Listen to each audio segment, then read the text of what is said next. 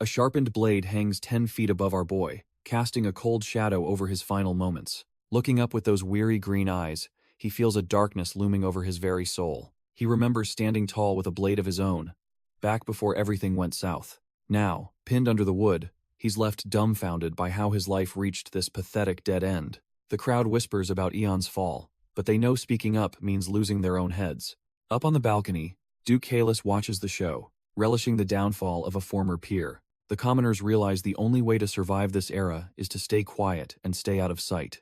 As war consumes the continent, the execution of a noble is just another grim spectacle for the masses. Crows circle the gallows, cawing at the scent of death that has become far too common lately. This cycle of bloodshed began in the east, where the Red Knight turned the world into a hellscape. The noble house of Marbas finally crumbles, leaving our boy as just another victim of this trash-tier war. Eon stares blankly, his green eyes reflecting the absolute despair of a man who has lost everything. He closes his eyes in silence, finally accepting that fate is about to collect a heavy, bloody debt. High above the square, the strong whisper amongst themselves, proving that power allows them to do as they wish. For the commoners watching from the shadows, every single day is a desperate gamble just to stay alive. They stand frozen and sweating, knowing that speaking up would only put their own necks on the line. Pinned under the heavy wood, Eon prepares for his final, grim dance with death in the public square. A cold, calculating gaze watches the scene, relishing the moment the gates of hell finally swing open. Count Alan de Sylvester smirks, satisfied that his long-standing rival is finally being erased from the world. The blade hangs ready in the air as the signal is given for the show to finally commence. The crowd's uneasy murmurs fill the air as they witness the final moments of a once great noble house. Our boy stands there in silence, his back turned to the world that has already abandoned him. Count Alan de Sylvester grows impatient, demanding to know why the grim spectacle hasn't started yet. Eon's legs begin to wobble under the crushing weight of despair as he grips the cold steel. His hands tremble violently, the reality of his situation finally sinking in as he holds the blade. Pinned against the wood, the victim waits for the shadow of the blade to take their life. The Count lets out a trash-tier laugh, mocking the boy and ordering him to just cut the rope. Every step toward the edge feels like a mile as he trudges forward with a heavy heart. He looms over the mechanism, the thick rope representing the thin line between life and a bloody death. Eon raises the knife with a hollow expression, forced to trigger the descent into hell. The crowd watches in absolute horror as the tension finally reaches a breaking point. Count Alan de Sylvester just leans in with a trash-tier smirk, savoring every second of the misery. With a final, desperate motion, our boy slices through the rope, sealing a fate he never wanted. The heavy blade drops with a sickening thud, echoing like a butcher's cleaver through the silent square. Warm crimson splatters across Eon's face, turning his pale skin into a macabre canvas of guilt. He stands there dumbfounded, the metallic stench of iron filling his lungs as the reality sets in. His hands are stained forever, the cold steel slipping from his grasp as he realizes what he's done. Every drop on the floor feels like a lead weight, anchoring him to this nightmare of his own making. He forced himself to cut the ties between his father and the living world, just to survive. As the head of Rune von Marbas rolls away, the legacy of his house is officially severed. Leon accepts his grim new identity as the son of a dead man and a cold-blooded kinslayer. His eyes reflect the hollow weight of a boy who just butchered his own blood to survive. In this world, being a patriarch means more than just surviving. It means becoming a nation's pillar. The title carries a heavy burden, marking him as a high-ranking aristocrat responsible for his people's fate. As the old saying goes, the crown is a heavy burden that only the strongest can truly bear. Years pass, and our boy transforms into a stoic leader, ready to face the crushing weight of authority. The room is thick with tension as his advisors watch their new lord with a mix of expectation. Leon officially takes his seat as the head of House Marbas, though the shadows of his past remain. One vassal shouts that House Sylvester is encroaching, demanding a swift and decisive military response from their lord.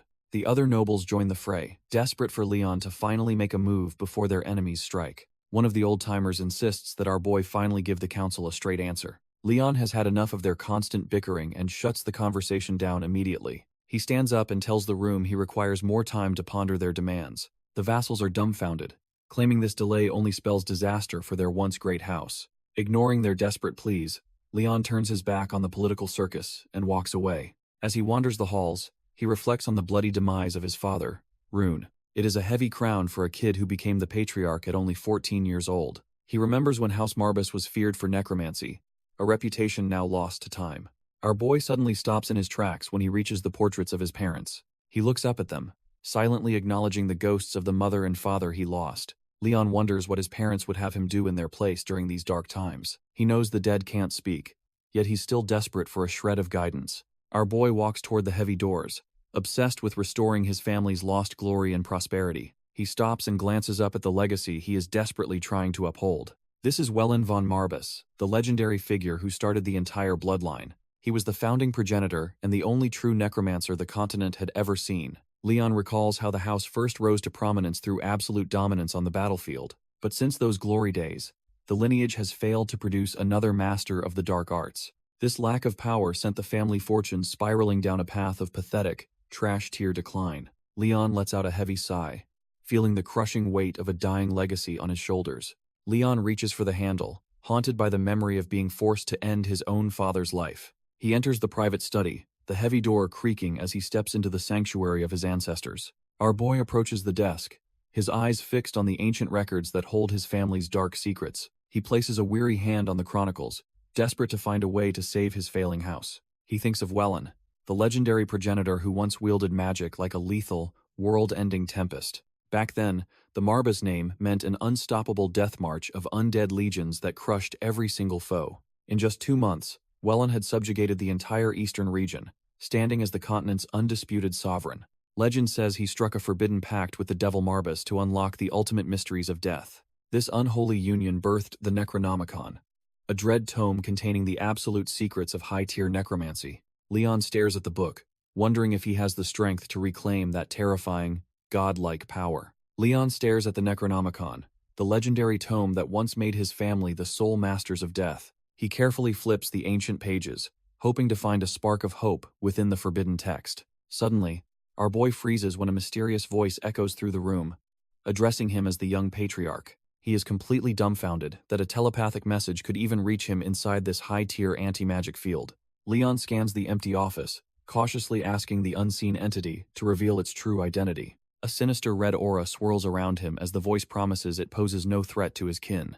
Before he can react, a massive ritual circle erupts beneath his feet, surging with overwhelming, ancient power. He grits his teeth, trying to keep his composure as the heavy pressure of the magic weighs him down. Sweat beads on his face while he looks up, sensing a presence far beyond any trash-tier human mage. Towering over him is the devil Marbus itself, the very source of his family's dark and bloody legacy. Leon finds himself in a strange void, wondering where the hell he has been transported to this time. The massive beast asks if his predecessor kept its existence a secret, making Leon realize it means his father. The devil Marbas confirms it felt the mana thread connecting them snap, signaling that Rune is finally gone. It growls in frustration, admitting Rune was always too soft-hearted to lead such a dark, high-tier family. Looking down at our boy, the entity demands to know who exactly delivered the killing blow to its contractor. Leon's throat twitches as he prepares to admit the cold truth about the man who ended his father's life. He stands tall and confesses that he, the son of the house, was the one who did the deed. The beast lets out a deafening roar that shakes the very foundations of the mental space they inhabit. Even as the pressure threatens to crush him, Leon holds his ground while the demon prepares to strike. The creature snarls, asking one last time if this puny human truly killed its legendary oathbound partner. Leon doesn't flinch, as he confirms he is exactly the person the beast is looking for. With eyes glowing with a grim resolve, our boy admits he was the one who murdered his father. The massive entity looms over him, demanding that he repeat that impossible claim one more time. The creature snarls in disbelief, questioning if a mere human truly slew its legendary oathbound contractor. Without a hint of hesitation, Leon repeats the cold truth that he ended the previous patriarch's life. He takes full ownership of the deed, accepting the weight of the blood currently staining his soul. The demon's eye glints with a terrifying light as it processes the sheer audacity of this young noble. Suddenly, the beast lunges forward, its primal fury threatening to tear Leon's very consciousness apart. Despite the overwhelming pressure, our boy stands firm while the mental landscape begins to warp and scream. The memory of the ritual knife and the blood on his hands flashes back, grounding his grim determination. Leon is barely holding on as the weight of his sins starts to manifest physically around him. The beast claims that while Leon cut the rope, he isn't the true killer of his father. Our boy stays silent, knowing the truth is far more complicated than simple guilt or innocence. The demon lets out a dark chuckle, intrigued by the boy's refusal to deny the blood on his hands. It senses something terrifyingly familiar, yet deeper.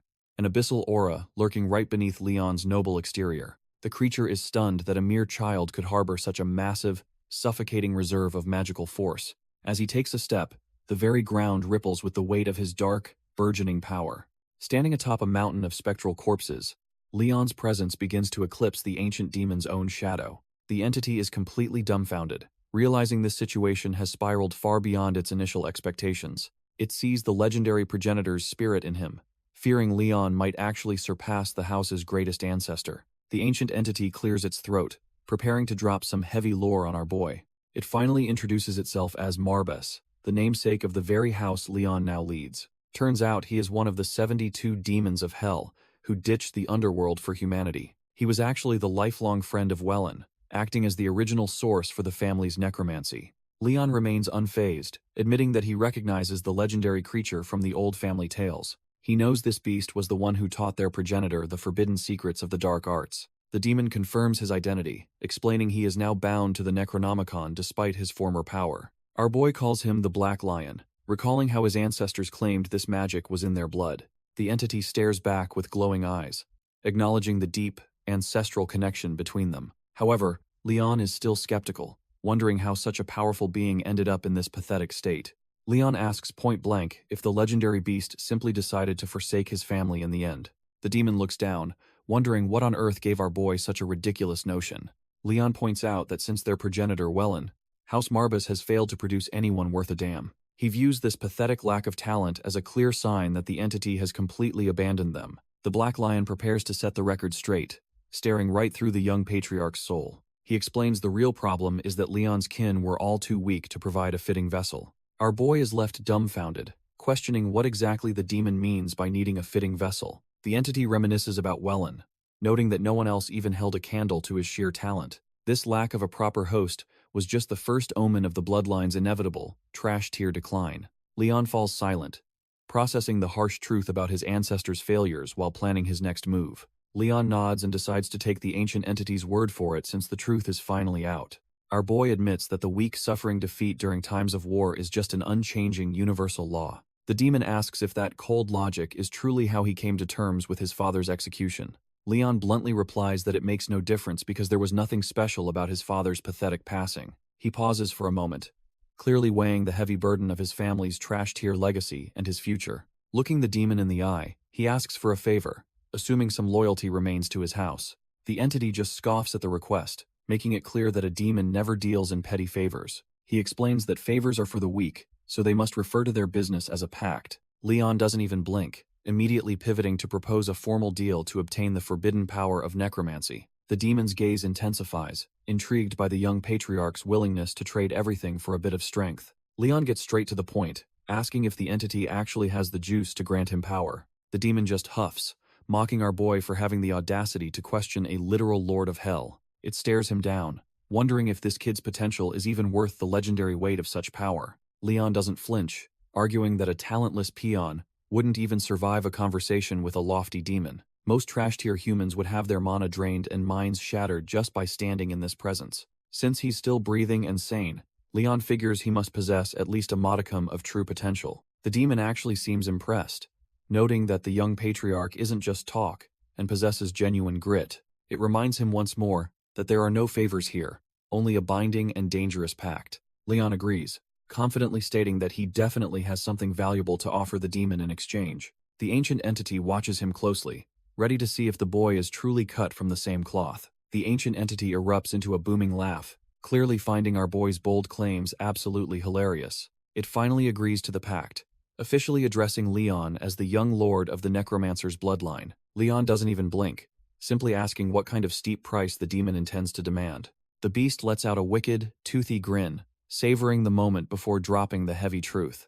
It growls that the cost for this power will be nothing less than every facet of his being. Our boy takes a silent second to process the weight of losing his soul to this monster. Instead of fear, a smirk grows as Leon claims he'd gladly surrender his meager existence for strength. Even the legendary demon flinches, clearly dumbfounded by the sheer madness and resolve in the kid's eyes. Meanwhile, the remaining vassals of the house gather in a cold, tense room to discuss their future. One of the elders clears his throat, preparing to address the grim reality they all now face. Kirchall kicks off the meeting by bringing up Leon, clearly ready to play some dirty politics. He claims the young patriarch is basically a figurehead with zero authority to make the big calls. The room goes quiet as the vassals realize they're witnessing a blatant power grab in real time.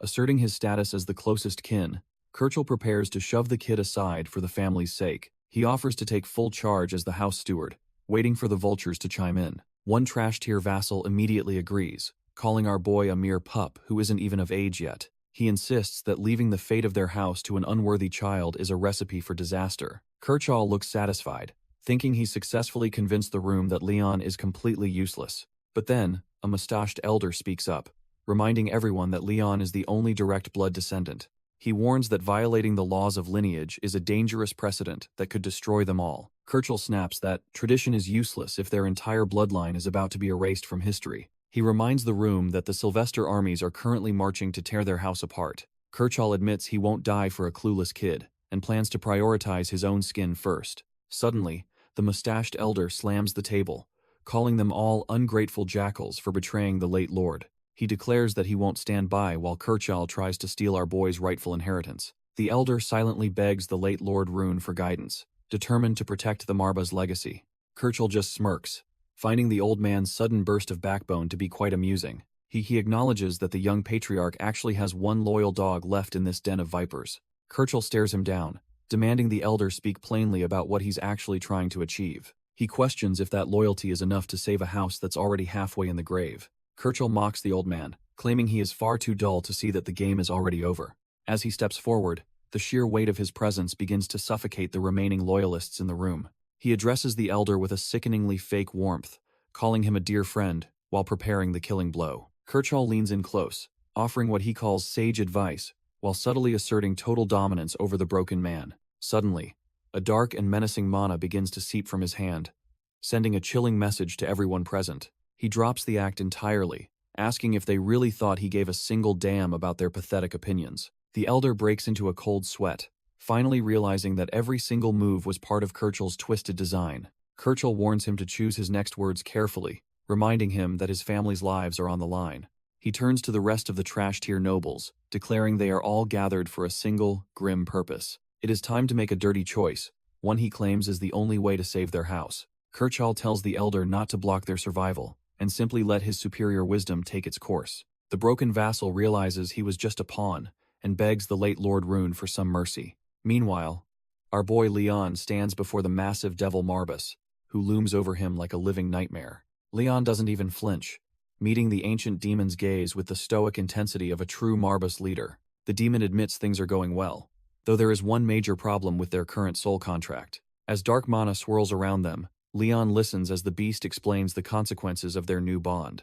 Because the subject of the pact changed, the demon explains his true power is now being severely curtailed. It sneers that Leon's father was naive, but at least the old man had a decent mana pool. Our boy realizes that demons need to suck mana from their contractors just to keep their powers active. He bluntly asks the beast what it expects him to do to solve this little energy crisis. The beast snaps its claws, deciding they need to be stingy with Leon's mana for the time being. With a burst of dark energy, the massive demon shrinks into a tiny, fluffy ball of fur. Leon admits the logic makes sense, even if he is looking at a literal puffball now. Our boy can't help but remark that the terrifying devil now looks like a common, adorable house pet. The demon snaps back, threatening to shred Leon's face if he ever calls it adorable again. Leon isn't intimidated at all, simply noting that a pet that bites won't do for his needs. Ignoring the sass, the small beast starts walking off and tells Leon it's time for them to depart. It reminds our boy of his goal to reach the same heights as the legendary Wellen von Marbas. To reach that level of power, the demon suggests Leon must literally retrace the founder's ancient footsteps. Leon considers the proposal, realizing that following the old path is the only way to true strength. Under the pale moonlight, the demon declares they are heading straight for the hidden shrine of the Marbas progenitor. It warns our boy that the journey is lethal, questioning if he actually has the stomach to risk his life. Leon is just dumbfounded, wondering why this little puffball keeps doubting his resolve after everything he has endured. The demon simply shakes its head, clearly unimpressed by Leon's words as it prepares to move out.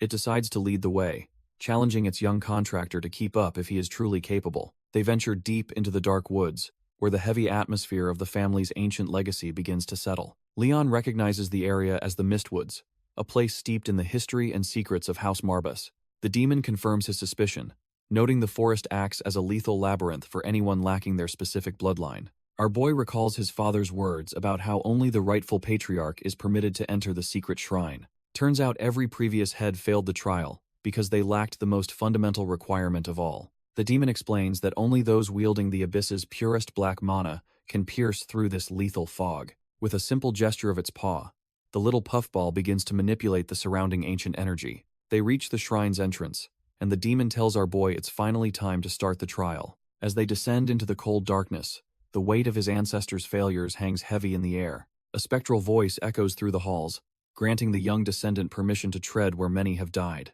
Every step deeper into the stone labyrinth feels like walking directly into the jaws of a waiting beast. Suddenly, the demon stops and warns Leon that he must face the upcoming horrors entirely on his own. It flashes a smug grin, clearly curious to see if the new patriarch is actually cut from different cloth. Before leaving, the puffball offers one final tip, insisting he must obey the Necronomicon's every command at all times.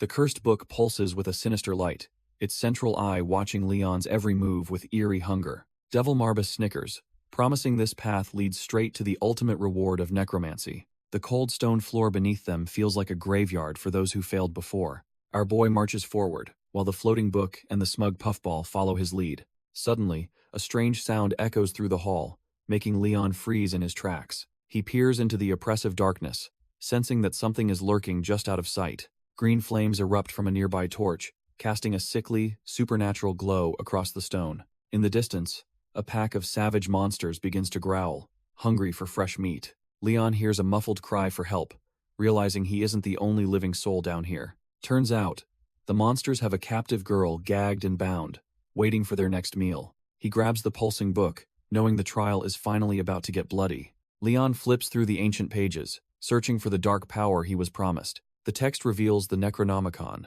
a divine relic meant to unlock his family's maximum potential. Our boy stares at the first secret, realizing it holds the key to reanimating the dead. He looks down the torchlit corridor, where the heavy silence is about to be broken. Suddenly, a pack of trash-tier monsters lunges from the dark, hungry for a fresh kill. Leon remains unfazed, his sharp green eyes tracking every move of the savage beasts. The book's instructions are clear.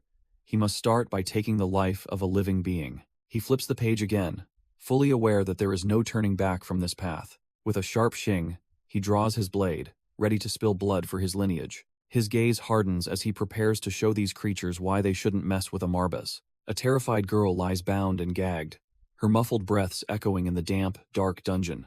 Nearby, a pair of trash-tier orcs growl, their red eyes fixed hungrily on the helpless prey. Our boy steps into the light, dagger in hand, completely unfazed by the monsters surrounding him. A sudden impact shakes the room as the confrontation finally kicks off with a violent burst. One beast lunges forward with a guttural screech, aiming to tear the young patriarch limb from limb. He effortlessly slips past the strike, his sharp green eyes tracking the monster's every clumsy movement. With a swift, practiced motion, he brings his blade around to deliver a lethal, decisive counterattack. A brilliant flash of light follows as his steel bites deep into the creature's thick, green hide.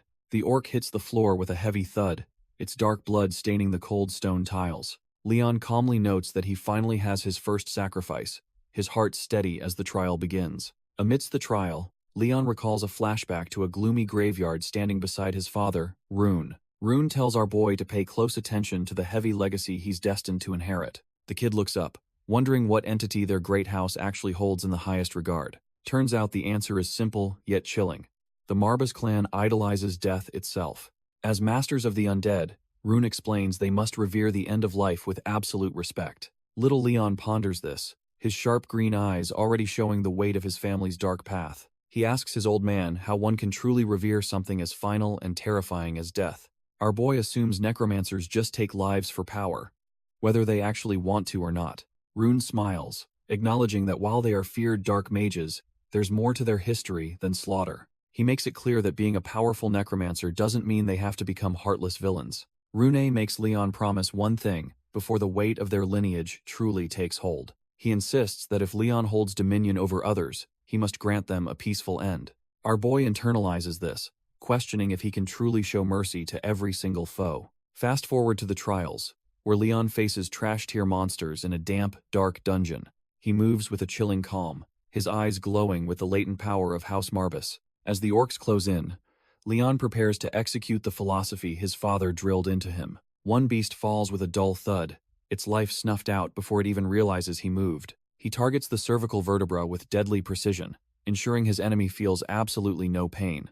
Watching from the sidelines, the fluffy devil Marbus is completely dumbfounded by the kid's skill. The demon wonders if this is just a fluke, or a terrifying, inborn talent for killing. Devil Marbus snickers, eager to see if Leon is the real deal or just another failure. Our boy knows that taking down the first beast was pure luck, not skill. He realizes these trash-tier goblins are far more devious and shrewd than they look. The monsters surround him, their red eyes gleaming with a primitive hunger for blood. Leon tightens his grip on the blade, his mind racing to find a lethal opening. The pitch-black dungeon makes it nearly impossible for him to judge the uneven ground. To make matters worse, his vision starts to fade as the shadows press in. He notes that the light dies with every kill, forcing him to adapt quickly. Instead of wild swings, he decides to focus on precise, lethal pierces to save energy. He darts forward like a shadow, aiming for the perfect strike to end this. Leon readies his blade, his eyes glowing with the cold, lethal intent of a true Marbas heir. A monster lunges with a guttural roar, but our boy doesn't even blink as he tracks its movement. As the life leaves another foe, a nearby torch flickers and dies, plunging the room into deeper darkness. These trash-tier goblins keep coming, their screeching voices echoing through the cold, damp halls of the trial grounds. He sidesteps a clumsy lunge and carves through flesh, knowing every drop of blood spilled brings him closer. Leon remains eerily calm, his mind calculating the exact distance needed to end this pathetic skirmish quickly. Their blades clash with a sharp ring, but the monster's primitive strength is no match for his technique. He adjusts his grip, feeling the weight of the blade as he prepares for the final, decisive movement. With one fluid motion, he delivers a lethal slash that sends goblin blood spraying across the stone floor. Another light vanishes into the void, forcing him to rely on his sharpening senses to survive the night. Leon realizes his eyes are finally adjusting to the pitch-black trial grounds, giving him a much-needed edge. However, his ceremonial dagger is taking a beating from all the constant clashing against these trash-tier monsters. Suddenly, a shrill screech pierces the silence, putting our boy on high alert for the next ambush. A crazed goblin leaps from the shadows, swinging its primitive blade with murderous intent. Leon narrowly avoids the strike, his movements becoming a blur as he calculates his next counterattack. The air whistles as a blade cuts through the dark, aimed directly at the monster's head. He manages to graze the beast, drawing first blood while maintaining his lethal focus. Even the fluffy devil Marbus is left dumbfounded when he sees Leon seemingly toss his only weapon aside. Our boy slips past the creature's guard, choosing speed and positioning over a broken ceremonial blade.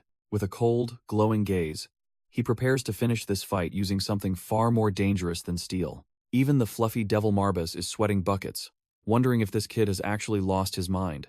But Leon isn't playing around, lunging forward with a speed that catches the trash-tier monster off guard. He reaches out, his fingers locking onto the hilt of his weapon with lethal precision. Metal clashes against metal as our boy meets the goblin's strike head-on without flinching. With a heavy stomp, he anchors himself to the ground to generate maximum torque for his next move. He weaves through the beast's clumsy defense, delivering a strike that paints the floor red. Blood splatters across his face, but his glowing eyes remain fixed on the objective with zero remorse. A single, blinding horizontal slash tears through the air, effectively ending the creature's miserable existence. As the monster hits the dirt, Leon stands tall, looking like a true heir of the Marbas name. Without wasting a second, he spins on his heel, ready to face whatever other horrors await him. Leon steps over the trash-tier goblin corpses, his eyes scanning for any remaining threats in the dark. He eventually finds a captive girl huddled in the corner, appearing completely helpless and terrified. She looks up with tearful eyes, muffled whimpers escaping from behind the thick rope gagging her. Our boy doesn't hesitate to reach out and slip the restraint off, finally letting her speak. She immediately starts sobbing and thanks him profusely, claiming that he's the one who saved her life. Her gratitude is cut short when a sudden, sickening sound of metal-piercing flesh echoes through the room. Instead of a warm embrace, Leon drives his blade straight through her chest without a hint of mercy. She gasps in utter confusion, wondering why the boy she just thanked is now ending her life. Blood splatters across the floor as he twists the cold steel, ensuring the kill is clean. Leon simply recalls his father's warning about monsters that mimic humans to lure in their unsuspecting prey. The blade sinks deep, and the sickening sound of metal meeting flesh confirms the kill is final. She lets out a blood-curdling shriek as her human facade begins to crumble under the weight of death. Bleeding out on the cold floor, she realizes our boy isn't the naive hero she hoped to devour. Leon remembers his father's grim lessons in the graveyard, teaching him that deceivers deserve no mercy or peace. He knows that for his family to rise, he must make every traitor feel their victim's absolute despair. With glowing eyes and a cold smirk, he prepares to give this monster a final lesson in true suffering. A green flame flickers wildly in the dark, echoing the screams of those trapped within this brutal trial. The spectral fire suddenly vanishes into the shadows, signaling that another soul has been claimed by the darkness. Meanwhile, far from the blood and grit, a lavish party is in full swing with dancers entertaining the elite. Kershaw laughs like a madman, convinced that the Marbas legacy is finally his to control and exploit. The dancers stroke Kerchal's ego, mocking our boy Leon as nothing more than a soft, baby-faced child. They marvel at how effortlessly he manipulated the Sylvester family to clear his own path to the top. Kerchal enjoys the flattery, even if it means acting like a servant to those trash-tier Sylvesters for now. He downs his drink, savoring the taste of a victory he believes is already set in stone. To him, Leon is a dangerous liability who would only drag their noble house into total extinction. He bursts into a maniacal laugh, convinced that his flawless political game has finally crowned him the winner. The celebration continues as he basks in the shallow praise of his companions and subordinates. However, a cautious vassal grows concerned about what the new patriarch plans for Leon's ultimate fate. He warns that the people's deep loyalty to Leon's father might make disposing of the boy quite difficult. Kerchal just leans back with his whiskey, certain that handling the young heir won't be complicated at all. Kerchal smirks, already planning to justify the young heir's demise once the deed is finally done. He looks truly unhinged, reminding everyone that dead men and their sons can't exactly talk back. A trash-tier vassal agrees, noting that necromancy hasn't been seen since the founding patriarch's golden age. The liquor flows, as they prepare to wash away the last remnants of the true Marbas bloodline. Kerchal leads a rowdy toast, officially declaring himself the only rightful patriarch of their fallen house. He chugs straight from the bottle, savoring the taste of a victory bought with blood and betrayal. His subordinates follow his lead, far too drunk to care about the family they just sold out. The celebration is a total circus, filled with shallow laughter and dancers while the world burns outside. Far from the noise, the real snake in the grass sits quietly in his cold, grand office. Count Alan de Sylvester demands an update, making sure his plan to subjugate the Marbas name stays on track. Alan's scarred subordinate confirms that Kerchal is already a pawn, leaving only imperial approval for total war. The Count smirks at how easily everyone fell for his trap, assuming he would stop after one conflict. He treats the entire continent like a game, knocking over pieces as he finds a convenient opening. His man praises his foresight, knowing the Count is always 10 steps ahead of his pathetic rivals. Tapping a portrait, the Count mocks Kerchal as a short-sighted dunce who doesn't realize he is being used. He laughs at the thought of House Marbas finally crumbling tonight under the weight of a trash-tier traitor. With a wave of his hand, he orders his men to speed up their plans for the final move. Alan relishes the thought of hearing Leon's cries, eager to finish what he started with the boy's father. Deep in the shadows, the cold atmosphere shifts as a torch flickers against the damp stone walls. A blood-stained blade gleams in the dark, signaling that the time for talk is officially over. Our boy is gasping for air, his lungs burning after that life-or-death struggle against the darkness. He stares at the trash-tier monster, questioning if this was truly the final trial in this hellhole. Out of nowhere, a sudden flash of light pierces through the pitch-black hallway. The snuffed-out torches ignite all at once, casting long, dancing shadows across the blood-stained masonry. The fire crackles with a strange energy, signaling that the trial has acknowledged his grim victory. Leon wipes the sweat from his brow, finally allowing himself a small moment to breathe. Even the great devil Marbas is dumbfounded, clearly impressed by the sheer carnage he just witnessed. The little beast leaps forward, cackling that Leon is cut from the same cloth as the ancient madmen. Leon's eyes snap wide as he realizes the trial isn't quite finished with him yet. He loses his footing and hits the floor, his strength failing as he sinks into the gore. Marbas is absolutely hyped, claiming our boy has enough grit to survive a camp full of orcs. The little devil cackles, impressed that Leon didn't hesitate to gut a monster despite its perfect human disguise. Leon finally drags himself up, admitting he'd much rather avoid any more run-ins with those trash-tier green skins. The tiny beast just tilts its head, watching Leon closely as he tries to shake off the lingering exhaustion. Leon knows orcs despise humans above all else, and he isn't looking for a suicide mission just yet. Marbas gets curious, asking what exactly tipped him off that the last monster was working with the others. Our boy goes quiet for a second, his sharp eyes reflecting the cold reality of the trial he's enduring. He points out the simple truth that while every other torch died, one stayed lit like a beacon. The devil is satisfied with that answer, giving him the green light to push deeper into the darkness. Turns out, Leon noticed the torches burned a different color the moment they stepped into this hellhole. Leon navigates the corridor, noting how the green glow feels far from natural. He explains that the flames flickered with a sickly light, signaling something sinister. Our boy immediately recognized that specific hue as the unmistakable shade of the dead. As he slaughtered the trash tier goblins, the torches died out one by one. However, he noticed that despite the massacre, a single flame remained stubbornly lit. That's how he realized a lone monster was still lurking, masquerading as a helpless girl. He knew he couldn't progress until that final threat was put down for good. After the kill, Leon takes a breather while the little beast watches him in silence. The devil is genuinely dumbfounded, calling him cold-blooded for seeing through the trap so easily. Marbas admits he's impressed while Leon just sighs, annoyed that his shirt is ruined yet again. When life is on the line, most people freeze, but our boy is just built different.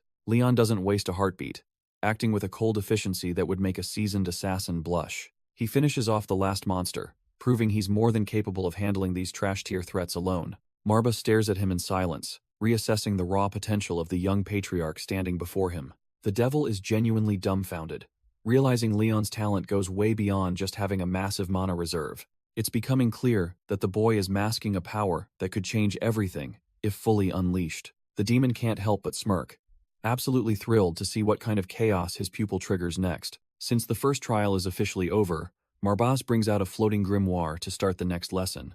The ancient pages flip wildly, glowing with an eerie light as they reveal the next dark requirement. To truly master the family philosophy, Leon learns he must now take the life of a living being. Leon taps the ancient book, ready to dive into the next phase of his dark inheritance. The text reveals the second trial requires him to raise the fallen, leaving our boy momentarily stunned. He stares at the cryptic runes, realizing the path of the Marbas family is paved with the dead. It finally clicks that he is expected to command the undead, a power most would fear to touch. He looks over at the trash-tier goblins he just slaughtered, seeing them now as potential tools.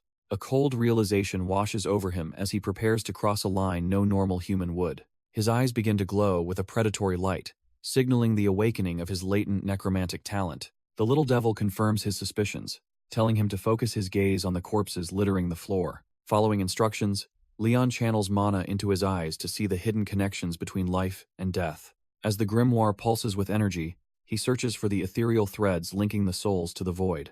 Leon channels mana from the grimoire, watching as ethereal energy wraps around the fallen trash-tier goblins. The little devil explains that in their world, these shimmering threads are known as death lines. Our boy realizes these lines act as a bridge, connecting souls between this world and the next. The mentor confirms his theory and prepares to show him how to manipulate these tethers of existence. With a quick flick, the devil explains how to separate a lingering soul to revive its spirit. Suddenly, the corpses begin to creak as Leon's mana breathes a twisted new life into their bodies. Glowing marks appear on their foreheads, signaling their reanimation as mindless servants of the Marbas bloodline. The monsters stand tall once more, their eyes burning with a predatory and unnatural hunger. The devil tells him to observe carefully as he prepares to demonstrate their absolute obedience. One of the reanimated goblins lunges forward, proving that the dead make for much better soldiers. Leon remains unfazed as the reanimated goblin swings, witnessing the results of the branding process firsthand. The devil explains that this specific brand is what tethers the monster's soul to its new master. Though other methods exist, this is the only way to force these mindless beasts into absolute submission. Our boy stands tall, observing the puppet and realizing the true power of the Marbas bloodline. The mentor decides it is time for Leon to test his own mana and attempt the reanimation himself. However, Leon pauses, a heavy question about the limits of necromancy weighing on his mind. He remembers that human souls are far more stubborn and difficult to bind than those of mere monsters. With a chilling look in his eyes, he asks if he is finally strong enough to reanimate humans. The devil realizes Leon already has a target, sensing the boy's growing thirst for a very specific vengeance. The demon smirks, eager to know which unfortunate wretch is about to be denied the peace of death. Leon finally names the target of his wrath, Kirchhoff von Marbas, the man who betrayed his own blood. Our boy hasn't forgotten that his only uncle is the snake responsible for his family's ruin. Meanwhile, the estate halls echo with the hollow laughter of those celebrating a stolen legacy. Kirchhoff is living it up, surrounded by wine and women, while he revels in his newfound power. The party is in full swing, as these trash-tier nobles indulge in every luxury they didn't earn. Clinking his glass, Kerchal mocks his late brother, calling the former patriarch a fool for his principles. He truly believes he is a genius of opportunity, convinced that his life is finally smooth sailing. His scarred subordinate agrees, noting that they only need to remove the final heir to secure everything. The henchman reminds his master that the weight of the Marba's name is finally within their grasp. Kerchal just sneers, claiming that murdering a mere boy like Leon won't be a problem at all. Kerchal is having the time of his life, demanding everyone drink to celebrate his stolen victory. Suddenly, a heavy vibration rattles the room, catching the trash-tier noble completely off guard. A support cable snaps with a sharp crack, sending a massive chandelier plummeting toward the floor. Glass shatters everywhere as the dancers scream in terror, their festive night turning into a chaotic nightmare. Kerchal is dumbfounded, wondering how any force could bypass the estate's powerful magical artifacts. He narrows his eyes, sensing that this isn't just some freak accident, but a deliberate act of war. The coward tells his companion to shut up, desperately trying to listen for any signs of an intruder. He shouts into the darkness, convinced that no soul in the territory would dare challenge his authority. His heart nearly stops when a familiar voice mocks his arrogance, asking what gave him such a notion. Our boy Leon finally steps into the light, his glowing eyes promising a debt paid in full. Kerchal smirks, finally realizing that the intruder is none other than the nephew he thought was long gone. He signals his trash-tier goons to surround the boy, mocking Leon's status as the house's downtrodden patriarch. Our boy Leon doesn't flinch, his glowing eyes fixed on the man who betrayed his entire bloodline. He calmly reminds his uncle that the true patriarch of House Marbas has finally returned to claim his due. Kerchal tries to play it cool, asking what business brings a stray back at such a late hour. Leon fires back that a lord never needs a reason to visit a mere vassal or a subject. The traitor's composure cracks as he glares at the boy, realizing Leon isn't the weakling he remembers. He spits out that Leon is far from worthy of the title he so boldly claims to hold. Kerchal mockingly asks if the boy is scared of losing the seat he hasn't even truly sat in yet. He laughs like a madman, reminding Leon that his father isn't around to save his skin this time. Our boy reaches out, pulling back the veil to reveal the truth he's been hiding. He knows deep down that in this nest of vipers, he's the only one he can trust. Kerchal just laughs, mocking the kid for being dumb enough to walk into a trap all alone. Leon fires back that his uncle is the one being bold by thinking he's solo today. The traitorous uncle sneers, demanding to know what kind of nonsense the boy is trying to pull. Suddenly, the floor begins to tremble, as a suffocating pressure forces the old man to stagger back. Kerchal's heart sinks as he realizes this isn't some trash-tier spell, but pure magic from the abyss. He senses a chilling darkness, so deep it makes his own petty schemes look like child's play. His eyes widen in pure terror, as a horrifying realization finally starts to dawn on him. Two hideous undead goblins manifest from the gloom, proving our boy is far from being alone. Leon steps forward, his calm demeanor a sharp contrast to the suffocating aura filling the room. He confirms the obvious, letting the old man know these monsters are his loyal undead servants. Kerchal is completely dumbfounded, realizing the kid has surpassed even his late brother's peak potential. Our boy reminds him that their house was always meant to be a clan of elite necromancers. The traitorous uncle grits his teeth, his face contorting with a mix of pure envy and desperation. He loses his mind and orders his guards to slaughter those unsightly abominations immediately. The masked subordinates swarm in, their blades drawn as they try to overwhelm the boy with numbers. Leon remains unfazed as a blade swishes past, his sharp eyes tracking their every pathetic move. Suddenly, an undead goblin darts forward, its movements far too fast for any normal human to track. A heavy clang echoes as the summon blocks a strike, proving these aren't just some trash-tier puppets. One trash-tier subordinate is caught off guard when the summon actually fights back with terrifying, elite precision. He tries to regain his footing, but the undead goblin is already closing the distance with murderous intent. A single, clean arc of dark mana slices through the air, leaving no room for a counterattack. The masked man can only stare in horror as blood splatters across his vision, ending his pathetic life. Kerchal watches his men drop like flies, the heavy thud of bodies echoing through the cold, silent hall. The traitorous uncle is visibly shaken, his smug composure finally crumbling as he witnesses this nightmare firsthand. Our boy's summon is a blur of motion, tearing through the remaining guards like they're nothing but paper. With glowing red eyes, the monster continues its relentless assault, proving it's far superior to any living soldier. Frozen in pure terror, Kerchal can only stammer out that his own nephew has become a literal monster. Even amidst the chaotic clashing of blades, the old man realizes that something is fundamentally wrong with this fight. Kerchal is completely dumbfounded, realizing that the carnage unfolding before him is anything but normal. Desperate to regain control, he begins channeling his own dark mana into a concentrated sphere of energy. The traitorous uncle finally connects the dots, realizing his nephew is actually wielding the forbidden art of necromancy. He can't wrap his head around how a supposed failure could master a power lost to time. The dark energy crackles in his hand as he prepares to strike back against the rising tide of death. Every fiber of his being is screaming in denial as he faces the overwhelming pressure of Leon's presence. He bellows in rage, calling Leon's display a pathetic mockery of their founding patriarch's legendary strength. Our boy just stares back with cold eyes, asking if it's really that strange for the true patriarch to command the dead. Kershaw loses it, screaming that necromancy is dead and buried, something even Leon's father never managed to grasp. He refuses to believe a trash-tier brat could be any different, swearing he won't entertain such nonsense for another second. Leon realizes words are useless, and decides it's time to provide some undeniable, physical proof. Our boy stares him down, warning his uncle that continuing this path will only lead to ruin. With a flick of his wrist, the air grows heavy as his undead monsters emerge from the shadows. These trash-tier creatures snarl with a hunger that only a true master of the dark arts could command. They dash forward with a terrifying screech, acting as the physical manifestation of the family's ancient curse. Kershaw is completely dumbfounded as he realizes he's been surrounded by the very things he claimed were dead. He struggles to keep his composure, desperately condensing his mana into a single, frantic strike. Screaming for the beasts to return to the abyss, he unleashes a desperate wave of purple energy. The blast whams into the summons, momentarily slowing the tide of Leon's overwhelming necromantic pressure. Even as one monster begins to crumble, the traitor realizes he's just delaying the inevitable. Kershaw tries to maintain his smug facade while desperately gathering dark mana to fend off the approaching nightmare. However, the undead goblin barely notices the strike, its skull cracking as it continues its relentless advance. The creature lets out a piercing screech, signaling that it has no intention of letting the traitor escape. It lunges forward with terrifying speed, fueled by the necromantic power Leon reclaimed from his family's trial.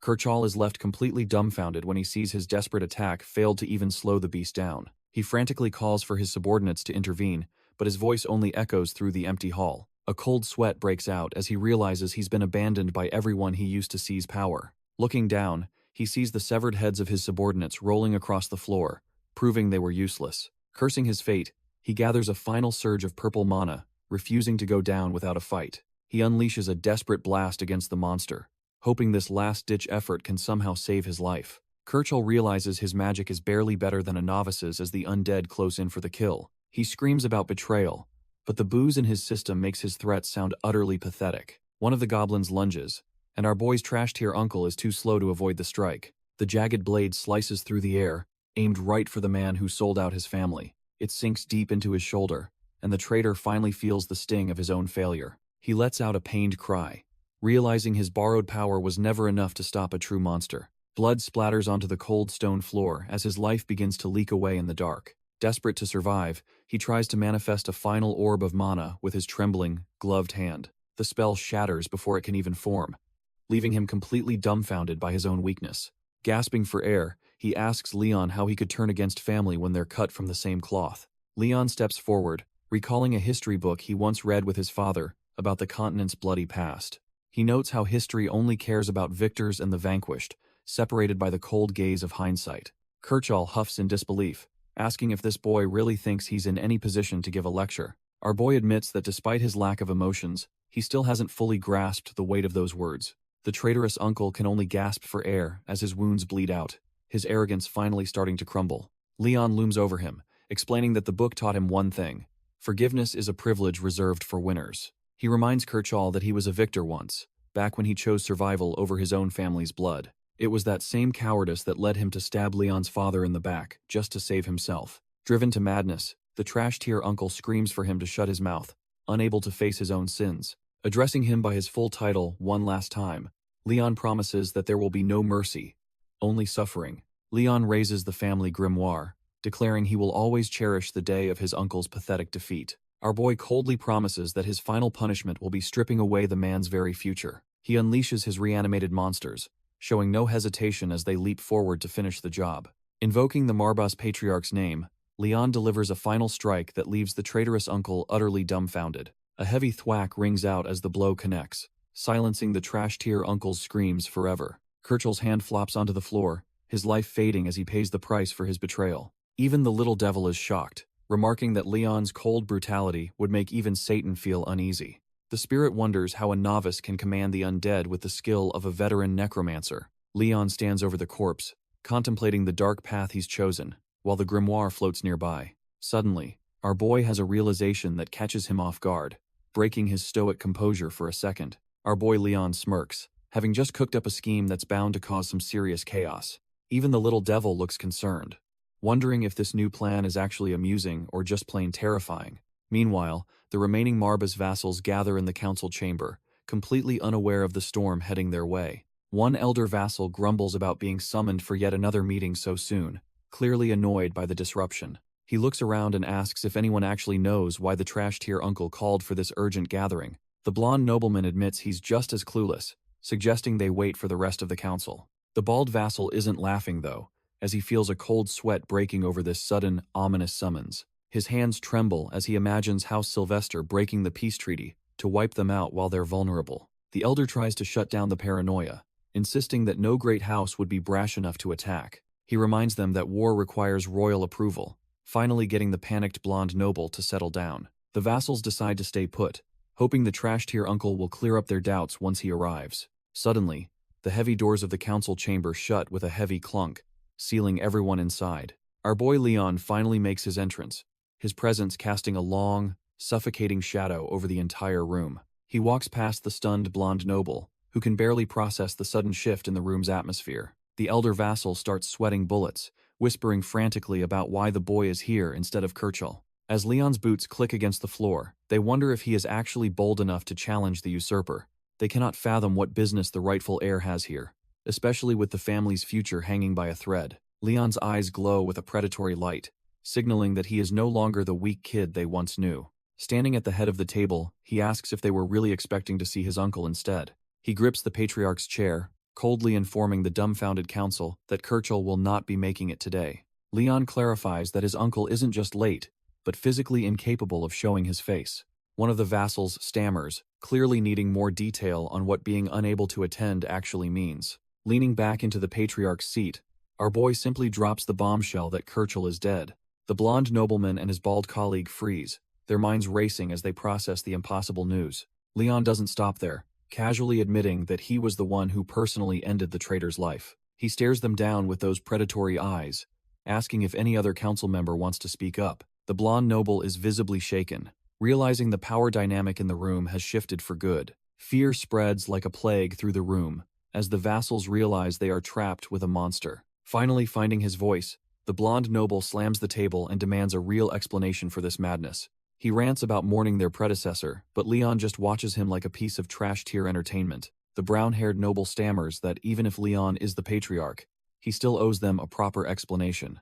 Our boy just stares back with those cold, glowing eyes, completely unimpressed by their desperate trash-tier barking.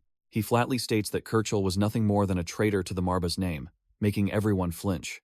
Leon details how the man betrayed his father and leaked vital secrets to their enemies in House Sylvester. The blonde noble breaks into a cold sweat as Leon reveals Kirchall's pathetic plan to usurp the clan's leadership. With a mocking tilt of his head, Leon wonders why they are so eager to defend a dead snake. He looks around the massive hall, pointing out their misplaced loyalty to a man who is already gone.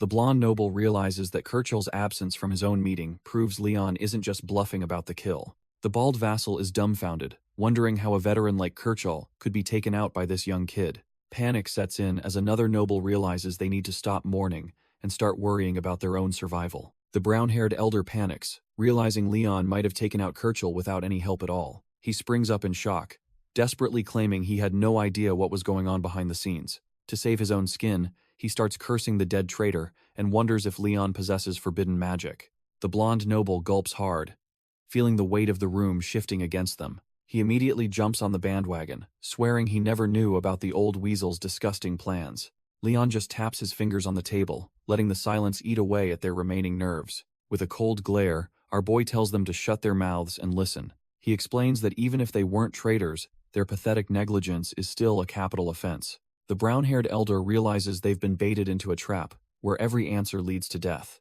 Still, the bald vassal tries to play it cool, asking for actual proof of Kirchall's betrayal. Leon remains unfazed as the bald vassal tries to frame him for murdering an innocent man. He stands up, noting that their predictable reactions were exactly what a certain someone had already foreseen. Our boy shoots a quick glance at his demonic companion, who seems to find this drama hilarious. The tiny demon just snickers, clearly enjoying how these trash-tier nobles are squirming in their seats. Leon's eyes flare with a predatory glow as he decides it's time to end this pathetic charade. He whips out a grimoire and prepares to give them the undeniable proof of betrayal they requested. Violent waves of dark mana erupt, making the terrified vassals realize they've pushed their luck too far. Claiming his right as the true heir, Leon prepares to drag a damned soul back to this realm. The shadows swallow the room, leaving the elders dumbfounded as the air grows heavy with death. Suddenly, a green-skinned goblin leaps from the darkness, serving as the first witness to Leon's absolute power. The goblins swarm out of the shadows, ready to tear apart anyone who dares question their master.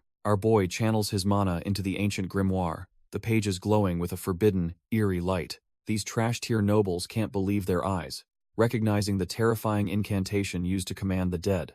Suddenly, the air fills with the sickening sound of snapping bones as a familiar corpse begins to stir. Pullen is absolutely dumbfounded, wondering if Leon has truly mastered the house's long-forgotten and most dangerous magic. His eyes widen in pure terror as the reality of their situation finally starts to sink in. Leon calmly calls forth the soul of his traitorous uncle, intending to make him answer for his sins. The reanimated Kirchhoff staggers forward, a hollow shell forced to obey the will of the new patriarch. The elders are shaking, unable to comprehend how a mere boy could possess such overwhelming necromantic authority. Leon just stares back coldly, admitting he's getting pretty tired of hearing the same stupid questions over and over. Leon reminds them that necromancy is the very foundation of his house, as his summons begin their hunt.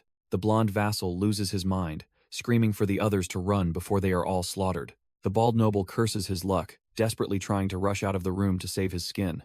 Another elder grabs his companion, frantically urging him to move faster as the shadows close in. His heart stops when the man he was holding suddenly slumps over, soaked in fresh blood. He stands frozen in horror as the body hits the floor, blood spurting everywhere in the silent hall. Turning in a blind panic, the man begs for anyone to help him escape this waking nightmare. The blonde noble is reduced to crawling on the floor, pathetic and begging for mercy he doesn't deserve. He coughs up blood, realizing that his status as a high-ranking vassal won't save him from this carnage. As a dark shadow looms over him, he looks up and realizes our boy is finally standing there. Leon stares them down with glowing eyes, making it clear that this little reunion is far from over. He opens his grimoire, commanding these trash-tier nobles to finally listen to their patriarch's final words. Suddenly, the reanimated corpse of Kirchhoff looms over the cowering vassals like a vengeful shadow. The undead traitor's bones crack and pop as he struggles to maintain his gruesome, lurching form. With a sickening gnash of his teeth, the corpse prepares to spill the family's darkest secrets.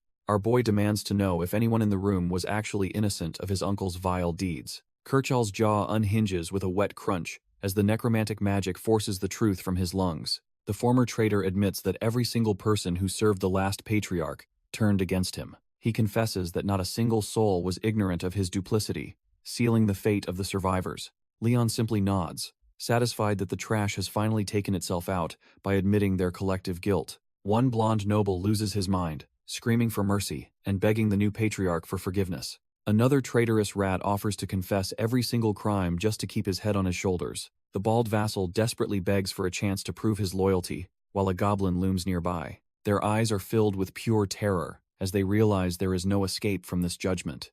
As the room fills with the screams of the guilty, Leon stands tall before his grim destiny. Our boy looks on with cold indifference, completely unfazed by the pathetic display of these trash-tier nobles. He reaches out his hand, ready to finalize the ritual that will change his bloodline forever. Leon formally proclaims his authority as the rightful patriarch before the remnants of the terrified council. He firmly grasps the ancient grimoire, a cursed relic holding the true power of his fallen ancestors.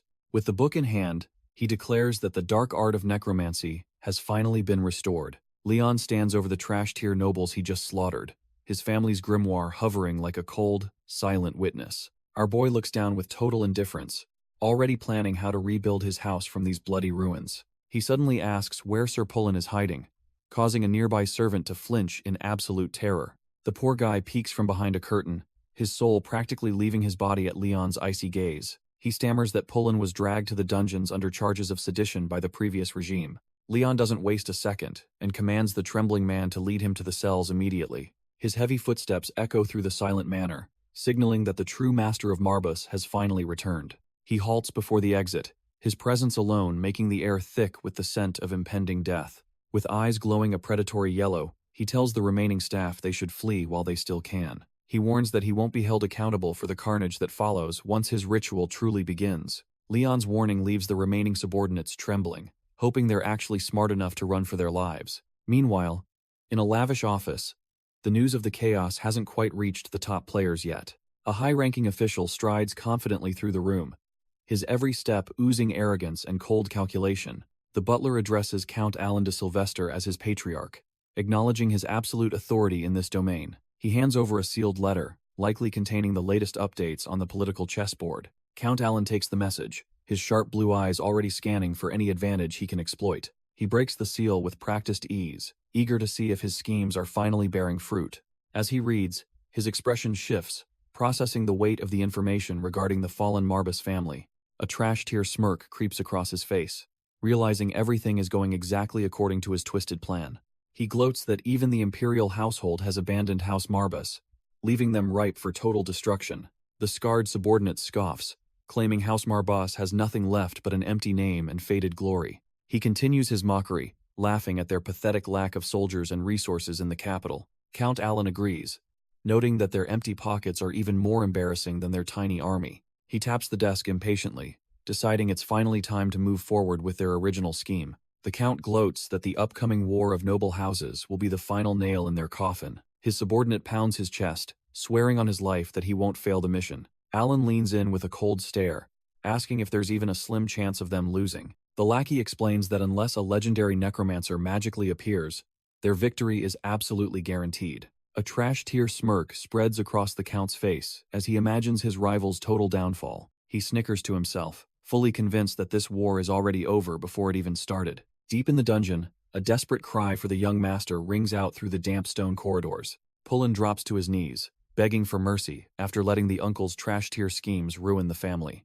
Our boy Leon watches coldly as the man grovels, claiming he deserves nothing but a swift execution. He keeps his gaze fixed on the vassal, his green eyes searching for any sign of hidden agendas. Turns out, Pullen was actually the only one brave enough to stand against the uncle's bloody coup. Knowing he needs a solid team, Leon tells him to rise while giving his shoulder a firm squeeze. He explains that there is still plenty of work left and he definitely needs the man's help.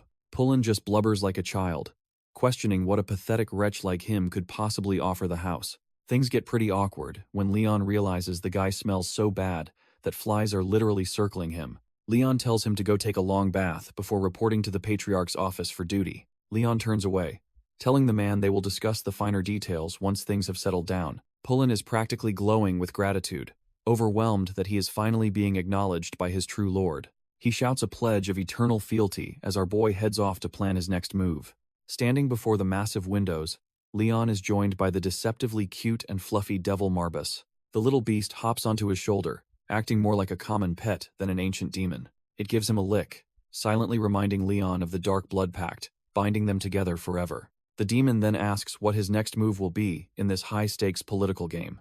It leans in close, reminding him that every choice from here on belongs solely to the contractor. Pullen, no longer looking like a trash-tier hobo, flinches when he hears the master's daring strategy. He worries that impersonating his dead uncle to trick the Sylvesters is an incredibly perilous mission. Pullen breaks out in a cold sweat, doubting if anyone could truly mimic his late uncle's twisted presence. Our boy just smirks and asks if his current trick will be enough to settle those nerves. With a swish of his grimoire, a thick, purple miasma begins to swirl and take a terrifying shape. The dark energy coalesces, slowly stitching together the familiar features of the man who betrayed the family. In a flash, the dead man blinks, standing there as a perfect, hollow puppet of his former self. The undead Kirkle looms over the poor vassal, radiating an aura of unholy power that freezes his blood. Pullen is absolutely dumbfounded that Leon could be so cold-blooded as to turn his own kin into a tool. Looking at the young patriarch, he realizes Leon is cut from a completely different cloth than his ancestors. Tears of relief and awe well up as he finally accepts that the legendary necromancy has truly returned. Leon simply confirms the truth with a chilling calm, ready to unleash his new toy on the world. Pullen laments how the heavens were cruel to their house despite the glory of their ancestors' necromancy. He quickly clears his throat, trying to shake off the overwhelming emotion of seeing his master's return. The loyal vassal warns that House Sylvester will eventually spot the fake Kirchhoff if they aren't careful. He argues that a regular undead lacks the personality and handwriting to fool the enemy for long. Our boy just stares back coldly, revealing that this isn't some trash-tier undead made from a mere cadaver. It turns out he reanimated a doppelganger, a monster he specifically hunted to serve as the perfect vessel. The creature begins to manifest its power, capable of replicating memories and abilities with terrifying precision. Pullen is completely dumbfounded as he realizes Leon has planned for every single detail of this deception. With his secret weapon ready, Leon's gaze hardens as he prepares to dismantle his enemies from within. A sharp shing echoes through the room as the stage is set for a bloody reunion. The torchlight flickers in the damp corridor as the echoes of the recent struggle finally fade away. Our boy huffs heavily, trying to steady his heart rate after nearly falling for a deadly trap. He stands over the body of the girl, his sword lowered now that the threat is neutralized. Leon wipes the sweat from his brow and asks the demon for the name of this creature. The demon identifies the fallen monster as a doppelganger, a master of deception and mimicry. He explains that these foul things can perfectly replicate a victim's memories, appearance, and even their skills. They typically prey on lost travelers, wearing a friendly face to lure their targets into false security. After murdering the original, the monster proceeds to devour every companion until no one is left alive. Leon stares at the corpse, contemplating how such a terrifying ability could serve his own dark purposes. The demon grins, amused that Leon is truly cut from the same ruthless cloth as his ancestor Wellen. The doppelganger's eyes flare with a sinister glow as the dark energy begins to swirl around her. Our boy watches as the creature's form starts cracking under the weight of his growing necromantic power. The demon mocks the late patriarch for leaving such a twisted gift behind for his sole descendant. Wisps of purple mana cling to the monster, binding its soul to Leon's will as a new servant. Leon stands ready, clutching his grimoire, while the demon observes the successful binding of the shape-shifting creature. Leon looks back and asks the demon if he's actually supposed to feel pleased with this result. The little lion confirms it, knowing this mimicry skill is a total game-changer for their future plans. It turns out this mimic can only copy those Leon has met, and stronger mages are totally off-limits. The demon asks if he's ready to accept these restrictive terms and finalize the contract right now. Despite his raw talent, the demon reminds him he's still just a fledgling in the world of necromancy. The demon warns that trapping his uncle's soul is pointless if he can't maintain the hold long-term. Our boy is advised to ditch the estate for now, but he immediately shuts that suggestion down. Leon refuses to turn his back on his bloodline, standing firm as his purple mana begins to flare. He knows that without him, the innocent people will be slaughtered by the trash-tier invading Sylvester forces. When asked if Head die for them, Leon's eyes glow with a resolve that leaves the demon dumbfounded. The ancient entity can't understand why Head possessed such a misguided sense of loyalty to his household. Realizing Leon won't budge, the little lion decides they should focus on the more urgent matters at hand. A massive surge of dark energy erupts as the soul of the traitor begins to manifest before them. The demon urges him to finish the job and turn that pathetic wretch into a permanent undead servant. Mortified. It turns out this creature was once a legendary minion under Wellen, making it a top-tier addition. The ancient demon warns that this particular summon is a total handful, with a seriously vexing temperament. A blinding flash of purple mana consumes the room as the forbidden ritual reaches its peak. Our boy Leon commands the souls of the dead to heed the call of the Marbas air. Thick smoke hisses as a powerful silhouette begins to manifest from the swirling dark energy. The summoned warrior finally stands tall, looking like a top-tier threat cut from a much darker cloth. His eyes glint with a sharp light, signaling that a legendary powerhouse has officially rejoined the living. The little lion immediately thwacks him, barkingly telling the spirit to wake up from his idle slumber. He scolds the spirit for being a fool, demanding he change his form so they can actually understand him. The warrior stands there looking completely dumbfounded, while trying to wrap his head around his new reality. Suddenly, a light bulb goes off as he realizes he needs a better way to communicate with his new master. Crow claps his hands together, focusing his spiritual energy to begin the complex transformation process. Dark mana swirls around his body as he sheds his monstrous form for something far more human. He grumbles about being insulted by a mere stray cat, while his facial features start to shift. The little lion loses his mind, screaming that the spirit must have a literal death wish. Our boy Leon watches as the spirit calmly reminds the fuming cat that he is already dead. The transformation is flawless, creating a perfect double that could fool even the sharpest of eyes. Later, Pullen suggests that if they mimic his uncle's habits, they can trick their enemies completely. He vows to handle the details himself, guaranteeing that this high-stakes ruse will actually succeed. Leon gives a satisfied smirk, hearing exactly what he needs to finally secure his family's future. Pullen leans in, asking if he might pose one final, heavy question to his young patriarch. He warns that the Sylvesters will definitely return, wondering why Leon doesn't just flee to survive. Pullen suggests a temporary retreat, hoping they can find a solution far away from the impending storm. Our boy Leon simply stares back, stating that his only duty is to protect the Marbas name. Pullen is visibly shaken but vows his loyalty, still curious about what truly fuels such intense resolve. Leon admits that he's spent plenty of time thinking about that very question himself lately. He confesses there's no grand, noble purpose, just a simple desire to understand what being worthy means. Pullen looks completely dumbfounded. As Leon explains, he's just buying time to find his own path. With a subtle smirk, it's clear he's ready to play this dangerous game until the very end. Leon makes it clear he intends to crush anyone who dares to steal from his family. He reflects on Rune's past failures, hoping that avoiding those same mistakes will finally reveal his true purpose. A faint, rare smile touches our boy's face as he finds a moment of clarity in his resolve. Later in his private quarters, Crow bluntly points out how far the prestigious House Marbas has actually fallen. Devil Marbas immediately loses it, barking that the summon needs to show some damn respect to the contractor. The little demon is fuming, but Leon just looks confused as to why formalities even matter right now. Exasperated, the ancient mentor asks if Leon is just naturally trash tier at picking up on social cues. Leon looks a bit sheepish, admitting he's been told he's insensitive to the room more than a few times. The little lion hops down, explaining that Crow was once the legendary familiar of the great progenitor Wellen. Leon realizes that this powerful summon is essentially a family heirloom passed down through his bloodline. Turns out Crow was the go-to assassin for the legendary progenitor, specializing in silent, lethal work. Our boy figures that a shape-shifting killer would be the ultimate tool for any high-stakes political hit. Crow smugly claims he's way more useful than a certain trash-tier cat with a massive ego. While the little demon tries to bite Crow's head off, Leon stays focused on the mission ahead.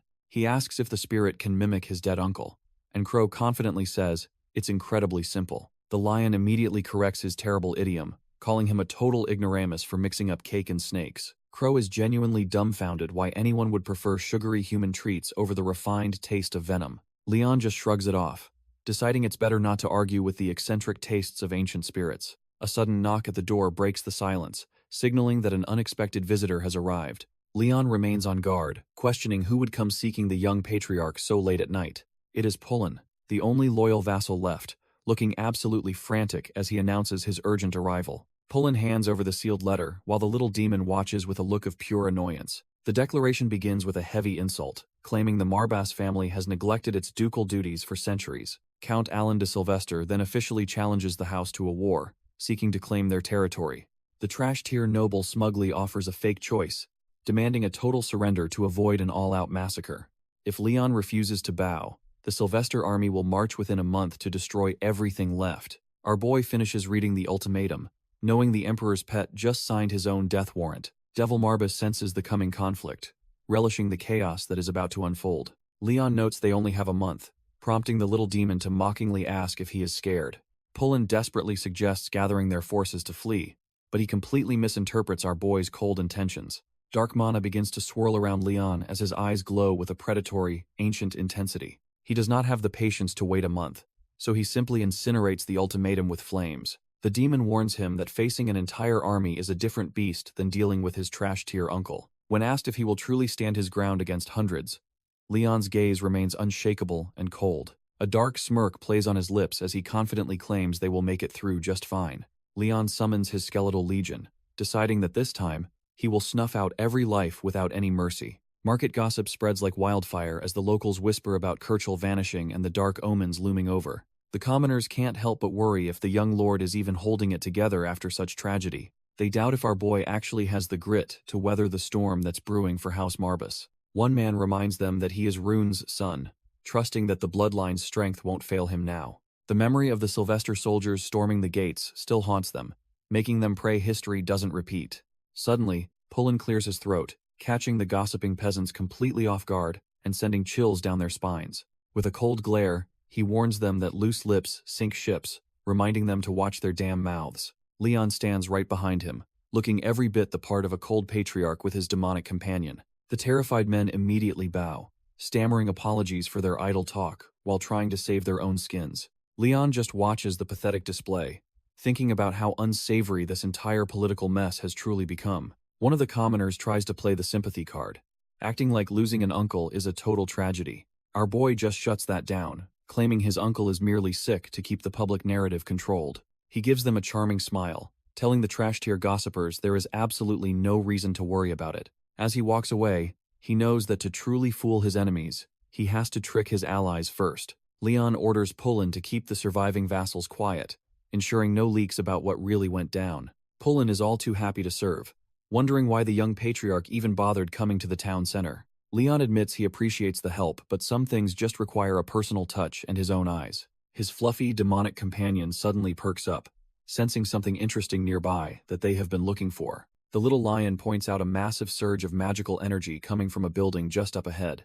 A suspicious structure looms over them, hiding secrets that our boy is itching to uncover. Leon tells Pullen to stay put and wait patiently for his return. Pullen is dumbfounded by the request, but Leon orders him to seal the door once he's inside. With a cold glare, our boy makes it clear that absolutely no one enters or escapes this place. The door creaks shut as Leon steps into the shadows, leaving his loyal vassal behind. Inside, the place is a total wreck, with broken furniture and bloodstains telling a grim story. The windows are painted with gore, proving that whatever happened here was nothing short of a massacre. Leon ignores the trash-tier workers desperately scrubbing away the blood, his focus shifting elsewhere. A pair of twitching animal ears catches his attention, confirming he's found exactly what he's looking for. He asks his fluffy mentor if this is the one, and the little lion confirms the target. There sits a bandaged beastman, the mysterious prize our boy has been hunting through the city. Our boy notices the brutal scars covering the man, proof he survived more than just a common brawl. This beastman, Walter, possesses a raw strength that even a trashed tavern can't fully hide from Leon. The fluffy mentor laments that such immense talent is being wasted under the thumb of incompetent fools. Leon stands before the kneeling warrior, who seems more concerned with etiquette than his own bleeding wounds. Walter bows his head in shame, apologizing for the rowdy guests who turned the establishment into a graveyard. While Leon remains silent, the surrounding staff watches like vultures, waiting for any excuse to exert their power. Suddenly, the woman in white delivers a brutal kick, berating Walter for his disrespectful tone toward nobility. She quickly switches to a sycophantic smile, apologizing to Leon for letting a lowly beastman greet him. Our boy's gaze sharpens as he observes the irony of a trash-tier human abusing a gifted warrior. She slaps Walter again, calling him an insufferable mongrel while trying to suck up to the young patriarch. The tavern woman tries to play it cool by announcing Leon's status to the entire room. Walter keeps his head low, apologizing for his ignorance since he is just a newcomer in this territory.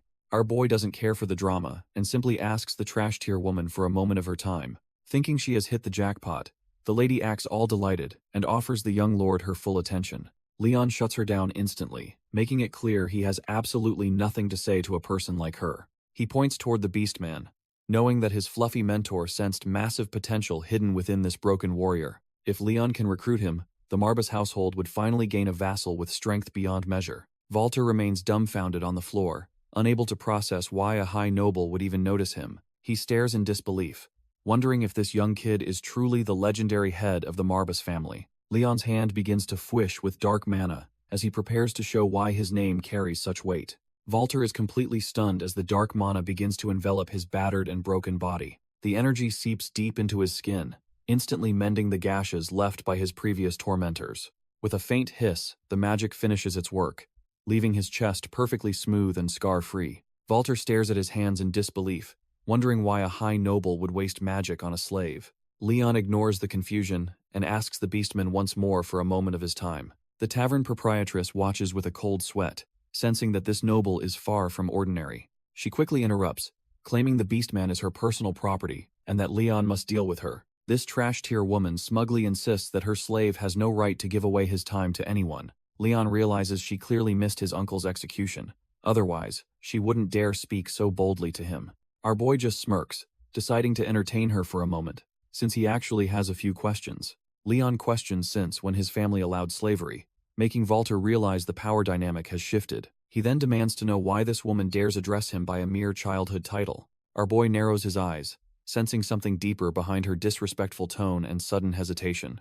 The proprietress trembles as she realizes the terrifying weight of the true patriarch standing before her. Even the trash tier staff can feel the suffocating pressure of Leon's dark mana filling the room. Leon summons his grimoire, reminding everyone that he is the rightful lord of House Marbas. Devil Marbas just grins, clearly enjoying how his bold contractor puts these commoners in their place. The ancient demon warns that he won't tolerate any more disrespect toward the bearer of his pact. Leon makes it clear that Walter isn't the only one he intends to liberate from this dump. With a final glare, he commands her to free every single slave she currently holds captive. Leon gives her a strict 10-minute ultimatum, making it clear his grace won't be offered twice. The proprietress just smirks, her initial terror replaced by a sudden, sinister surge of confidence. She mockingly asks if our boy is actually prepared for the chaos that follows his demands. The woman even feigns an apology for neglecting his title, clearly trying to provoke the young lord. Leon remains unfazed, calmly noting that he has heard far worse insults from much more dangerous people. Walter stares up in utter shock, his red eyes wide as he processes this unexpected protection. He trembles, wondering why a powerful noble would show such kindness to a supposedly worthless slave. Suddenly, the proprietress snaps her fingers, signaling that the time for diplomacy has officially ended. Trash tier thugs swarm from the shadows, surrounding Leon and Walter with whatever weapons they could find.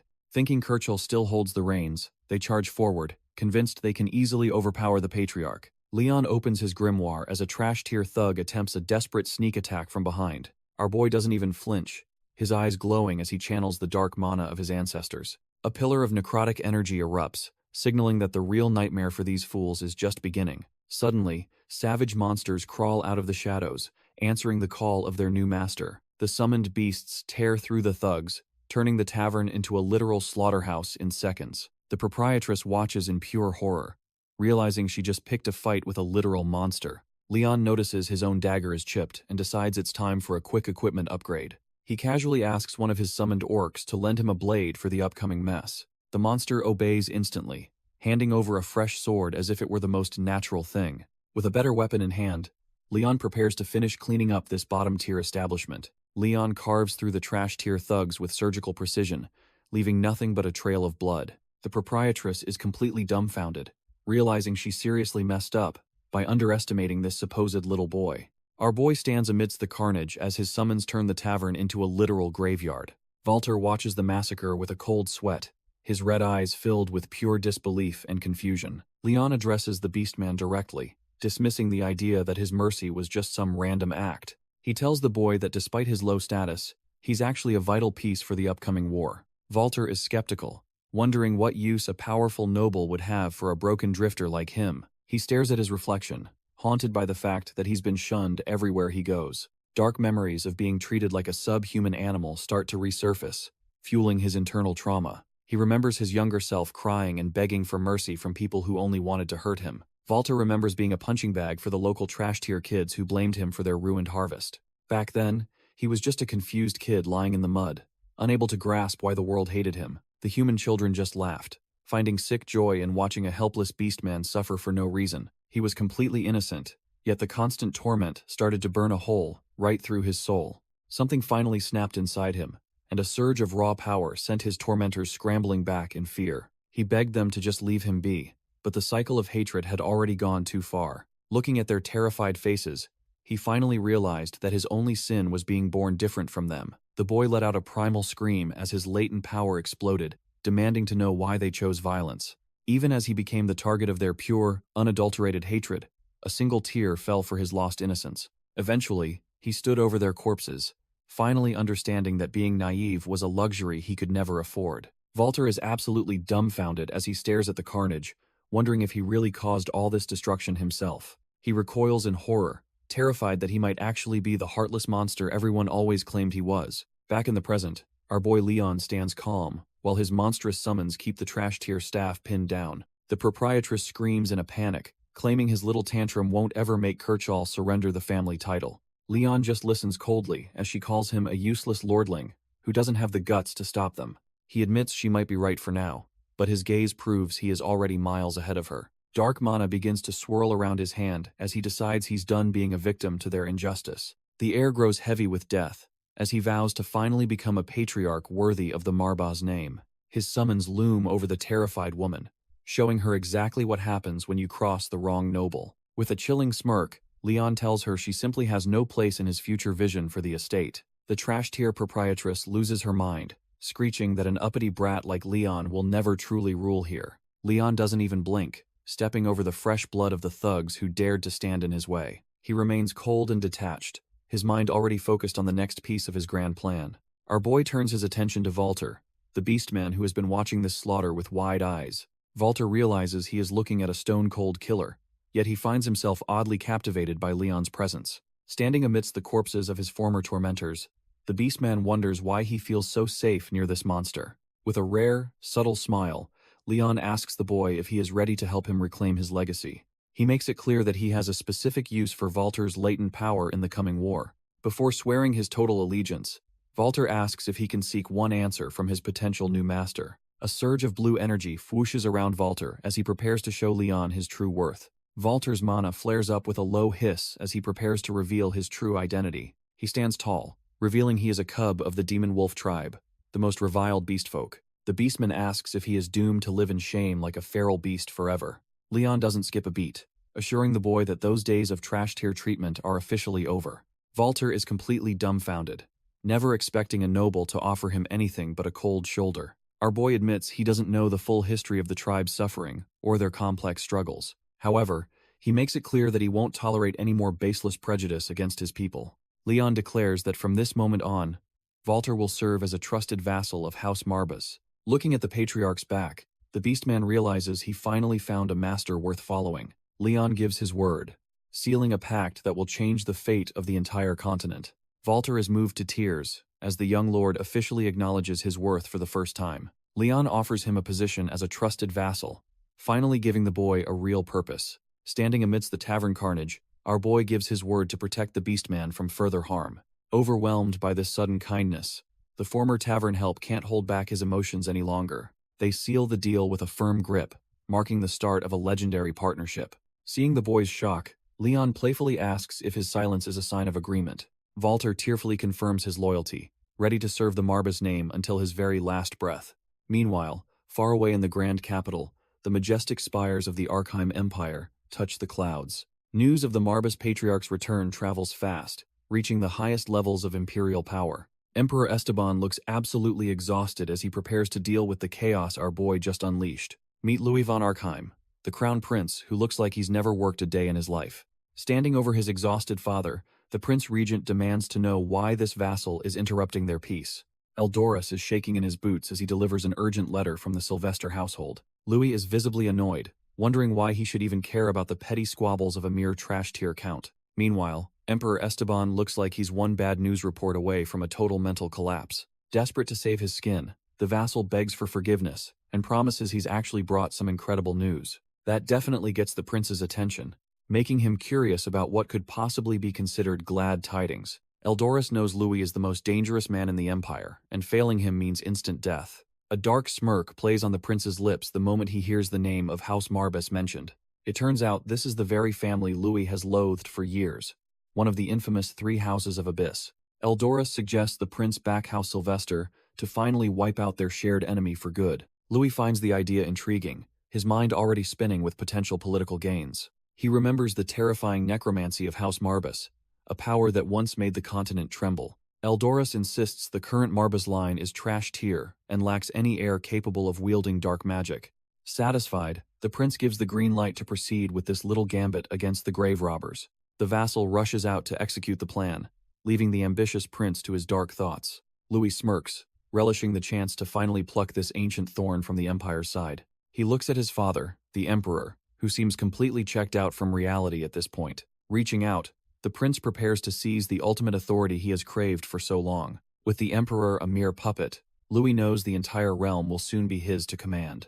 Back at the estate, Leon gathers his inner circle to begin the real work of restoring their fallen glory. Pullen approaches Walter, explaining that the trash-tier commoners are still far too prejudiced against his beastman features. He fastens a red gem necklace around the boy's neck, insisting they can't afford to ignore public opinion yet. Suddenly, the artifact pulses with mana, causing the wolf's ears to vanish as the illusion takes hold. Walter is left completely dumbfounded by the change while Pullen warns him never to hinder their lord's cause. The old vassal nods in satisfaction, pleased that the young warrior understands the weight of his new role. Leon watches the display from his desk, his mind already calculating the next move in his grand strategy. He breaks his silence, demanding that their oaths of fealty become something far more substantial than mere spoken words. With a cold, piercing gaze, he asks if they are truly prepared to offer him their undying, absolute loyalty. Pullen nearly bursts with emotion, tearfully swearing that his entire existence is dedicated solely to the Marbas name. Pullen grabs Leon's hands, tearfully swearing to dedicate his very life to the House of Marbas.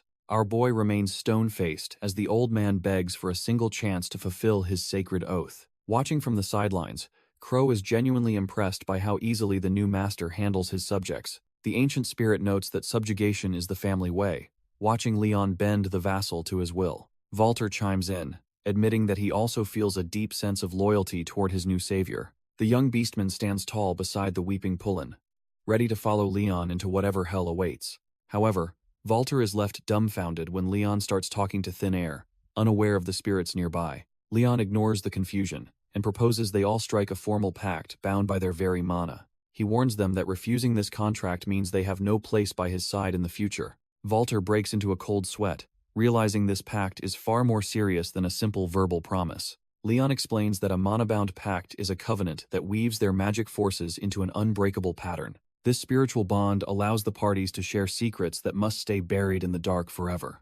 Our boy rises from his seat, ready to initiate the ritual that will cement his new inner circle. He stands before his subordinates, flanked by his spectral guardian and his ancient demonic mentor. Looking them dead in the eye, he declares that the time for talk is over and they must begin. Dark energy erupts from his body, the swoosh of mana signaling the start of the soul-binding ceremony. Ghostly hands emerge from the gloom, presenting the scrolls that will hold their eternal oaths. Walter and Pullen stare at the glowing contract, feeling the sheer weight of the magic pressing down. The small demon mutters to himself, watching the scene with the intensity of a predator. With a sudden burst of power, the beast sheds its cute disguise and reveals its true, monstrous form. The air vibrates with a heavy sound as the ancient entity manifests its terrifying, soul-crushing presence. The demon declares its role as the divine witness to this blood-soaked and mana-bound pact. Walter and Pullen look absolutely dumbfounded, realizing their souls are now officially on the line. Our boy remains cold as ice, his glowing eyes proving he is the one truly in control. The sheer scale of the beast dwarfs them all as the sovereign of the undead finally rises. It looms over the group, radiating a pressure that would easily crush any trash-tier warrior. The new vassals can barely breathe, wondering if they have just signed a permanent deal with the devil. Leon is not impressed and tells the massive beast to cut the theatrics and get to business. He steps forward, demanding the ancient demon show his new subordinates the respect they have earned. The beast huffs in amusement, accepting that everyone here has finally acceded to the dark pact. The ancient beast warns that the price of this pact is nothing less than their very souls. Pullen gulps hard, swearing to himself that he would never even dream of betraying such a terrifying master. He realizes this must be the legendary demon that the first lord of the house once contracted with. It explains how our boy wields such overwhelming necromancy, standing calm, while the air itself vibrates with power. Walter is nearly crushed by the sheer density of the mana, his beastman instincts screaming at the danger. Even though his kind is naturally attuned to energy, this dark pressure freezes him right in his tracks. As the beast looms, Pullen can't help but wonder what kind of monster Leon has truly become. Suddenly, the massive shadow begins to swirl and shrink, condensing its terrifying presence into a tiny form. The legendary sovereign of the undead transforms into a small, fluffy ball of fur with a smug expression. Walter is left completely dumbfounded, wondering if this cute little kitty is really the same world-ending demon. Pullen quickly shuts Walter up before the kid says something that gets them both obliterated. The tiny demon just licks its paw, casually asking what the beastman was muttering about. Pullen plays it off, claiming the boy was simply overwhelmed by the demon's majestic and terrifying presence. The ancient entity actually buys the flattery, letting out a smug smirk at the supposed praise. It warns them to keep its existence a secret, since knowledge is a weapon in this brewing war. The demon notes that those trash-tier nobles never actually cared about Leon's traitorous uncle to begin with. Walter is confused, wondering why anyone would bother with a man as pathetic as Kirchhoff. He suddenly remembers a mysterious letter the tavern proprietress was supposed to deliver to the late traitor. Our boy realizes this is the lead they need, even if Walter doesn't know the location. Luckily, Crow manifests from the shadows, smugly revealing that he knows exactly where the letter is hidden. Crow hauls in a heavy chest, mocking the group for nearly forgetting to take the spoils of war. Inside lies a mountain of glittering gems, proving the tavern was hiding a fortune behind its drab exterior. The little demon gets a sharp reality check when Leon calls him out for being a greedy minion. Our boy explains that Crow simply believes everything in that trash tavern now belongs to the ultimate victor. As the group gathers around, Leon begins rummaging through the treasure while his subordinates watch with bated breath. His sharp eyes suddenly lock onto something hidden, sensing a prize far more valuable than mere gold. Buried deep beneath the jewels is the sealed letter, the physical proof of the conspiracy they've been hunting. Leon holds the document high, confidently announcing to his crew that they finally have the lead they needed. Even the ancient demon grudgingly admits that the shadowy spirit can actually be useful once in an eon. With the mystery finally in his hands, our boy prepares to read the contents and expose the truth. Count Alan's letter is a blatant declaration of war, claiming how Sylvester is merely serving the Emperor's will. The royal guards stand as enforcers, while the document accuses the Marbas line of neglecting their imperial duties. The Count's smug ultimatum gives them 1 month to surrender before their house is forcibly absorbed. Our boy stares at the signature, knowing the trash-tier Count is finally stepping into his trap. Walter and Pullen are left dumbfounded, realizing the political pressure on their young patriarch has reached a boiling point. Leon casually questions if a month is even enough time for his enemies to say their final goodbyes. A sinister look crosses his face as he admits an amusing idea has just crossed his mind. Since he can now command the dead, he figures this war might actually be some decent entertainment. He glances back at the legendary spirit, already weaving a scheme that will leave his enemies trembling. Crow remains silent and confused, having no clue what kind of chaos his master is currently cooking up. Our boy tells his fluffy little demon that he finally has a specific mission for it to handle. Meanwhile, a messenger informs the trash-tier Count Alan that the declaration of war has officially been delivered. The subordinate laughs while describing how the pathetic Kirchhoff practically begged for his life like a total weasel. Count Alan finds it hilarious, imagining the traitor is currently drowning in regret for his past choices. However, he quickly turns serious, noting that they need to keep the old man alive for the time being. To the Count, Kirchhoff is just a useful idiot who keeps the Marbas power weak and easily manageable. He then casually asks about the whereabouts of the rightful heir, wondering if the boy is still breathing. His man smugly assumes that Kirchhoff has already disposed of Leon, since there has been no news. The Count is satisfied with the report, believing his path to total control is finally clear of obstacles. Still, the messenger wonders why his lord ever felt threatened by a mere 14-year-old kid. Count Alan cuts off his man's trash talk, demanding an answer to a much deeper, darker question. He stares him down, asking what the absolute worst injustice a human can ever face is. The messenger breaks a sweat, admitting he's just a simple soldier without any fancy philosophical answers. The Count remains silent for a beat, his cold expression hinting at the grim reality he's seen. He explains it's the despair of facing an unstoppable foe, while your entire world just crumbles away. To him, there's no agony greater than being completely powerless against a force you can't even touch. He then probes further, asking his subordinate what he thinks actually triggers such a pathetic state of existence. It all boils down to raw, inborn talent, so massive that normal people can't even look at it. The messenger is dumbfounded, wondering what kind of insane talent a little brat like Leon could possibly possess. Alan warns him not to be stupid, since the kid carries the blood of the legendary Wellan. The messenger bows low, accepting that they must be ready for any nightmare scenario the Marbas bloodline brings. Back at the manor, the office has turned into a bizarre spectacle that even the double finds highly amusing. Crow explains how he's perfectly mimicking our boy's speech and memories, despite human language once feeling totally alien. He starts trash-talking the ancient demon, claiming he's far more useful than a grumpy little house cat. The fluffy beast finally snaps and starts pummeling the double, his tiny paws moving in a blur of rage. Crow just smiles through the assault, clearly satisfied with how easily he can provoke the legendary entity. The demon roars in absolute fury, refusing to let a mere summoned spirit treat him like a trash-tier worm. Walter is left completely dumbfounded by the chaos, sweating as he questions the sanity of his new allies. Pullen quietly advises the young beastman that staying silent is the only way to survive this boisterous household. Ignoring the madness, Leon grips his sword, focused on the fact that they only have 1 month left. Leon hands over a blade, officially putting the pressure on the young beastman to finally step up. Our boy makes it clear that the clock is ticking for him to prove his hidden potential. Walter realizes that if he doesn't show some serious results, he'll be tossed aside like trash. Leon doesn't sugarcoat it, admitting he has zero interest in keeping a subordinate who's destined to perish. Feeling the weight of the moment, Walter squeezes the hilt, his resolve hardening into something unbreakable. He swears to crush every obstacle just to earn a permanent spot by his new master's side. The kid even gets bold, asking for a single wish once he becomes the house's top swordsman. Leon just gives a rare smile, giving his word as a noble to honor that future request. Pullen cuts through the heavy tension with a polite cough, ready to get down to actual business. The loyal vassal offers to personally oversee the training, and Leon happily leaves the beastman in his hands. Leon decides it's time to move out, signaling the start of their next phase. The little fluffball on his shoulder reminds him that even a patriarch has plenty of room to grow. Our boy takes the critique in stride, leading his small crew toward the training grounds. They arrive at the training hall, a place where sweat and steel define a warrior's worth. The air suddenly fills with the sharp ring of metal as the sparring session kicks off. Walter goes all out, clashing blades with a sparring partner to prove he isn't some trash-tier recruit. The beastman grits his teeth, his red eyes burning with a desperate need to survive this hellish regimen. Leon decides to spice things up, channeling his dark mana to summon a much deadlier challenge. A skeletal warrior rises from the shadows, ready to test if the kid is truly cut from the same cloth. Without a second of hesitation, Walter lunges forward, aiming to crush the undead threat before him. Walter taps into his latent beastman instincts, his eyes glowing with a newfound, chilling intensity during the fight. He tears through the undead soldiers like they are nothing, proving he is far from a trash-tier recruit. After the dust settles, the kid stands there gasping for air, completely drained from the brutal trial. Recognizing the gap in their status, Walter drops to one knee and bows deeply before his new master.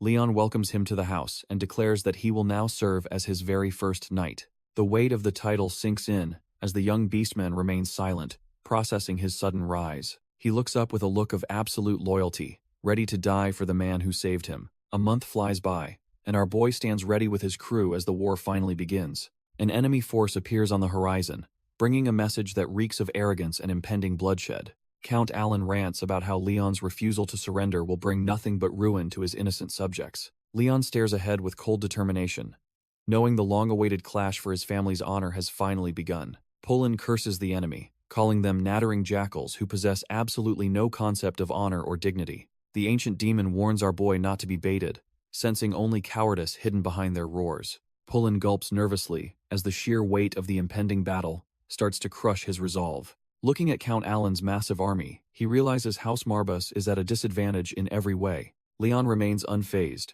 reminding his vassal that the enemy's internal scheme has already been completely dismantled. Pullen wonders if he is referring to the traitorous Kirchel, whose death flipped the entire script. He admits that while Kirchel would have surrendered immediately, he worries if one death can shake them. The demon scoffs at their fragility, noting how easily mortal hearts crumble when their plans go south.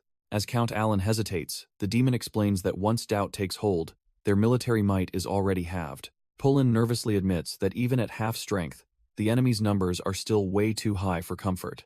The ancient demon just smirks, claiming any worthy contractor of his would crush them regardless of the odds. He tells the trembling vassal to have faith since Leon is far more powerful than he realizes. Our boy wears a confident grin, already knowing how he will dismantle the trash-tier army waiting outside. Seeing that unshakable resolve, Pullen finally snaps out of it and shouts his absolute loyalty to his master. The demon watches with a sharp eye, sensing that the stage is set for a truly legendary performance. Even the ancient entity finds himself genuinely shocked by the sheer talent radiating from the young patriarch. As Crow watches from the sidelines, Walter begins to channel a massive surge of mana. The air hisses as raw power swirls and crystallizes, proving the boy is cut from a different cloth.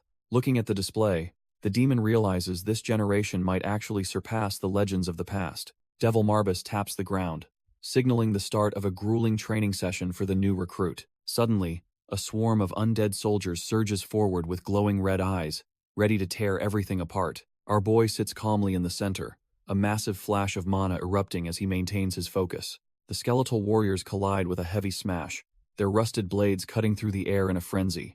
One armored undead lets out a bone-chilling roar after easily decapitating its target during the mock battle. The demon watches closely, noting that while these are his weakest minions, they are still lethal to most. He is dumbfounded that Leon can already read the flow of mana with his eyes closed after 1 week. Seeing such terrifying growth, the ancient entity realizes the depth of the young patriarch's gift is truly insane. Crow agrees that their new master is a true prodigy, reminiscent of the legendary first patriarch from the past. The demon grins, knowing this boy will eventually plunge the entire continent into a glorious, blood-soaked era of war. Crow wonders if he can have unlimited snacks, but the demon tells the fool to aim higher. The ancient beast realizes Leon might eventually master the forbidden domain of time regression. Our boy keeps his eyes shut, letting the residual mana settle deep within his core. When he finally opens his eyes, the sharp green gaze proves he has reached a new level. He stands up effortlessly, his presence becoming far more imposing than it was just a week ago.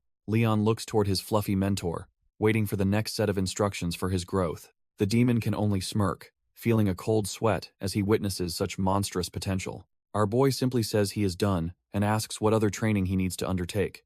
A defeated skeleton crumbles nearby, its lingering energy fading away with a soft, ghostly sound. Surveying the trash tier remains of his practice targets, Leon prepares for the next phase of his evolution.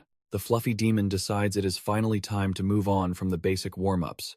Back in the office, the mentor prepares to reveal the next high-tier skill our boy must master. He asks if Leon is actually familiar with the true, terrifying nature of dark magic. Our boy remains stoic, his sharp green eyes weighing the gravity of the demon's question. Leon calmly explains that he already received some fundamental training in the arts within his household. The demon just scoffs, calling his uncle's trash-tier parlor tricks a total travesty of real power. Leon realizes that his previous understanding of magic was likely just scratching the surface of his potential. He considers the progenitor, knowing the legendary conqueror needed more than just mindless undead to win. His gaze intensifies with a low hum as he prepares to witness the true secrets of his bloodline. Dark mana begins to hiss and swirl around him, signaling the start of a much deeper awakening. With a sharp snap of his fingers, the demon begins explaining the true hierarchy of the dark arts. Leon realizes that necromancy is just one small branch of the power he needs to command the dead. The dark mana dances in his palm, representing the raw proficiency required to master these forbidden secrets. Pullen looks on with absolute pride, while the grumpy little demon familiar watches with a judgmental glare. The ancient lion claims he was a true friend to the progenitor, unlike other trash-tier shape-shifting servants. Our boy just scoffs, making it clear he has zero regrets regarding his own path of loyal service. He continues to poke the bear, mockingly asking what kind of bravery is needed to scold a kitten. Putting the bickering aside, Leon asks which specific manner of magic he should focus on learning next. The demon's expression turns serious, as he mentions a vital prerequisite that must be fulfilled before they proceed. Leon remains silent and focused, wondering what kind of hurdle could possibly stand in his way now. Marbass warns that the next step requires Leon to dive deep into the treacherous depths of his own subconscious. Our boy is caught off guard, questioning what his own mind could possibly hold that he doesn't already know. The ancient demon explains that the hidden mind is a vessel containing a truly massive reserve of magical force. He grins, claiming that once Leon taps into this power, petty noble wars will feel like mere child's play.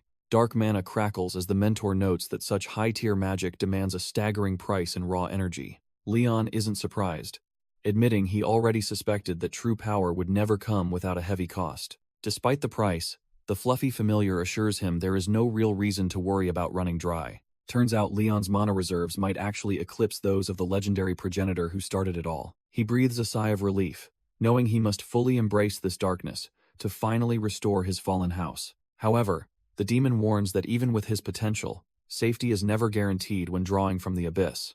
Leon asks what this supposed miracle method is, clearly skeptical but ready for any path to power. Suddenly, the ancient demon's eyes flare with life as he prepares to reveal the true secret. He explains that the first step involves a trial that would break any ordinary trash-tier mage. Our boy must completely drain his mana reserves until he is running on nothing but pure instinct. Once he hits that limit, his subconscious will take over and bridge the gap to his hidden potential. Leon's eyes glow with a primal hunger for strength. As he begins the grueling process of exhaustion, he finally stops, drenched in sweat and gasping for air, hoping this reckless gamble actually pays off. His legs give out immediately, but luckily his most loyal vassal is there to catch him. Pullen starts bawling like a baby, terrified that his young lord has pushed himself way too far. The fluffy mentor just smacks the man, telling him to shut up and trust in their patriarch's resolve. Pullen is a total mess, sobbing about how their patriarch is still just a young boy at heart. Crow steps in and reminds the weeping vassal that their contractor might be the most gifted one yet. Even the fluffy mentor agrees, noting that for once, the ancient spirit is actually speaking the truth. He explains that if our boy's potential truly rivals the progenitor, he will definitely make it back alive. Trying his best to keep it together, Pullen wipes his eyes and promises to trust the process. Suddenly, Walter bursts in, absolutely stoked, because he finally mastered the basics of trash-tier swordplay. His excitement dies instantly when he sees Leon sprawled out on the floor like a cold corpse.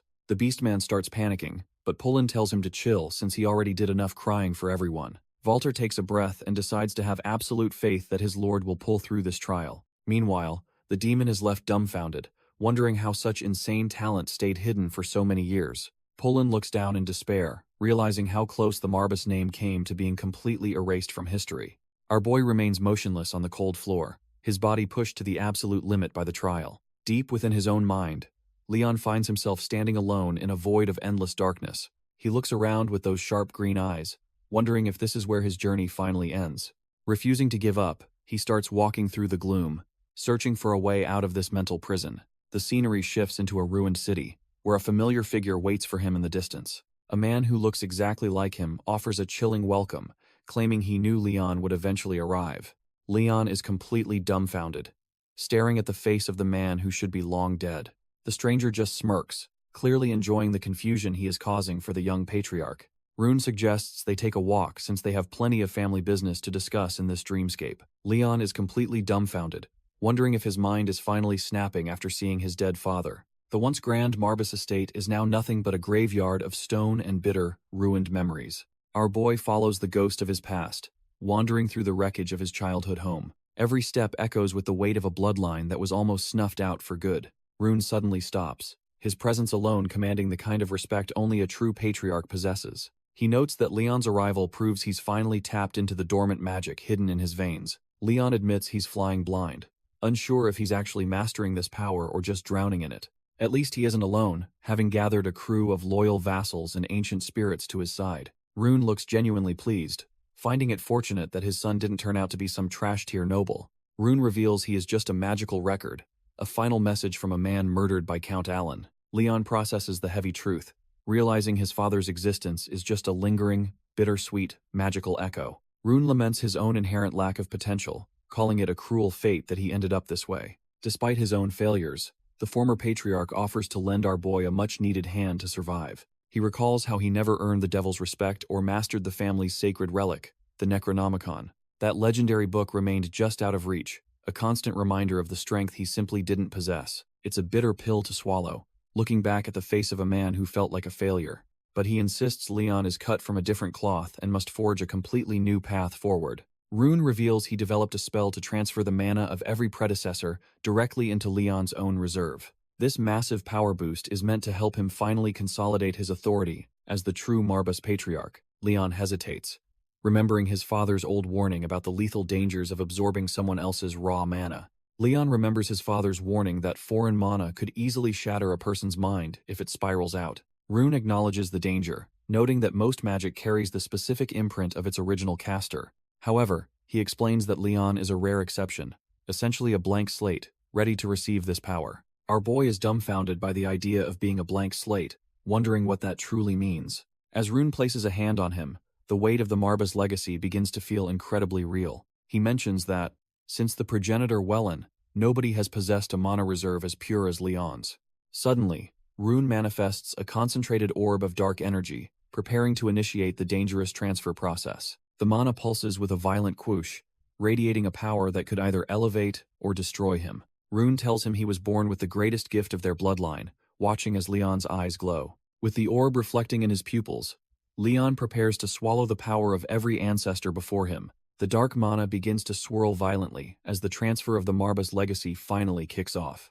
A heavy rumble shakes the very foundation of Leon's subconscious as the raw power starts to overflow. Everything around them begins to crumble, unable to withstand the sheer weight of the ancestral energy being unleashed. Rune looks at our boy and tells him this overwhelming darkness is his true essence and birthright. The entire mental landscape vibrates with power, while Rune prepares to conclude this intense spiritual meeting. He gives a faint, proud smile, finally seeing that his son is ready to carry the family's burden. With a gentle pat on the head, Rune notes that their brief reunion is unfortunately coming to an end. Leon stares up, wondering if he'll ever get the chance to see his father's face again after this. Rune reassures him that he still has plenty of lessons to teach as his father and mentor. As the dark orb sizzles, Rune prepares to send Leon back to the waking world with his new power. Leon absorbs the massive concentration of mana, feeling the raw weight of his bloodline's legacy. Our boy is completely dumbfounded, having never felt such an overwhelming force in his entire life. The dark energy swirls around him like a storm, marking the completion of this grueling spiritual trial. Suddenly, a mysterious artifact begins to resonate on his chest, glowing with a sinister purple light. Rune explains that this is the Amulet of Greed, a relic designed to devour everything in its path. He presents the family heirloom, warning his son to never forget the hunger it represents. Leon stares intensely, promising his father that he will bear the weight of greed in his heart. Rune smiles warmly, mentioning that they'll reunite whenever Leon's heart truly desires it the most. Showing his utmost respect, Leon bows deeply to the man who gave him everything before departing. As our boy fades back to reality, Rune watches him go, left alone in the crumbling mental landscape. Rune wishes his son could have lived a normal, radiant life instead of walking this dark, bloody path. He admits the future is beyond his sight, leaving Leon's ultimate fate to the boy's own inner strength. Whether this necromantic power brings eternal glory or a tragic downfall is a gamble only the living can take. Back in the real world, the squad is hovering over our boy like a bunch of overly worried parents. Leon remains totally out cold, his body slowly recovering from the intense mana strain of the bloodline trial. Pullen is sweating bullets, terrified that his young master might never actually open his eyes again. He starts spiraling, wondering how he'll ever face the ancestors if the 14-year-old patriarch stays a vegetable. The tiny devil just scoffs, telling the old man to have some damn faith in his lord's resilience. Walter keeps a cool head, certain that Leon is far too stubborn to be taken down by a trial. Even the ancient spirit, Crow, chimes in, thinking the elderly vassal is being way too dramatic right now. The room fills with a dense, swirling mana as the group watches over their unconscious leader. The tiny devil realizes there was a good reason why the kid's awakening took so damn long. Walter is completely dumbfounded by the sheer density of the magic force radiating from the bed. Without a care in the world, the fluffy mentor hops right onto our boy's chest. He tells the squad to get ready because their lord is finally about to make his return. However, he warns them to stay alert, as the patriarch waking up won't be the same boy. Suddenly, Leon's eyes snap open, glowing with a sharp, newfound power that pierces through the room. Seeing him finally awake, Pullen starts bawling like a baby, while the others just stand there stunned. Our boy takes a second to process his surroundings, his gaze colder and more focused than ever. He dryly asks the demon to move, but the little furball just flat out refuses to budge. Walter is training like a man possessed, desperate to prove he's not just some weakling in this new world. Our boy watches with a cold gaze, casually manipulating mana while wondering if his student will actually survive. Leon addresses his troops, making it clear that the grace period is over, and they must prepare for blood. Meanwhile, at House Sylvester, the countdown has begun, with only 4 days left before the ultimate showdown starts. A massive legion of armored soldiers stands ready, prepared to crush anything that stands in the Count's way. Count Alan lounges on his throne, looking smug as he imagines the total destruction of his ancient rivals. He decides the time is finally right to step out and lead his forces toward a guaranteed victory. Standing before his army, the Count demands that every soldier listen closely to his final declaration of war. He claims that the once proud Marba's name is now just trash-tier history that's about to be completely erased. With a manic grin, he commands his men to follow him and rewrite the future in their own image. Kershaw leads the cheer for House Sylvester, perfectly playing the part of a loyal, groveling traitor. His eyes flare with a sinister purple glow as he prepares to feed the enemy more false information. High above, a red-eyed crow watches everything, serving as the hidden eyes for our boy Leon. Count Alan rides through the Marbas graveyard, completely unaware that he is being monitored from the shadows. The Count smugly notes a supposed weakness in the enemy's formation, thinking he has found an easy win. He turns to Kershaw and praises the undead traitor for providing such excellent and timely strategic insight. Kershaw just bows his head, claiming his loyalty is simply a way to repay the Count's magnanimous treatment. Alan finds it hilarious that the sentimental Marbas fools did not even bother guarding their own ancestors' graves. Kershaw plays along, explaining that his former family are just trash-tier strategists who fear damaging the tombs. The Count sneers at the thought of them struggling in futility to save a reputation already in the dirt. Kershaw breaks a sweat, struggling to keep his composure while playing the part of a loyal, broken traitor. Count Alan catches the hesitation and sharply asks if the old man has something he wants to retort. Recovering instantly, Kershaw offers a submissive smile and assures the Count that everything is exactly as it should be. He suggests they continue their march, subtly guiding the Sylvester forces deeper into the heart of the Marbas territory. Suddenly, the Count's smug expression vanishes as he senses an unexpected presence looming just ahead in the fog. He stares into the distance, dumbfounded as a line of silhouettes begins to emerge from the gray mist. Our boy Leon arrives on horseback, flanked by Walter and a legion of soldiers ready for a bloodbath. The two groups come to a halt, the air growing heavy as the Marbas and Sylvester forces finally meet. Leon wears a mocking smirk, noting that the Count is surprisingly punctual for a man walking into a trap. Alan reaches for his blade with a sharp shing, sweating as he realizes he walked into a massive ambush. Alan lashes out, demanding to know if Kirchel betrayed him while swinging his blade with lethal intent. The blade connects, but instead of blood, a strange purple mist begins to hiss from the open wound. Kirchel's eyes glow with a sinister light as he reminds the Count that only Leon owns his life. His head literally floats off his shoulders, proving he is far beyond the reach of any mortal weapon. With a sickening shh, the undead traitor simply knits himself back together right in front of the Count. He just smirks, admitting that being decapitated by a supposed ally is actually a pretty novel experience. Alan is completely rattled, sweating as he realizes his clean kill shot did not even leave a scratch. Our boy Leon watches the chaos unfold, standing firm as the two armies finally prepare to clash. The Count tries to regain his composure, screaming that Leon will pay for this blatant act of insolence. He mocks the Marbas force, wondering how a few hundred men could ever hope to stop his legion. Leon smirks, telling the Count he isn't even worth insulting since he doesn't pose a real threat. This sends Alan into a blind rage, his face contorting as he realizes he's being looked down upon. Our boy just lets his mana drip, questioning why the Count thinks he even bothered showing up today. With a casual splash of dark energy, Leon declares he is here to finally put the trash tier Count in his place. The ground begins to ripple with dark, necrotic energy as the true Marba's legacy finally awakens. Suddenly, skeletal warriors burst from the earth with a terrifying roar, ready to tear through the Sylvester ranks. Alan is completely dumbfounded, stuttering as he finally recognizes the forbidden art of necromancy unfolding before him. Leon just gives him a cold look, noting that the Count is actually pretty sharp for catching on so quickly. He mocks the man's surprise, reminding him that a house of necromancers commanding the dead is just basic logic. The Count can only watch in horror as his supposed easy victory turns into a literal living nightmare. Count Alan ponders the ultimate injustice a human can face while staring down the abyss. He realizes it is the sheer hopelessness of facing an enemy whose power simply cannot be countered. The Count wonders what could possibly cause such a cruel twist of fate in this world. It turns out the answer is simple. Some people are just born with talent that defies all logic. Our boy Leon proves this as his eyes glow with a depth of mana that terrifies the battlefield. His undead legion wastes no time, tearing into the royal guards with a brutal, mindless hunger. One elite guard manages to hold his ground, desperately slashing through the skeletal ranks to survive. Behind the wall of bone, Leon's masked subordinates advance to finish what the dead started. The commander tries to steel his nerves, convincing himself that Leon is still just a green brat. He ignores the carnage and lunges straight for our boy, hoping a desperate melee can bridge the gap. Walter intercepts the commander's strike, the steel clanging as he refuses to let the trash tier knight pass. With a heavy wham, our boy Walter knocks the wind out of the guy, showing him real strength.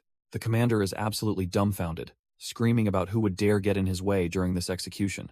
Walter doesn't flinch, stating his only duty is keeping the young master safe from pathetic pests like him. He flashes a cold, knowing smirk, realizing that his life finally has a purpose worth protecting. Nearby, the undead legion continues their relentless slaughter, turning the battlefield into a literal meat grinder for the guards. Seeing his men get torn apart, Count Alan panics and screams for his mage company to start the onslaught. The mages spark with mana, bzzd, as they prepare a massive lightning strike to clear the field. A massive crackle of blue energy erupts, turning the night into day with a blinding, magical discharge. The kaboom echoes across the field as the lightning vaporizes the skeletal ranks, finally halting the undead advance. Alan rallies his vanguard, desperate to reclaim the momentum after his mages failed to end the fight. He charges headfirst into the fray, hoping his personal bravery will inspire his crumbling forces to push back. The royal guards clash violently with the skeletal remains, blades ringing out as they struggle against the undying. Our boy Leon just watches with those cold eyes, completely unimpressed by the Count's sudden display of heroics. Despite the slaughter, Alan pushes forward, leading his men straight into the heart of the Marbas formation. With blood splattered across his face, the Count admits he's actually a coward who survived through pure fear. He rants about his siblings, claiming he never viewed them as family while he clawed his way to power. Leon asks if he's really supposed to care about some trash-tier family drama in the middle of a war. His hand begins to tremble with dark mana, signaling that he's finally losing patience with the Count's speech. Alan sneers, believing a silver spoon noble like Leon lacks the raw grit needed to actually take him down. Alan raises his bloody blade, questioning if our boy is actually just driven by a petty need for vengeance. He mocks the idea of justice, believing Leon is just another emotional noble blinded by his family's end. The Count snarls that Leon will die empty-handed, leaving behind nothing but the bitter taste of failed regret. Suddenly, the ancient Marbas artifact begins to pulse with a sinister light, its central eye fixing on the target. Leon remains unfazed, calmly pointing out that the Count has made two massive flaws in his desperate assumptions. Reaching toward his grimoire, he offers to explain exactly why this trash-tier villain has already lost the fight. The book's eye flares with a violent purple hue as the true power of the Marbas lineage begins awakening. Standing amidst the swirling mana, Leon looks like a god of death compared to the trembling man before him. Their eyes meet, but while Alan is filled with terror, Leon's gaze is as cold and steady as ice. He finally declares that he has no lust for revenge because Alan simply isn't powerful enough to matter. Flashback to a few days ago at the Marbas war camp, where the final plans were being forged. Our boy Leon gathers his inner circle around a map to finalize their high-stakes gambit against the enemy. Leon remains focused, knowing that one wrong move in this territory could lead to their absolute ruin.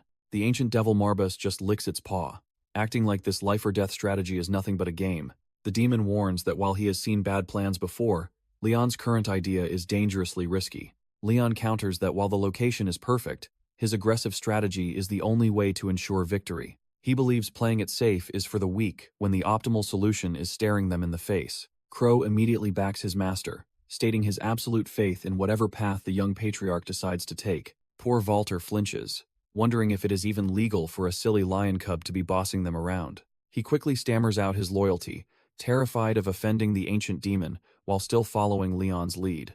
The ancient demon finally yields to the patriarch's stubbornness, deciding to let our boy have his way. Pullen vows to mobilize every soldier they have, swearing that his lord won't face this war alone. With the strategy finalized, Leon stands up to prepare for the coming storm that will reshape their territory. Before they leave, Leon stops the group to ask the ancient lion about a specific, lingering concern. He pulls out a mysterious amulet, questioning the true price of using such a dark, ancestral artifact. The golden cross glints ominously, as a black serpent-like energy coils around it, hungry for a sacrifice. The demon just scoffs, suggesting that death is the most likely outcome for anyone foolish enough to use it. He warns that the amulet's power is pure poison, far too heavy for Leon's current soul to handle. Leon realizes the demon gave it to him for a reason, even if the right moment is far off. For now, his current strength is enough, as his potential already far outstrips any ordinary human vessel. The ancient demon points out that while Leon is strong, his true potential is still far from ripe. Our boy takes the critique in stride, knowing he still has a long way to go. The lion warns him that his subjects are only human, and mortals are prone to making mistakes. He even brings up the betrayal of Leon's father, questioning if these people are worth the risk. Leon remains silent, his expression unreadable as he weighs the weight of his family's dark legacy. He knows that trust is a luxury he can't afford if he wants to survive this war. Suddenly, a sinister purple tome begins to hum with a terrifying, necrotic energy. As he grips the artifact, a massive surge of mana erupts, signaling the start of something dangerous. His eyes flare with a sickly yellow glow, proving he's ready to embrace the darkness within. Across the field, a bloodied Count Alan snarls, refusing to believe a mere boy could end him. Our boy's eyes flare with a sickly yellow glow as he taps into the family's forbidden power. Count Alan feels a sudden jolt of pure dread, his smug expression finally starting to crack. The battlefield is choked by a thick purple haze, making the Count's elite guards look like total amateurs. He realizes the depth of this mana is unfathomable, sensing a darkness that shouldn't belong to a mortal. Leon maintains perfect control over the necrotic energy, proving he's not just some trash-tier amateur with a book. As he summons the spirits of the underworld, the Count's very instincts scream that he's already dead. Gripping his blade until his knuckles turn white, the terrified noble prepares for a final, desperate gamble. He charges forward like a man possessed, screaming for his soldiers to kill the boy before he finishes. But the true patriarch of Marbas just glares back, officially calling his ancient servants to the front lines. The earth rumbles as a legion of skeletal warriors bursts from the dirt to serve their new master. The skeletal legion fully emerges from the dirt, their red eyes burning with a hunger for Sylvester blood. These aren't just mindless bones. They are the reanimated nightmares of every monster Leon previously put down.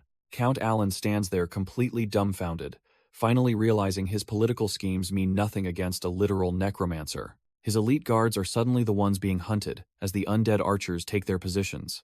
From the sidelines, the tiny demon familiar watches the chaos unfold while listening to the sweet music of screams. He grumbles to himself that our boy is just as unruly and disobedient as his legendary ancestor. Well on. A blinding flash of necrotic mana erupts across the field, signaling that the real slaughter is only just beginning. The undead orcs let out a bone-chilling roar, ready to tear through the trash-tier armor of the invaders. One massive brute looms over a terrified soldier who realizes too late that his shield is basically made of paper. With a single, brutal swing, the monster paints the grass red, proving the Marba's bloodline is officially back. The undead legion channels their necrotic mana, preparing to unleash a wave of pure destruction on the invaders. Sylvester's elite guards are instantly vaporized as the explosive force of the spell hits their front lines. Count Alan finally realizes he's been played, cursing our boy for leading them into this graveyard trap. He desperately swings his sword, but the clashing steel only highlights how outnumbered his remaining men are. Cold sweat pours down the Count's face as he watches his political ambitions die in this blood-soaked field. Meanwhile, Leon is struggling to stay upright, the massive mana consumption taking a visible toll on his body. He grips his chest, feeling his heart race as the necrotic energy threatens to consume its master. Our boy suddenly hacks up blood, realizing his physical vessel is reaching its absolute breaking point during the ritual. Seeing an opening, the Count shouts for him to stop, promising to spare his life if he surrenders. Leon just sighs, whispering that he doesn't intend to disappoint his ancestors by stopping the slaughter now. Flashback to the strategy room, where the little demon questions if these mortals are worth the massive risk. The familiar warns our boy to stop playing hero until his powers actually mature enough to handle it. Leon remains silent, his expression unreadable, as he weighs the heavy cost of his next move. The demon acknowledges him as the true master, sensing the dark resolve finally hardening within his soul. It seems the ancient beast is starting to enjoy the ruthless path his new contractor is choosing. Leon simply wonders why they should wait for fruit to ripen when they can just take it now. Back in reality, the screams of the dying soldiers echo through the woods as the slaughter continues unabated. The Count howls in pure desperation, realizing his entire army is being erased by a single monster.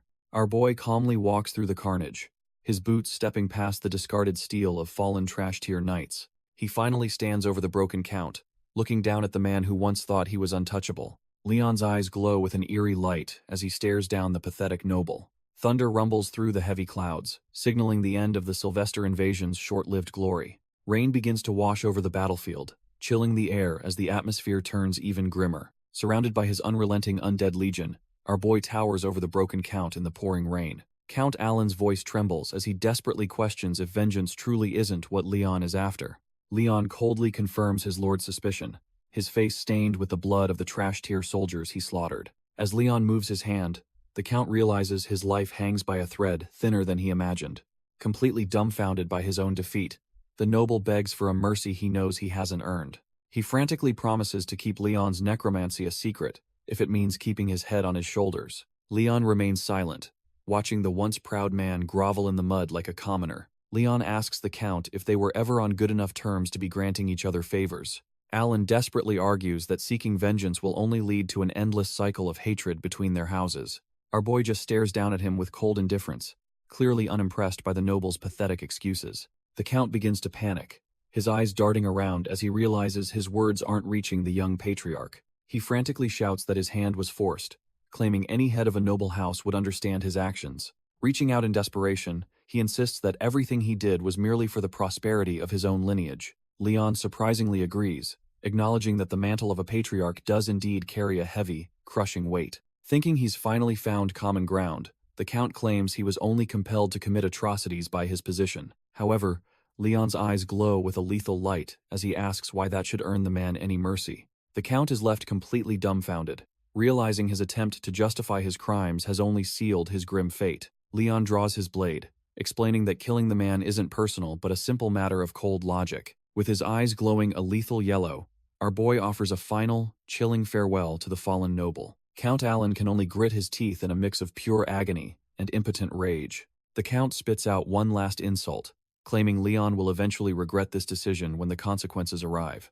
Before he can finish his trash-tier monologue, Leon delivers a clean strike that silences him forever. Our boy remains completely unfazed as blood spatters the air, his expression as cold as ice. As the head rolls, Leon stands amidst a field of corpses, surrounded by his loyal undead legion. Suddenly, the massive mana drain begins to take its toll as the skeletal soldiers start to flicker and fade. Leon winces in pain, realizing that pushing his limits to maintain the summons is finally catching up to him. He staggers under the crushing weight of his own power, acknowledging the heavy price of his absolute victory. Leon finally hits his absolute limit, his body buckling as the last of his mana evaporates into the rain. Pullen rushes forward in a panic, his heart sinking as he sees his lord finally succumb to the strain. While Pullen catches him, Marbas calmly explains that our boy is simply suffering from a total depletion of mana. The ancient demon observes that Leon's talent is already rivaling the legendary progenitor from the family's golden age. He wonders if such a young boy should even be permitted to wield this kind of terrifyingly vast potential. Deep down, Marbas senses a growing monstrosity within Leon that even a demon of his caliber cannot control. He smirks to himself, knowing the bargain he made for Leon's soul is becoming increasingly dangerous for everyone. Shifting his focus, the demon notices something peculiar about the trash tier count's cooling corpse lying in the mud. A strange glint catches his eye, revealing a hidden detail on the fallen noble's blood-soaked and tattered uniform. Marbas realizes other demons have begun meddling in human affairs, which is a seriously ill omen for the future. Pullen and the crew scramble through the downpour, desperate to recover our boy after his sudden collapse. Just as things look grim, Leon's eyes flicker open, signaling that he is finally back from the brink. Safely tucked away in bed, the young patriarch finds his room packed with his most loyal, worried subjects. Pullen immediately starts sobbing about his own incompetence, while the fluffy demon just enjoys the free entertainment. Crow calls out the demon for being heartless, which only earns him a fiery glare from the little beast. Leon tells the old man to quit the dramatics, since he actually did a great job holding the line. Walter reports that the trash tier Sylvesters are completely broken and won't be mounting another attack anytime soon. The loyal vassal is absolutely dumbfounded by their success, praising Leon for putting the family back on top. However, Pullen's face suddenly darkens as he admits there is still one massive problem left to solve. Our boy just stares back calmly, waiting to hear what kind of mess he has to clean up next. Pullen drops the mood, admitting that despite their victory, the family's situation is actually pretty pathetic. He hangs his head in shame, revealing that House Marbas is currently completely penniless. Our boy is genuinely dumbfounded when he hears they aren't just broke, but drowning in massive debt. The fluffy demon suggests just making the trash tier Sylvesters pay for everything, but Pullen looks even more stressed. Turns out the imperial household stepped in and strictly forbade Leon from demanding a single cent in reparations. The demon is outraged by the news, demanding to know why the crown is playing favorites like this. Pullen explains that the empire keeps all demonic bloodlines on a short leash to prevent them from gaining power. Leon realizes the emperor is intentionally trying to suffocate their house before they can truly rise again. The demon familiar just facepalms at the absolute mess, while Leon asks for the final damage report. Pullen slowly raises his hand, looking like he's about to deliver a death sentence with the total amount. Leon tries to process the first number, praying that 50 million is the absolute ceiling of their problems. Pullen just keeps his eyes shut, looking like a man who has to tell his boss the ship is gone. When the number jumps to 500 million, our boy starts sweating, realizing his victory has a massive price. The silence from his loyal vassal is deafening, confirming that the financial hole is deeper than Leon ever imagined. He desperately hopes the total stays under 5 billion, thinking 500,000 might actually be manageable for now. Pullen bows deeply, apologizing for the impertinence of being the bearer of such trash-tier news to his lord. He finally clarifies that the staggering amount isn't just a fee, but the accumulated debt of the entire house. The reveal of 5 billion gold leaves Leon dumbfounded, imagining himself and his demon familiar as literal beggars. Meanwhile, a mysterious figure watches from the shadows, likely cut from the same cloth as those plotting his downfall. Richel de Flamel rolls into Marbas territory, a high-tier mage who looks like he's carrying the weight of the world. Hez immediately intercepted by Carlene, a woman who clearly knows his face and exactly where he's headed. Turns out she's a ruthless loan shark from the criminal organization Lunatic, making her the last person he wants to see.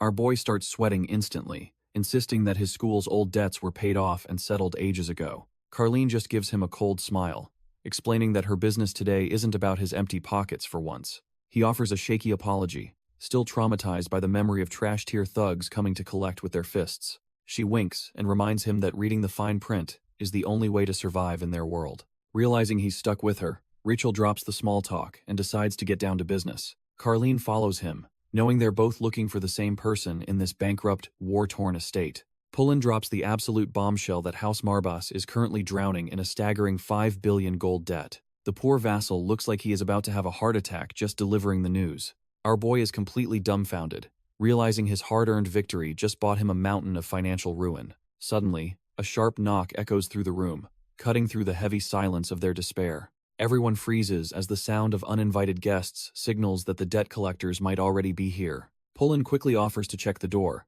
trying to keep his composure despite the mounting pressure.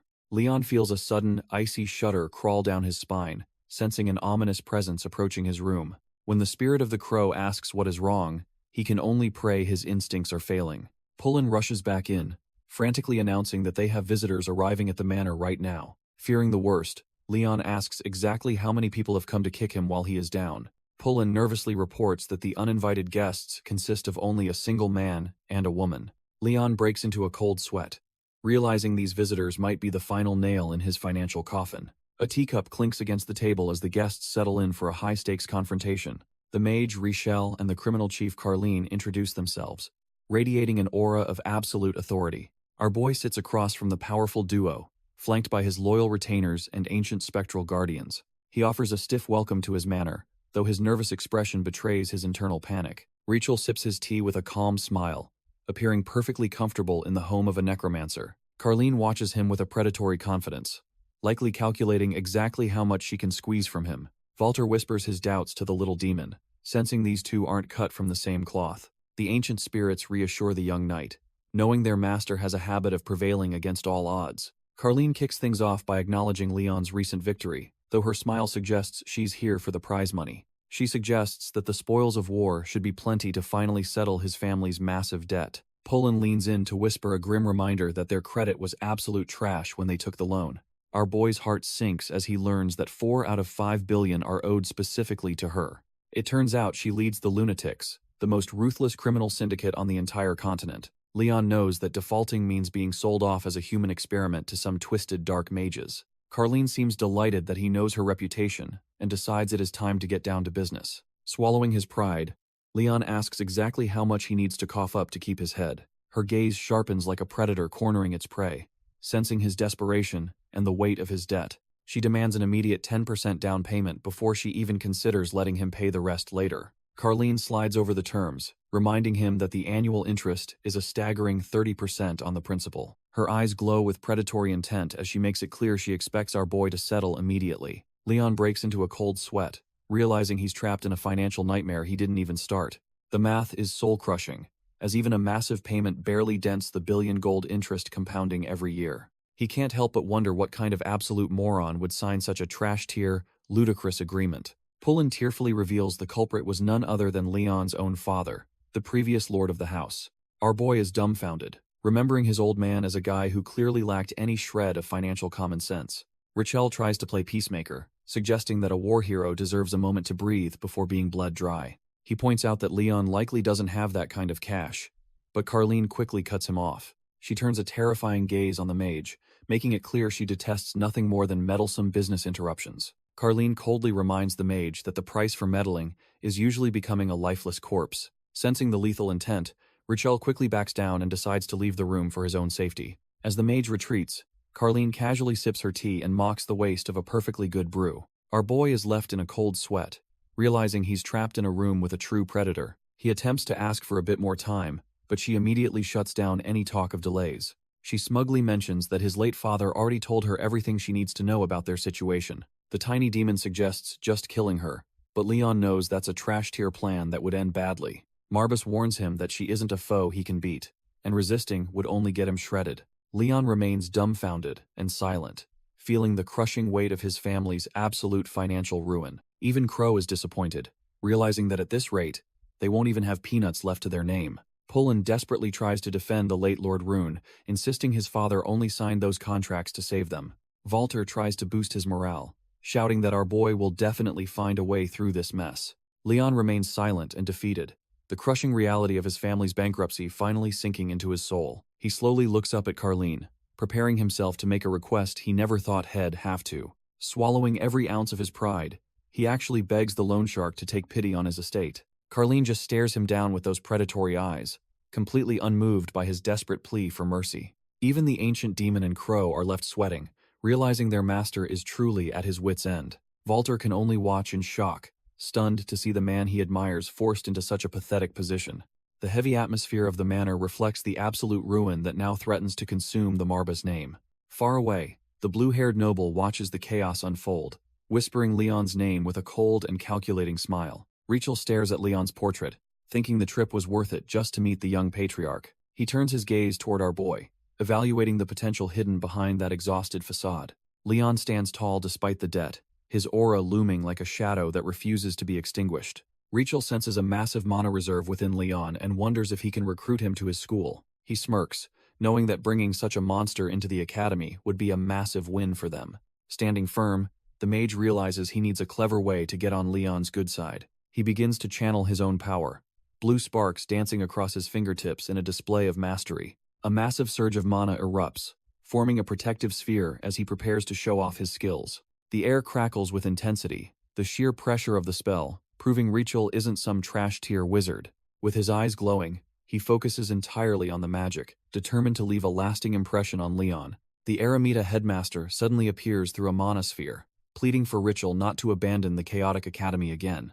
Rachel simply brushes him off, casually mentioning that he will explain his sudden disappearance at a later date. The old man looks utterly stressed, sensing that his superior is about to ask something completely ridiculous. Our boy Rachel shamelessly asks exactly how much gold is currently sitting inside the Eremita vault. The headmaster can only facepalm in disbelief, realizing his boss cares more about cash than the school's crisis. Shifting gears, Carlene wonders if Leon truly views her lunatic organization as nothing more than a trash-tier gang. She channels a concentrated spark of mana to her fingertip, preparing to give him a very loud wake-up call. A sudden explosion rocks the table, a clear warning that these debt collectors aren't just playing around. Her eyes glow with a predatory light, as she reminds him that her syndicate is far more calculating than expected. Walter immediately draws his sword with a sharp ring, refusing to let this woman threaten his lord any further. Carlene smirks, chillingly reminding everyone that her syndicate's wrath is strictly reserved for those who default on loans. She looms over our boy, demanding to know if her point about the consequences has finally sunk in. Leon breaks out in a cold sweat, admitting they literally have nothing left to give her. The high-ranking loan shark is momentarily dumbfounded, unable to process such a blunt admission of total bankruptcy. He doubles down with a hollow look, confirming that the Marbus coffers are completely and utterly bone dry. Carlene just sits there in stunned silence, realizing the prestigious noble house is actually just a trash-tier debtor. She stands up with a mocking sneer, finally understanding why Leon has been trembling like a frightened puppy. Her mana erupts in a violent roar as she prepares to demonstrate the brutal fate awaiting every loan defaulter. Leon stares up in pure dread, realizing he might have pushed the syndicate leader way too far this time. Suddenly, Rachel bursts through the doors, screaming for everyone to halt before things turn into a total bloodbath. Rachel crashes the party just as the tension hits a boiling point, desperate to stop the impending carnage. The head acolyte is sweating bullets, knowing he can't let his potential star student get pulverized just yet. Carlene continues her mockery, laughing at how the once great Marbus house is now just a broke, pathetic puppy. As her murderous intent flares, our boy Leon realizes he's staring directly into the eyes of a monster. Rachel lets out a desperate scream, begging the syndicate leader to hold back her overwhelming mana for a second. He physically throws himself into the fray, shielding the young patriarch while pleading for the future of his school. Leon is completely dumbfounded, having no idea why this high-ranking mage is suddenly acting like his personal bodyguard. Even Walter is caught off guard by the sudden shift, his beastman instincts struggling to process the chaotic scene. Suddenly, the silver-haired knight in training starts beaming, convinced that his master had this whole recruitment planned from the start. Our boy can only blink in confusion, wondering what on earth an Eremita school even is. Carlena's gaze remains sharp enough to cut glass as she weighs the value of Leon's life. Rachel continues to play the mediator, desperately trying to keep the peace between the two clashing powers. Finally, Carlene lets out a heavy sigh, retracting her murderous aura as she decides to listen for once. Our boy is still sweating buckets, shocked that a simple conversation could feel like a life-or-death battle. Leon asks his loyal retainers to step aside for a moment so he can handle the negotiations himself. Sitting at the table, Leon learns that Eremita offered to pay 10% of his crushing debt. Our boy is genuinely stunned, asking if they really made such a ridiculous and generous offer. Rachel just smiles and sips his tea, confirming that the school is dead serious about recruiting him. Setting down his cup, the mage brings up the forbidden elephant in the room: Leon's undead magic. He knows exactly what went down during the battle with Sylvester, and is clearly looking for answers. Leon explains that without his necromancy, the battle against Sylvester was a guaranteed loss. Carlene calmly sips her tea, seemingly in agreement with the logic behind his sudden victory. She smirks at Rachel, mocking how impatient mages always are when they smell a secret. Carlene admits it is no secret that the Marbas family has always been desperate for glory. Our boy starts sweating, bluntly asking if she actually expects to see a single cent of that loan. Carlene leans in with a wicked grin, confessing that she never truly believed the money existed. She reveals her true play, suggesting they settle the debt now since immediate payment was never the goal. Even the little demon mentor is feeling the pressure, realizing just how massive the financial hole is. Leon weighs his options, caught between a recruitment offer and a sudden chance to wipe his slate clean. He remains cautious, wondering if his legendary power has truly returned, or if this is another trap. Carlene smirks, noting that hiring mercenaries or getting reinforcements would have cost our boy a fortune. The group sits in a tense silence, each player at the table hiding their own dangerous agenda. Rachel admits he first suspected the legendary and unique strength of the Marbas bloodline was at play. Leon breaks into a cold sweat, realizing they might already know his necromancy has finally awakened. Carlene suggests that reaching the level of the first patriarch is his only shot at ruling the world. Our boy tries to stay grounded, bluntly asking if he still has to cough up the massive debt. Carlene's gaze turns ice cold as she prepares to show him exactly how she handles trash-tier debtors. She reaches into her suit, confirming that she isn't just some common loan shark playing games. Her gloved hand grips a cold piece of steel, ready to remind him of the price of failure. Suddenly, she levels a gun right at Leon's head, offering to explain the real reason she's here. Richel de Flamel tries to play peacemaker, asking Carlene for a moment to discuss recruiting Leon for his academy. Carlene decides to play along for now, though she warns him that her money is still the top priority. The heavy atmosphere lightens slightly as the debt collector finally exits, leaving the room to the two men. Richel lets out a long breath, admitting that her terrifying personality makes surviving the encounter feel like a miracle. Our boy doesn't relax, reminding the mage that he is just as untrustworthy as the woman who just left. The mage's tone turns chilling as he asks Leon if he is even human after witnessing his strange aura. Instead of being offended, Richel just smirks, clearly fascinated by the dark secrets Leon is desperately hiding. He then shifts his attention toward the floor, sensing something even more peculiar lurking in the shadows. Richel points right at the fluffy familiar, asking if Leon is actually traveling with one of the 72 demons. Devil Marbas is genuinely impressed, realizing this mage is skilled enough to see him without being granted permission. A dark, oppressive aura begins to swirl as the true nature of the guest starts to leak out. The massive lion demon looms over our boy, demanding to know exactly what kind of creature is sitting there. The air crackles with ancient power as the mage's human disguise begins to peel away like cheap paper. Richel sheds his facade, revealing he's no ordinary human but a high-ranking demon with piercing blue eyes. The lion immediately clocks him as a dragon, a race supposedly wiped out during the ancient demonic wars. Leon is left dumbfounded as the lion points out the unmistakable horns and tail that prove his heritage. The mage casually admits he's actually one of the 72 demons, simply curious about how humans live. He notes a mysterious connection between himself and the very first head of the Marbas family. Our boy steps in to defend his familiar, claiming the lion is cut from a different cloth than others. The great beast agrees, stating that despite his origins, he doesn't share the same twisted views as his kin. Richel explains that without a solid motivation, he would have absolutely no reason to meddle in human affairs. Our boy narrows his eyes, realizing it is finally time to find out exactly what this demon wants. Leon asks what kind of heavy responsibilities he will have to shoulder if he actually joins the Eremita. Richel reveals that his organization is essentially a shadow group that operates far away from any prying eyes. Their primary mission involves executing collective orders and boosting the overall status of mages across the land. The ancient lion is not buying the corporate talk and demands the demons stop hiding the real truth. Richel just smirks, seemingly impressed by their sharp intuition, while all promising to lay all his cards out. He drops a strict condition, warning Leon that he cannot join or work for any other magic schools.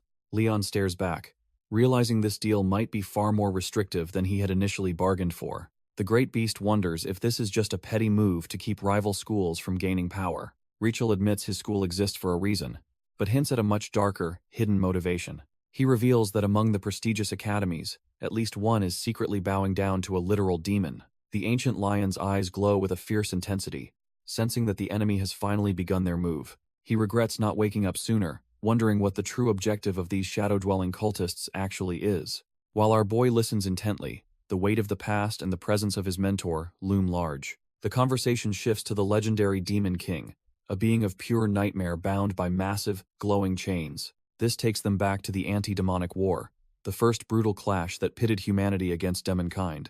It was a bloodbath that ended with the tragic fall of the human sovereign, the legendary King Solomon. Even in his final moments, the king gripped his staff with a determination that refused to flicker out. With a final surge of power, he unleashed a blinding light, sacrificing everything to stem the demonic tide. Even the most monstrous entities couldn't escape the glowing chains that finally dragged them back to hell. These trash-tier demon soldiers were left helpless, bound by the same divine light that shattered their vanguard. They roared in pure agony, realizing their reign of terror was being snuffed out by a superior force. As the demonic mana began to dissipate, a strange, dark energy started to coalesce into something new. It manifested as a grimoire, a relic that held the key to controlling the very shadows they feared. Rachel stood at the center of the storm, proving he was cut from a much different cloth than others. He held the book firmly, fully aware that such power came with a price most wouldn't dare pay. His yellow eyes didn't flicker once, showing the absolute resolve of a man who had seen it all. With the ritual complete,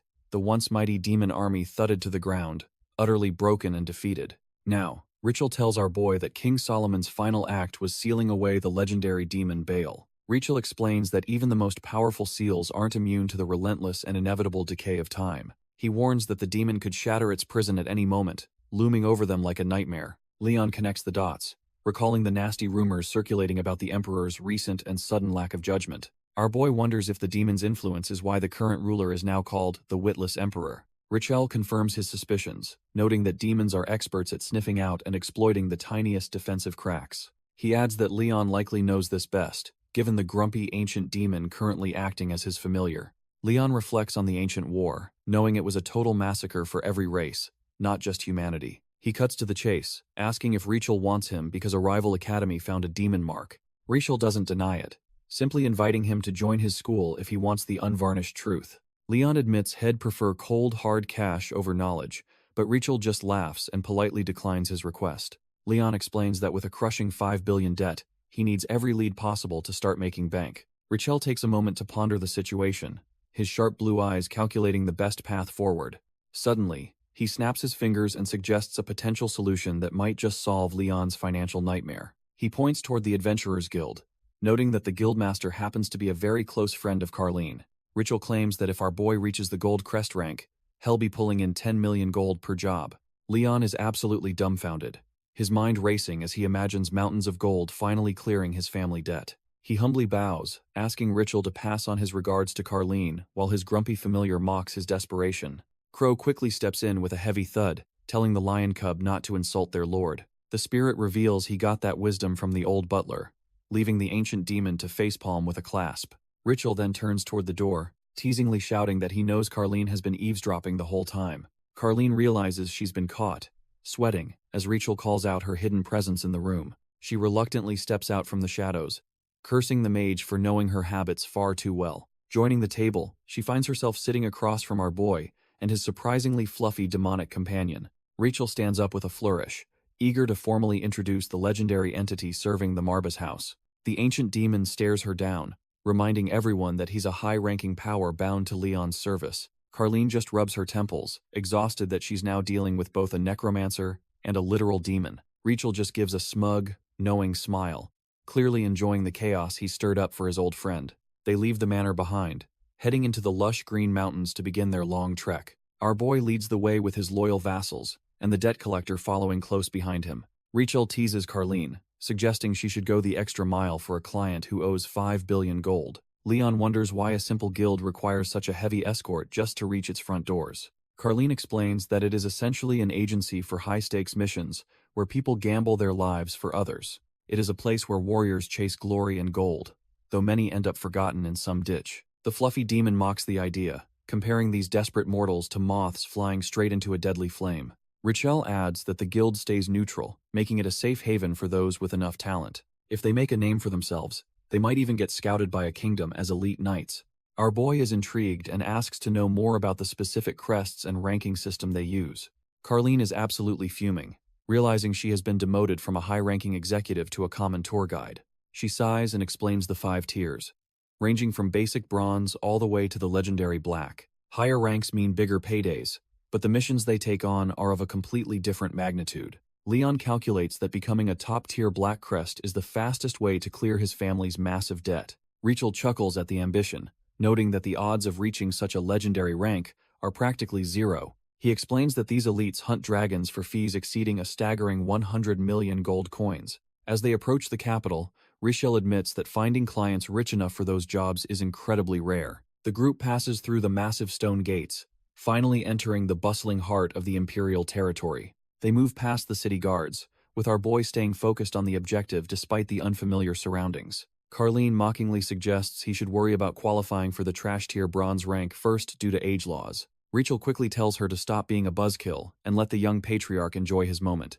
They head toward a local establishment, the wooden sign creaking as they prepare to begin their official registration. Inside, Rachel explains that the very first step is signing Leon up for the grueling guild entrance exam. Leon finally reaches the guild, mentally preparing himself for the bureaucratic nightmare of registering as an official mercenary. He steps into the hall, noting the place smells exactly like the rowdy, unwashed adventurers he expected. As our boy scans the room, he doesn't notice the mysterious woman watching him from a nearby table. She remains perfectly still, her sharp eyes tracking his every move with a cold and calculating intensity. The silver-haired woman silently observes that these newcomers are far too refined and unusual for this place. She senses that the young patriarch's arrival is a clear omen that major trouble is heading for the city. Taking a slow sip of tea, she wonders if this kid is just another noble-playing hero. The group pushes through the crowd, ignoring the trash-tier mercenaries who are too busy drinking to notice them. These loud-mouthed idiots have no clue they're sitting in the presence of a master necromancer and a demon.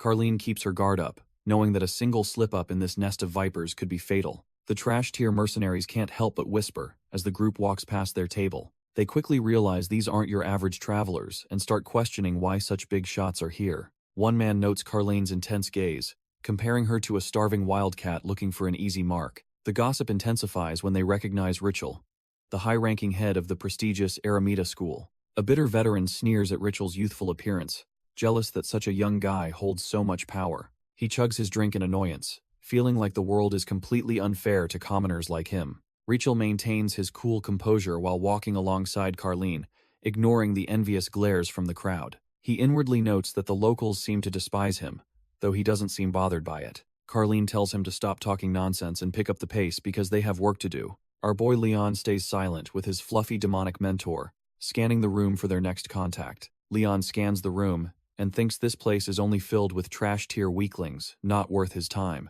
However, his demonic mentor senses a sharp presence and warns him that someone is definitely watching them closely. Pullen breaks into a cold sweat, realizing the atmosphere in the guild hall has suddenly turned deadly. The group continues walking deeper into the hall, unaware they have already stepped into a lion's den. As the tension peaks, the small demon's tail begins to glow with a menacing, predatory red light. Our boy narrows his eyes, focusing his senses to pinpoint exactly where that hostile mana is coming from. He releases a subtle pulse of energy, acting like a sonar to flush out any hidden threats nearby. His eyes flash with a yellow glow as he finally locks onto his target within the rowdy crowd.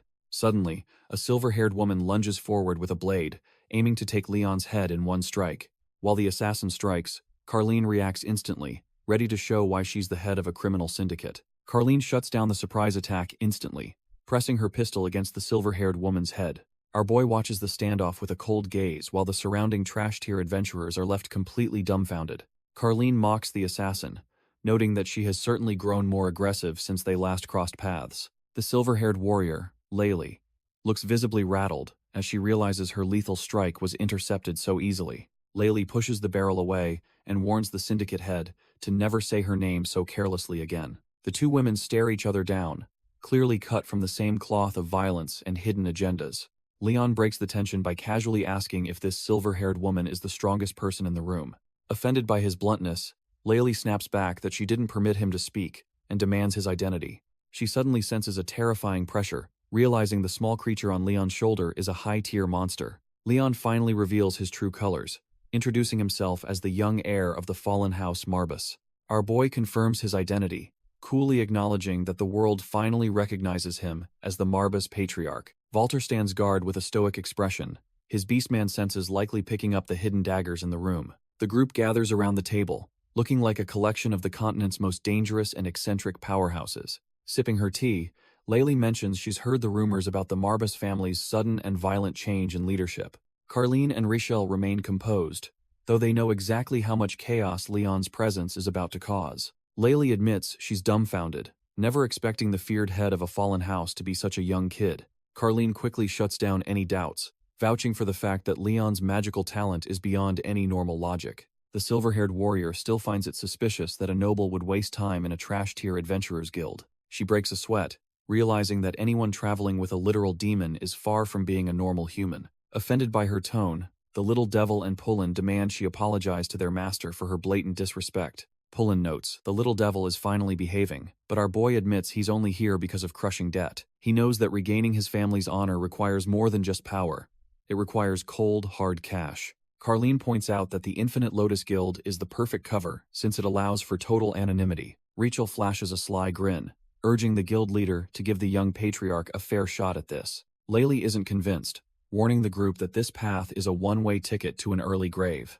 Leon remains unfazed, reminding them that the Marbus bloodline has always lived on the razor's edge of death. He shudders, remembering Rachel's warning that the lunatic syndicate makes literal hell look like a walk in the park. Seeing his resolve, Laylee finally agrees to help, even if she knows the syndicate's enforcers show no mercy. She begins to pour her tea, the liquid flowing as smoothly as the dangerous plans they're now brewing together. Marking the table with tea, she maps out the treacherous path our boy must now navigate to survive. A magic circle erupts beneath them, signaling that the talk is over and the real work begins. Leon is caught off guard by the sudden surge of mana, realizing things are moving faster than expected. The little devil notes it's a clever, simplified teleportation spell, proving this woman isn't just some trash-tier mage. Laylee watches him closely, her cold gaze judging whether our boy actually has the guts to follow through. They materialize in a hall filled with rows of silent, imposing stone guardians that feel heavy with ancient power. The entire group is whisked away to this trial ground, leaving the comfort of the tea room behind. Stepping forward with authority, the guild leader prepares to lay down the law for this impromptu entrance exam. She smirks and explains that his first task is straightforward, though simple usually means deadly in this world. Pointing to the massive statues, she challenges him to identify the single one hidden among them that possesses mana. With only 30 minutes on the clock, she warns that failure means he can crawl back to his family. Leon confirms he is ready to give it a shot, showing he won't back down from a challenge. Laylee signals the start of the test and orders Carlene to get the timer ready for our boy. Carlene grumbles about the hassle, but agrees to help out just this once while channeling her mana. A massive magical hourglass materializes in the air, signaling that the countdown to his potential failure has begun. Walking through the silent corridor, he feels the weight of the stone giants looming over him from both sides. He scans the area with sharp eyes, searching for any trace of mana that might give the target away. Suddenly, the guild leader adds a nasty twist, mentioning that these statues aren't just standing there for decoration. One of the golems rumbles to life with a murderous red glow, proving this test is actually a death trap. Before he can react, the entire army of stone guardians begins to close in with their heavy weapons raised. A massive fist crashes into the ground, forcing him to move fast if he wants to keep his head. Leon barely evades a crushing blow as the floor shatters into a million pieces beneath him. Our boy keeps his cool, his eyes glowing as he calculates the trajectory of the next incoming strike. He ducks under a massive stone blade, realizing the guild leader isn't pulling any punches today. Laylee clicks her tongue in annoyance, clearly expecting this trash-tier test to be over by now. Rachel admits the trial is way too intense, noting that even intermediate mages would be sweating bullets here. As Leon dances between the giants, Rachel still sees him as just a talented kid facing impossible odds. Laylee watches with a cold gaze, believing that the younger they are, the easier they eventually break. She narrows her eyes, convinced that his chances of surviving this onslaught are practically sitting at zero. Even the little devil knows that while these statues are weak, finding the real core is nearly impossible. The spectators watch the chaos unfold, noting that the mana concentration is far too low to track easily. Pullen watches nervously, thinking even a dumb lion knows Leon is in for a world of hurt. The ancient devil stays silent, its sharp gaze fixed on the unfolding chaos of the trial. Our boy is completely surrounded by the stone giants, looking like a tiny speck against their massive forms. Leon grits his teeth, wondering what kind of insane plan he needs to survive this mess. Laylee remains unimpressed, thinking it's dangerous to give the guild symbol to a mere child. She knows all too well that even the greatest talents on this continent can crumble in seconds. With a sharp thud, Leon kicks off the ground, moving with a speed that defies his exhaustion. He stands his ground against the relentless onslaught, refusing to let these trash-tier statues end his run. His eyes glow with a fierce yellow light as he pushes his mana to the absolute limit. One of the golems lunges forward, its heavy stone frame whistling through the air with lethal intent. Our boy channels his dark mana, realizing he can't hold back against these oversized paperweights anymore. The golems lunge forward with murderous intent, their glowing eyes locked onto their target. Despite the overwhelming pressure, Leon stands calm as the shadows begin to dance at his command. Suddenly, his undead soldiers emerge from the gloom, ready to tear through the stone ranks. He figures this is the most efficient way to clean up the mess without wasting more time. Up in the stands, Layli and the others are completely dumbfounded by the sheer scale of his mana. Even the fluffy little devil Marbas is sweating, wondering if his contractor has finally lost his mind. Leon focuses on a forbidden spell he learned from the family archives, a true staple of his lineage. Dozens of lethal purple projectiles manifest in the air, crackling with enough power to level the hall. With a cold gaze, he prepares to rain down his dark spears and end this trial once and for all. Pullen and the little devil are absolutely floored by the sheer destructive mana pouring out of our boy. Even the high-tier observers like Carleen and Rishel recognize that legendary dark spear spell immediately. Leon doesn't hesitate, raining down a relentless barrage of purple death upon his stone-faced enemies. The golems are reduced to trash-tier rubble as the explosive force of the spears tears through the hall. As the dust settles, Leon stands amidst the carnage, having completely cleared the floor in seconds. The tiny devil Marbas can't help but think his contractor is a total lunatic for going this far. Carleen inspects the debris, acknowledging his raw power, but noting something is definitely off about his approach. She points out the trial's true purpose was finding the mana-infused statue, not turning the room into dust. Since the target is likely destroyed, she coldly dismisses his performance as a complete and utter failure. However, Rishel just smirks, knowing there's still one desperate way for our boy to salvage this mess. Rachel decides that if Leon actually pulls this off, he's a must-have recruit for the Aramita school. Carleen senses a sudden, chilling shift in the air that makes her skin crawl with anticipation. Our boy closes his eyes, calling out to the wandering dead to heed the command of their master. He channels his dark lineage, summoning a swirling vortex of mana that threatens to swallow the entire hall. His eyes ignite with a haunting yellow glow as he fully taps into his forbidden necromantic roots. Leon looks at the trash-tier rubble and commands the broken remains to finally open their eyes. The debris begins to vibrate violently, rattling against the floor as it responds to his overwhelming pressure. Stones start to float and knit back together, proving that his earlier destruction was just a setup. Both Layli and Carleen are left completely dumbfounded by the sheer audacity of his high-tier magic. Rachel just smirks, realizing Leon didn't mess up at all and had this planned from the start. Leon reasons that since mana is life, anything possessing it can be reanimated through his dark arts. Carleen and Rachel are left completely rattled, realizing they've just encountered a monster far beyond their wildest expectations. Even the cold syndicate leader has to begrudgingly admit that our boy's talent is legitimately terrifying. She realized his raw mana was impressive, but his ability to improvise such a plan is truly insane. Layli stands there in a cold sweat, her professional composure finally cracking under the weight of his power. She approaches him with a shaky voice, demanding to know how he achieved such an impossible feat. Leon casually explains that he simply slaughtered the Guardian and resurrected it as his own loyal puppet. When she looks confused, he schools her on the fact that golems are living creatures, not just inanimate artifacts. He raises a finger to drive the point home, showing off his superior understanding of magical theory. Pointing at the massive giant, he proves that anything with mana eventually bows to the master of death. Leon checks the time, wondering if his display of necromantic dominance was enough to satisfy the trial. As the hourglass runs dry, the tension in the room is thick enough to cut with a blade.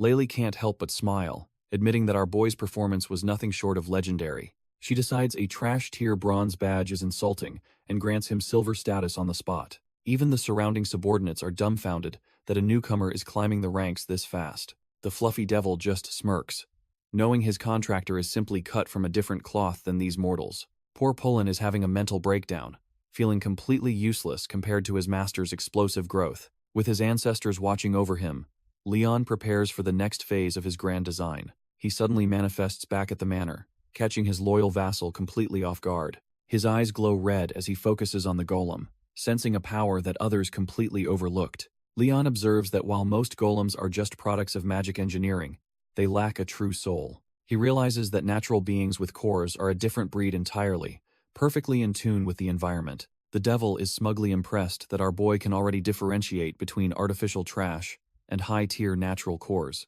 After dominating the trial, Leon stands composed as his allies realize he is truly cut from a different cloth. Layli watches him with newfound respect, internally labeling him as a complete exception to every rule she knows. She finally admits his strength is undeniable, and Leon simply offers a calm thanks for the recognition. Ever the pragmatist, our boy immediately asks how much cold hard cash a silver badge actually brings in. His subordinates are slightly dumbfounded by his greed, explaining that he could easily net around 3 million. However, the mood sours when they remind him that his family's massive debt requires at least gold status. Despite the financial pressure, the group acknowledges that starting at silver is a legendary feat for any newcomer. Laylee informs Leon his first mission is set for tomorrow, and tells him to get some rest. Our boy shows some rare manners, thanking the guildmaster as she begins to walk away. With a sharp gesture, she releases a surge of mana that ripples through the entire area. The shattered remains of the trial ground begin to fly back together in a supernatural reconstruction. Leon and his crew stand back, watching the massive stone structures mend themselves instantly. The golems return to their original state, standing tall as if the battle never occurred. Walter is completely dumbfounded that she could fix all that destruction with just a single flick. He realizes the guildmaster is a total monster, with mana control that's simply off the charts. His subordinate suggests they head back as well, now that the day's chaos has finally settled. Later that night, Laylee sits alone, looking exhausted after maintaining her powerful and stoic facade. Laylee sits alone in the dim light, her mind spinning as she dissects the day's events. She keeps picturing our boy Leon, who stood his ground with a level of composure that felt unnatural. Though she initially doubted him, he navigated the trial with a flair that proved he's cut from different cloth. Seeing through the magical trickery of those golems was supposed to be a feat reserved for elite mages. It dawns on her that he likely saw through the entire ruse the moment he stepped into the arena. She realizes he wasn't struggling at all. He was sandbagging to keep his terrifying potential a total secret. The sheer weight of his hidden talent makes her grip her chair as she processes the implications. She muses that after generations of failure, the Marba's name finally belongs to an absolute, high-tier monster. Even as she turns to leave, the mystery of his true motives continues to weigh heavily on her. High above, the full moon watches over a world that has no idea what's about to hit it. Laylee can't shake the image of our boy's cold, lifeless eyes that seem to pierce right through reality.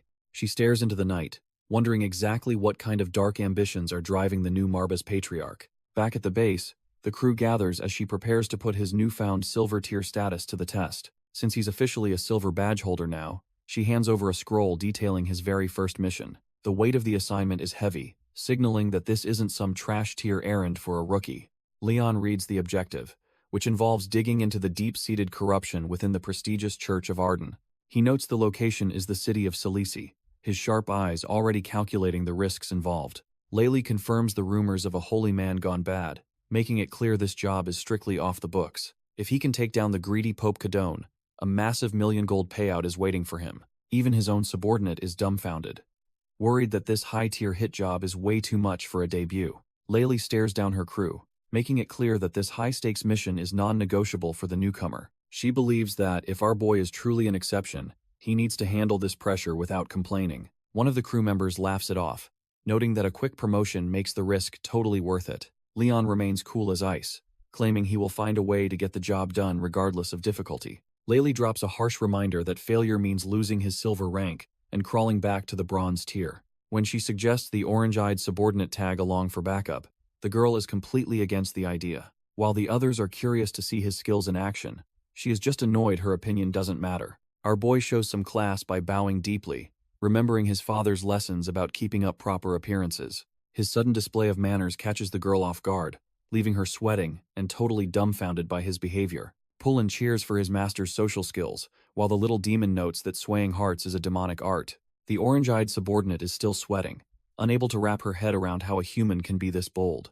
Even with the little demon watching her every move, she can't help but feel completely out of her depth. Leon stays focused on the prize, reminding everyone that their empty pockets make this dangerous mission a necessity. He knows the world is split, with the majority bowing to Arden, the goddess who supposedly built this world. The Arden Church holds massive sway over the people, promising light to those who kneel before their altars. However, the shadows are just as crowded with those who sell their souls to Baal and his demonic kin. The demon resurrection cult thrives in these dark corners, obsessed with bringing back the ancient evils of the past. Most regular folks just want to survive, so they stick to the church and its rigid path of righteousness. Those rare few blessed with divine power become beacons of hope, performing what the masses call true miracles. These women are known as Saintesses of miracles, standing as the most powerful symbols of the continent's faith. A dusty carriage makes its way through the countryside, carrying a heavy burden of secrets and ambition. The man at the helm is clearly on edge, his face drenched in a cold, nervous sweat.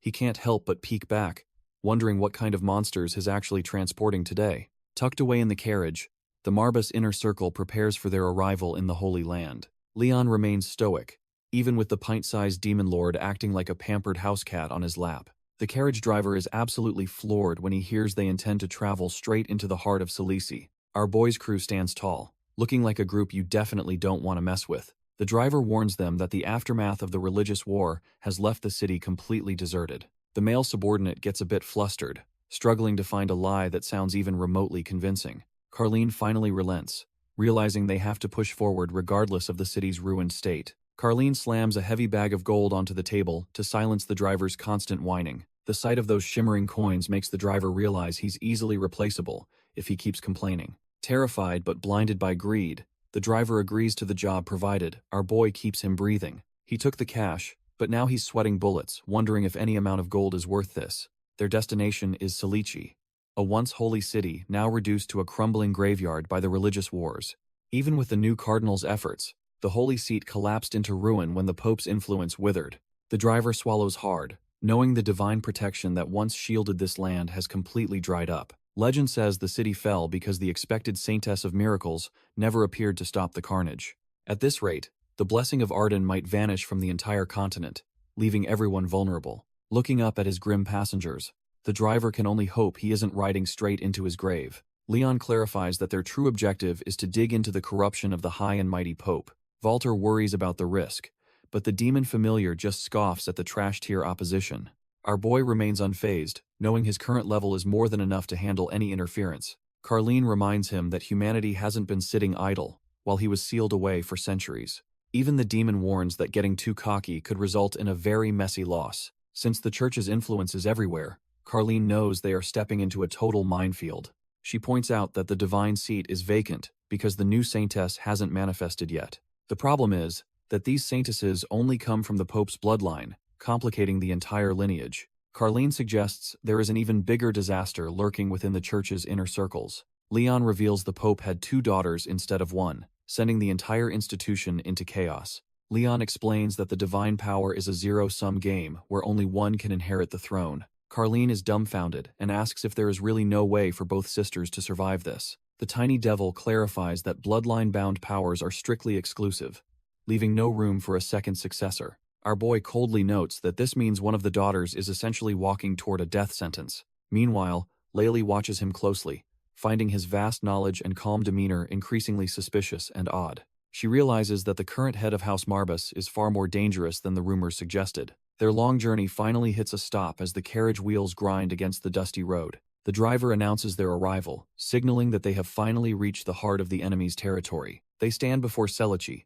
the grandest religious city on the continent, and a total minefield for a necromancer. Inside the city, a stern official prepares for the arrival of the man who executed a count. A distinguished butler with a sharp goatee prepares himself to deliver some high-stakes news. He pushes open the massive, ornate doors, leading into the most private chamber of the cathedral. Glazer formally announces to his master that the specialized team he hired has finally arrived. The old man at the desk remains tense, clearly doubting the capabilities of these newcomers. Pope Cadone wonders if this group can truly operate under the radar of the royal family's surveillance. Glazer assures him that the mission will remain a total secret if Infinite Lotus handles the contract. The Pope admits this entire dangerous operation is merely a desperate farce to save his own daughter. Our boy Leon stands ready with his crew, looking completely unfazed by the holy city's heavy atmosphere. Glazer introduces himself as the Pope's personal butler, greeting the group with a formal, practiced bow. A member of Infinite Lotus confirms they are here to investigate the Pope's corruption as requested.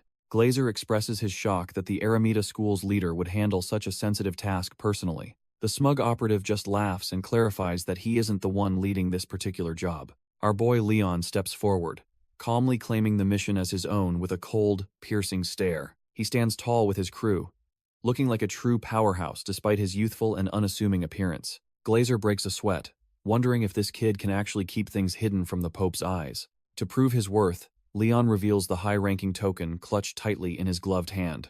The butler is absolutely dumbfounded to see a silver-tier mercenary badge held by someone so young. Leon's eyes sharpen as he demands to know if the two figures lurking nearby are hostile threats. Glazer goes dead silent, clearly caught off guard by the young patriarch's insane level of perception. Two mysterious figures and habits watch from the shadows, their presence finally exposed by Leon's sharp instincts. The two mysterious nuns finally step out, their unreadable expressions adding more fuel to the fire. Our boy Leon doesn't even blink, keeping his guard up while sizing up these holy observers. Glazer realizes this public spat is getting nowhere and decides they need a much more private setting. He suggests moving the party elsewhere, knowing the full story is going to take a long time. They relocate to a quiet, empty room where the real talk can finally go down without interruptions. The whole crew gathers around the table, looking like a high-tier squad, ready to strike a deal. Glazer looks absolutely exhausted, still trying to process the insane turn of events that led them here. He shoots a doubtful look at the group, clearly wondering if these outsiders are actually legit. Leon just sits there with total confidence, his calm aura making the veteran butler feel even more outclassed. Glazer closes his eyes, doubting if a young mage can actually fix a city as broken as Salisi. Leon keeps a stone face, advising the butler that showing emotion is a rookie mistake in this game. Our boy locks eyes with Glazer, making sure the old man knows exactly who is in control here. Using telepathy to keep things quiet, Leon wonders if his secret communication will actually be useful right now. Glazer is completely dumbfounded, realizing only high-tier mages can pull off a spell as complex as mental transmission. Leon decides to drop the act, revealing he already knows the Pope personally sanctioned this shady operation.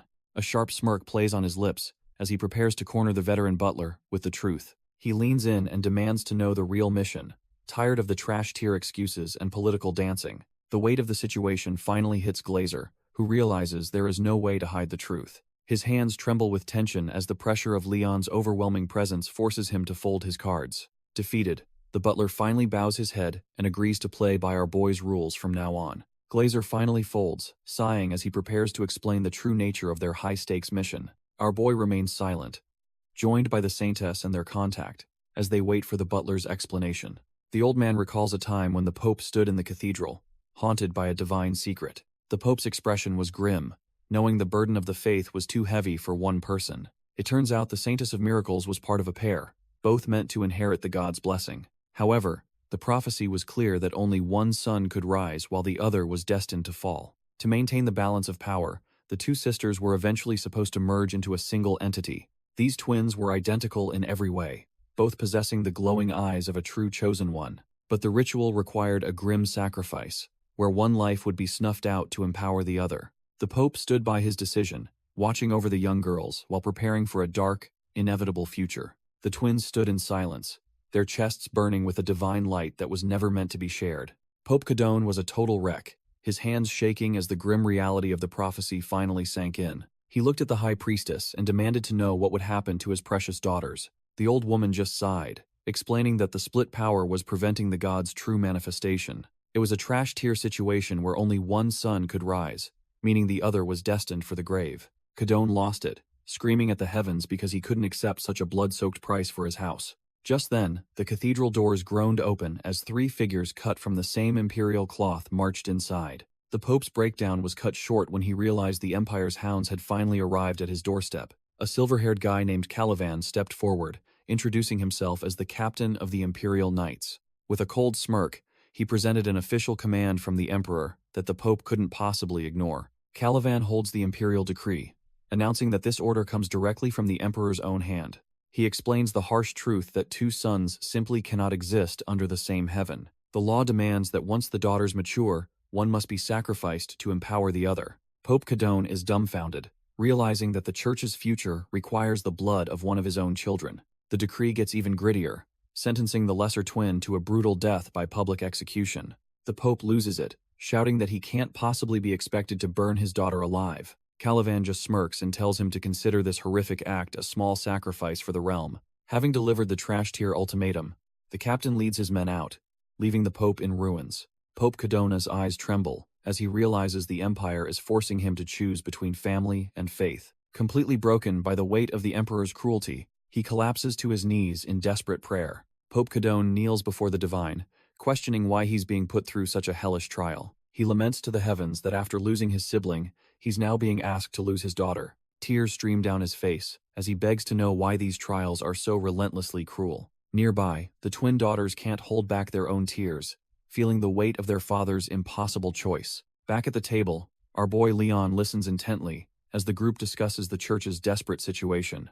He remains silent, processing the gritty reality of a prophecy that demands a blood sacrifice from the innocent. Carlene explains the rarity of a saintess, noting the world hasn't seen one in over 10 years. The tragedy is that the power was divided between twins, making neither of them complete for the Empire. Glazer confirms the grim details, knowing the Empire only cares about the power, not the people holding it. He looks at the girls and vows that his true mission is to save both of them from execution.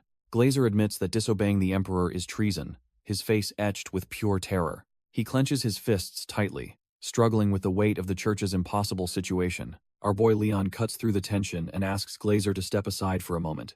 He calmly requests that the butler vacate his seat so he can address the twins directly. The seat is left empty as the room falls into a heavy, expectant silence. Leon stands before the two sisters, his presence looming over them like a dark shadow. He drops to one knee, showing a rare moment of level-headed focus amidst the chaos. Looking them in the eye, he asks which of them is truly prepared for the worst. His eyes glow with a cold light as he asks if either is actually willing to die.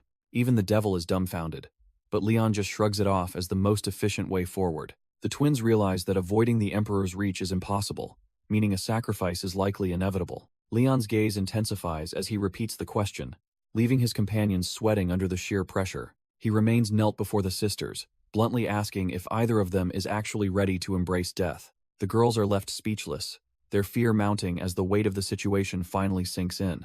Our boy's eyes flare with an eerie light, searching for even a spark of resolve in their trembling forms. A dark memory of a burning city flickers, recalling a time when holy titles felt like a curse. The Pope remembers the agony of being called blessed, while his entire world crumbled into ash and tears. Hellish demons swarmed the skies back then, turning the holy city into a literal playground for monsters. Trash-tier commoners were cut down like wheat as they tried to escape the winged nightmares. Gazing at the carnage, the Pope cursed his luck that this happened during the Saintess of Miracles' time. Cadone screams in despair, wondering how they can possibly survive without the power of light protecting them. A knight desperately urges him to retreat, warning that the situation has become far too dangerous. His eyes burn with a cold fury as he vows never to forgive the demons for this carnage. Standing over the ruins, he curses the trash-tier monsters for forsaking the very will of their god. The vision shifts to a tender moment where he sits beside his pregnant wife, Rhea. Rhea looks up with a faint smile,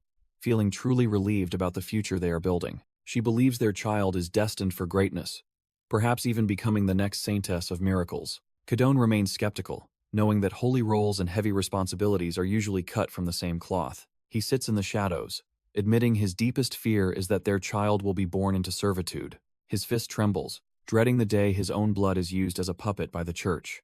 Rhea reaches out, her touch a fragile tether to the man she loves. Cadone grips her hand tight, his heart heavy with a premonition he can't shake. She softly tells him not to worry, because she'll ensure their child grows up strong. With a gentle smile, she asks him to name their little one Heaven. She explains that the name represents a hope for everyone to experience a life of peace. Cadone is left dumbfounded, realizing her selflessness is a burden he isn't ready to carry. Under the cold moonlight, the church tower stands as a silent witness to the coming storm. The joy of the twins' arrival is instantly eclipsed by the heavy price paid for their life. Rhea slips away forever, leaving behind a legacy of light and a husband consumed by grief. Our boy collapses over her, knowing their story began in blood and is destined for tragedy. It's a grim reminder that their fate was written in stone from the very first breath they took. These two lives were never meant for peace, only to serve as fuel for a dark, ancient prophecy. Now grown, the twins are visibly shaken, knowing the time to pay their blood debt is finally here.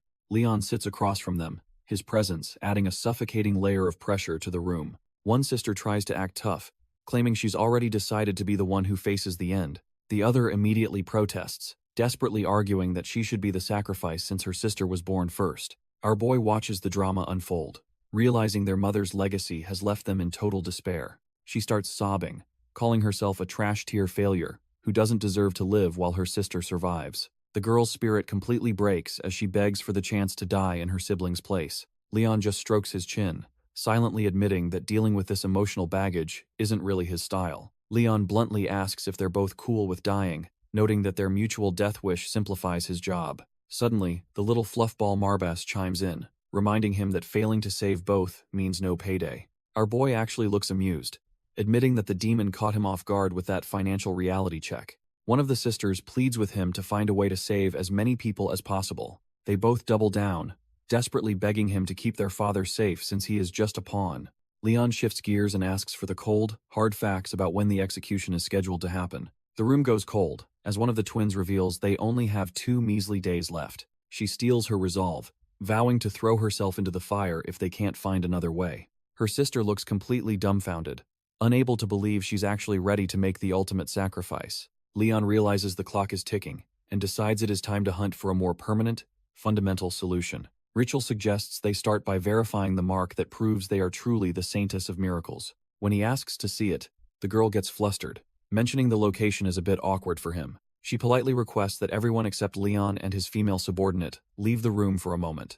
Carlene agrees, knowing that some things are meant for eyes only, no matter where the mark is hidden. Our boy's subordinate doesn't hesitate to physically boot Ritual out when he tries to stay and watch. She calls him out for being a creep, claiming he just wants an excuse to see bare skin. With the trash tier distractions gone, Carlene prepares to handle the inspection herself while Leon stays back. The twins share a silent, determined look and nod, knowing there is no turning back now. One of the sisters slowly begins to lower her garment to reveal the hidden proof of her lineage. They both expose their backs, showing the marks that tie them to a destiny they never asked for. The glowing grail mark shines with an intensity that proves their lineage is far from ordinary. Leon observes that the power is locked tight, making it impossible to extract through simple magic. The little lion explains that despite how long it takes to accept, there is only one solution.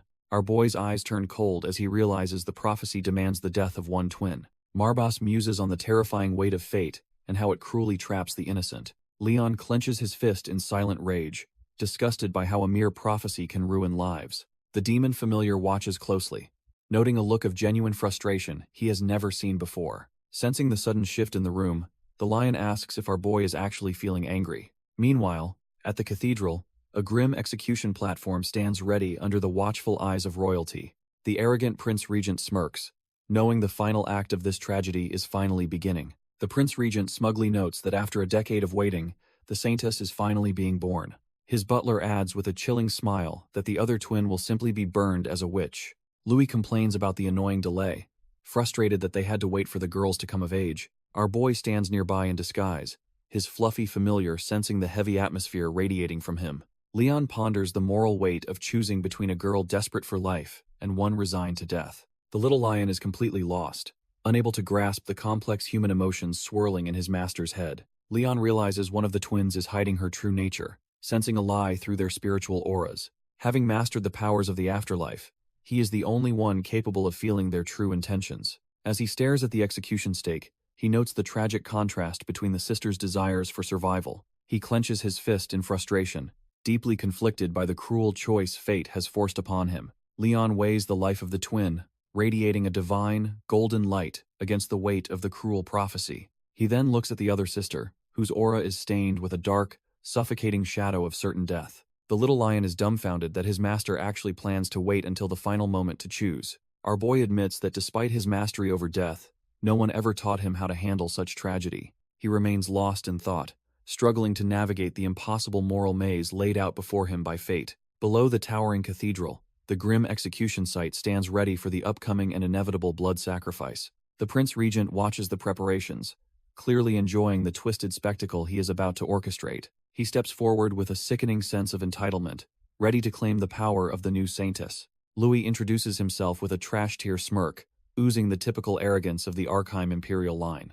He announces his presence to witness the birth of a miracle, flanked by his loyal and elite knight. The crowd erupts in cheers, blissfully unaware of the horrific ritual the Imperial family has planned for tonight. Louis simply basks in the praise, his trash-tier ego fueled by the blind devotion of the common people. Yet, the atmosphere shifts as some onlookers begin to sense the underlying malice radiating from the royal platform. Louis announces that a dark night is coming, masking his thirst for power with twisted religious rhetoric. The commoners look on with growing fear as he describes the necessity of a new Saintess of Miracles. He reveals the grim price of this miracle, pointing to the stake where a witch must soon burn. Beside him, Caliban remains stoic, acting as the cold blade that ensures the prince's twisted will is done. Louis explains that just as two suns cannot share the sky, only one girl can claim the title. Caliban notes that the existence of twins is a demonic disruption that the Empire can no longer tolerate.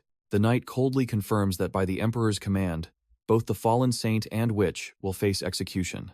Caliban stares down the crowd, his glowing blue eyes daring anyone to speak up against the imperial decree. The commoners can only look away in silence, too terrified of the Empire's wrath to defend their own faith. Even the twin sisters seem to accept their grim fate, their eyes filled with a heavy, heartbreaking resignation. Standing before the cathedral, the prince and his knight prepare to drag the girls toward their inevitable execution. The Pope watches his daughters, his heart breaking as he realizes his holy authority means nothing to these tyrants. Louis looks at the girls with a disgusting smirk, lamenting that such beauty has to be wasted on witches. He even mocks them by saying he would have made one a concubine, if not for the demonic prophecy. Hearing his daughters insulted like trash-tier criminals, the Pope can barely contain the murderous rage boiling within him. His fist trembles with a crunch as he fights the urge to strike down the arrogant prince right there. Sensing the tension, Caliban places a firm hand on the old man's shoulder, silently warning him to stay down. Caliban keeps a sharp eye on the situation, ready to strike if the old man loses his cool.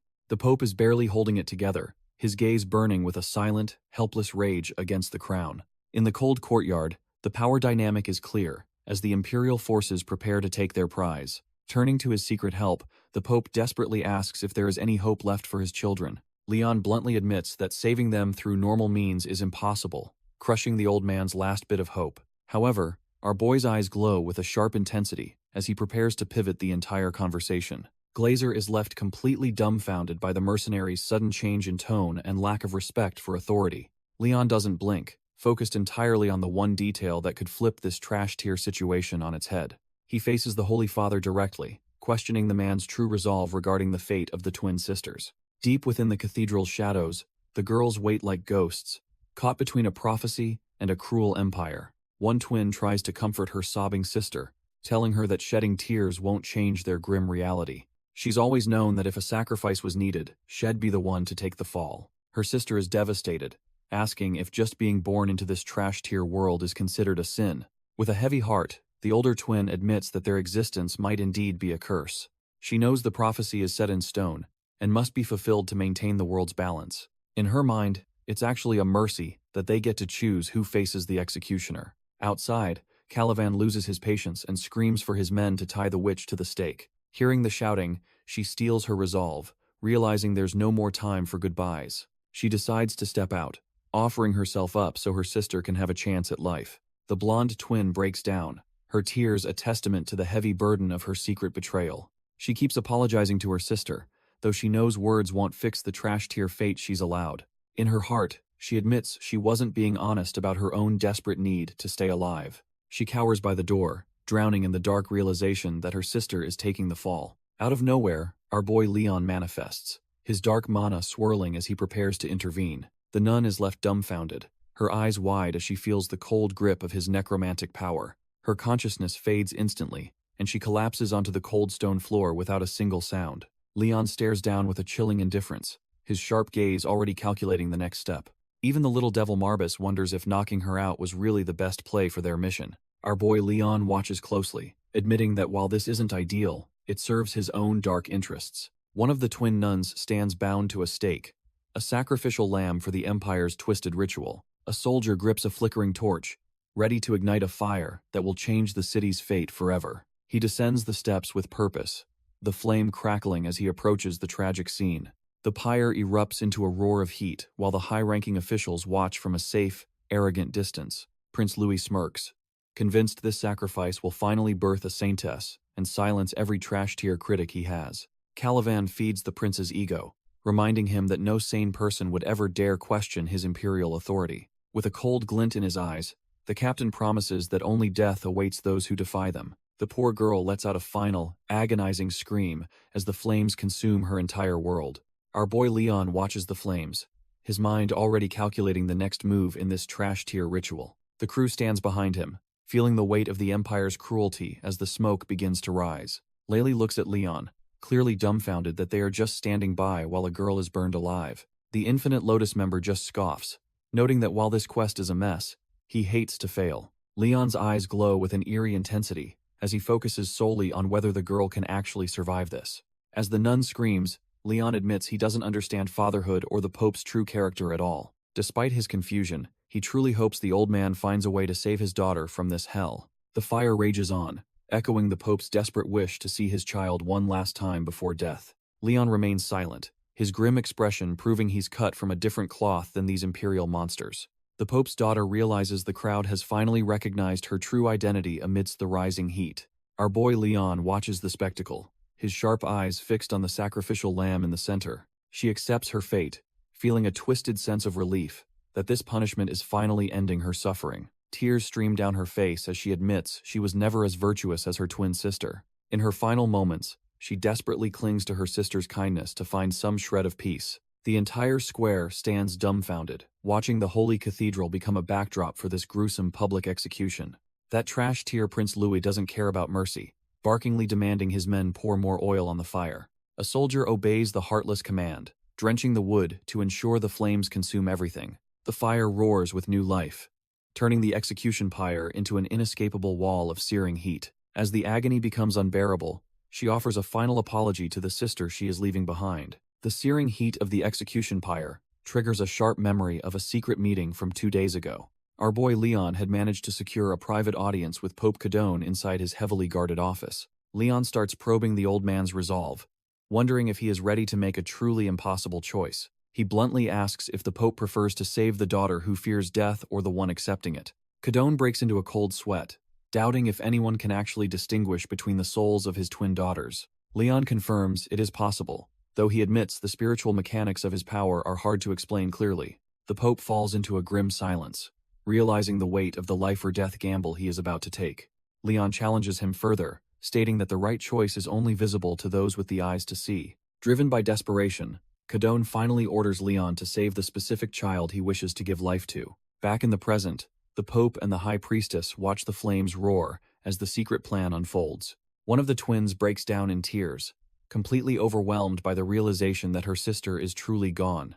As the carriage pulls away from the holy city, the embers of their secret deal flicker in the wind. Our boy Leon sits in the quiet cabin with Walter, finally leaving the stifling atmosphere of the cathedral behind. He questions the logic of the Pope's decision, wondering why the old man chose the path he did. The group travels in silence, with Pullen and the small demonic familiar watching their master's every move. Even the ancient devil Marbas finds the human heart's contradictions confusing and asks for a much clearer explanation. The surviving sister stands alone, watching the dust settle as the man who changed her fate finally disappears. Her eyes are filled with sorrow, haunted by the fact that she was the one chosen to live. The little lion jumps onto Leon's shoulder, realizing that his master's plan was far more calculated than it seemed. Leon coldly explains that he wanted them to understand the true, heavy burden that comes with being alive. Marbas explains that the survivor is burdened with living for everyone who didn't make it. He then asks our boy what happens when that inevitable moment of choice finally arrives. The demon notes that those choosing death understand its value, unlike those merely desperate to survive. Leon stares ahead, realizing that the one who simply wanted to live might never truly grasp that weight. He recalls his own household's bitter lesson that gratitude eventually rots into shallow, trash-tier exploitation. The surviving sister stands in silence, her heart heavy with the crushing reality of her new existence. Marbas confirms Walter's fears, leaving the young beastman feeling completely dumbfounded by the world's cruelty. Walter struggles to process the injustice, wondering where all this built-up anger is supposed to go. Leon simply sighs and tells him that some things in this world just can't be helped. He explains that the continent needs its miracle, and fighting the royal family is currently impossible. Layli notes that every eye is currently glued to the Saint of Miracles, the continent's only hope. Pope Cadone leads his daughter through the cold stone halls, both of them trapped by a grim destiny. Exhaling in relief, Layli assumes the long, trash-tier wait for the Saint's awakening is finally over. She remains certain that the divine power has reached its peak, signaling a new era for the Empire. However, she's suddenly struck by a chilling realization that the ritual didn't go as planned. Our boy Leon and his loyal beastman Walter stand dumbfounded as the atmosphere turns suffocatingly heavy. Leon struggles to understand why the Saint's power feels fractured and entirely incomplete. The young nun's chest begins to glow with a violent light, her soul seemingly being torn apart. She desperately calls for her father as the Pope watches his daughter succumb to the divine backlash. Calivan intervenes with cold imperial authority, warning the Pope that this mess is now officially out of hand. Louis is fuming because the ritual failed to produce the complete holy power he expected for the Empire. He immediately orders his knights to seize the Pope and every single one of his followers without delay. The Pope is dumbfounded, desperately insisting that the girl was definitely his daughter and the true saint. Louis isn't buying it, accusing the old man of playing trash-tier games after being given so much respect. Growing tired of the excuses, the Prince Regent coldly commands his captain to execute the Pope right now. Caliban hesitates, realizing that killing the head of the church could trigger a political nightmare for the crown. Louis suspects the Pope is just acting confident, because he has the real saint tucked away somewhere else. He declares that he won't let some religion sway him since they've survived decades without miracles anyway. The pressure mounts as Louis repeats his lethal order, leaving Caliban sweating under the weight of the decision. If he doesn't draw his blade soon, he might be the next one on the prince's personal chopping block. Caliban tells the old man not to hold a grudge since this mess is his own doing. The Pope desperately screams that the girl really is his daughter, but his pleas fall on deaf ears. Caliban coldly notes that if she were the real deal, her crest would have been complete. Without a shred of hesitation, the captain swings his blade to end the holy man's life. The Pope freezes in absolute terror as the cold steel inches toward his neck. Suddenly, a figure leaps into the fray, ready to take the hit for her useless father. Blood sprays everywhere as the blade carves through the girl instead of the Pope. Both men are left completely dumbfounded by the sight of the girl's sudden, tragic sacrifice. The Pope breaks down, sobbing and asking why she would ever go so far for him.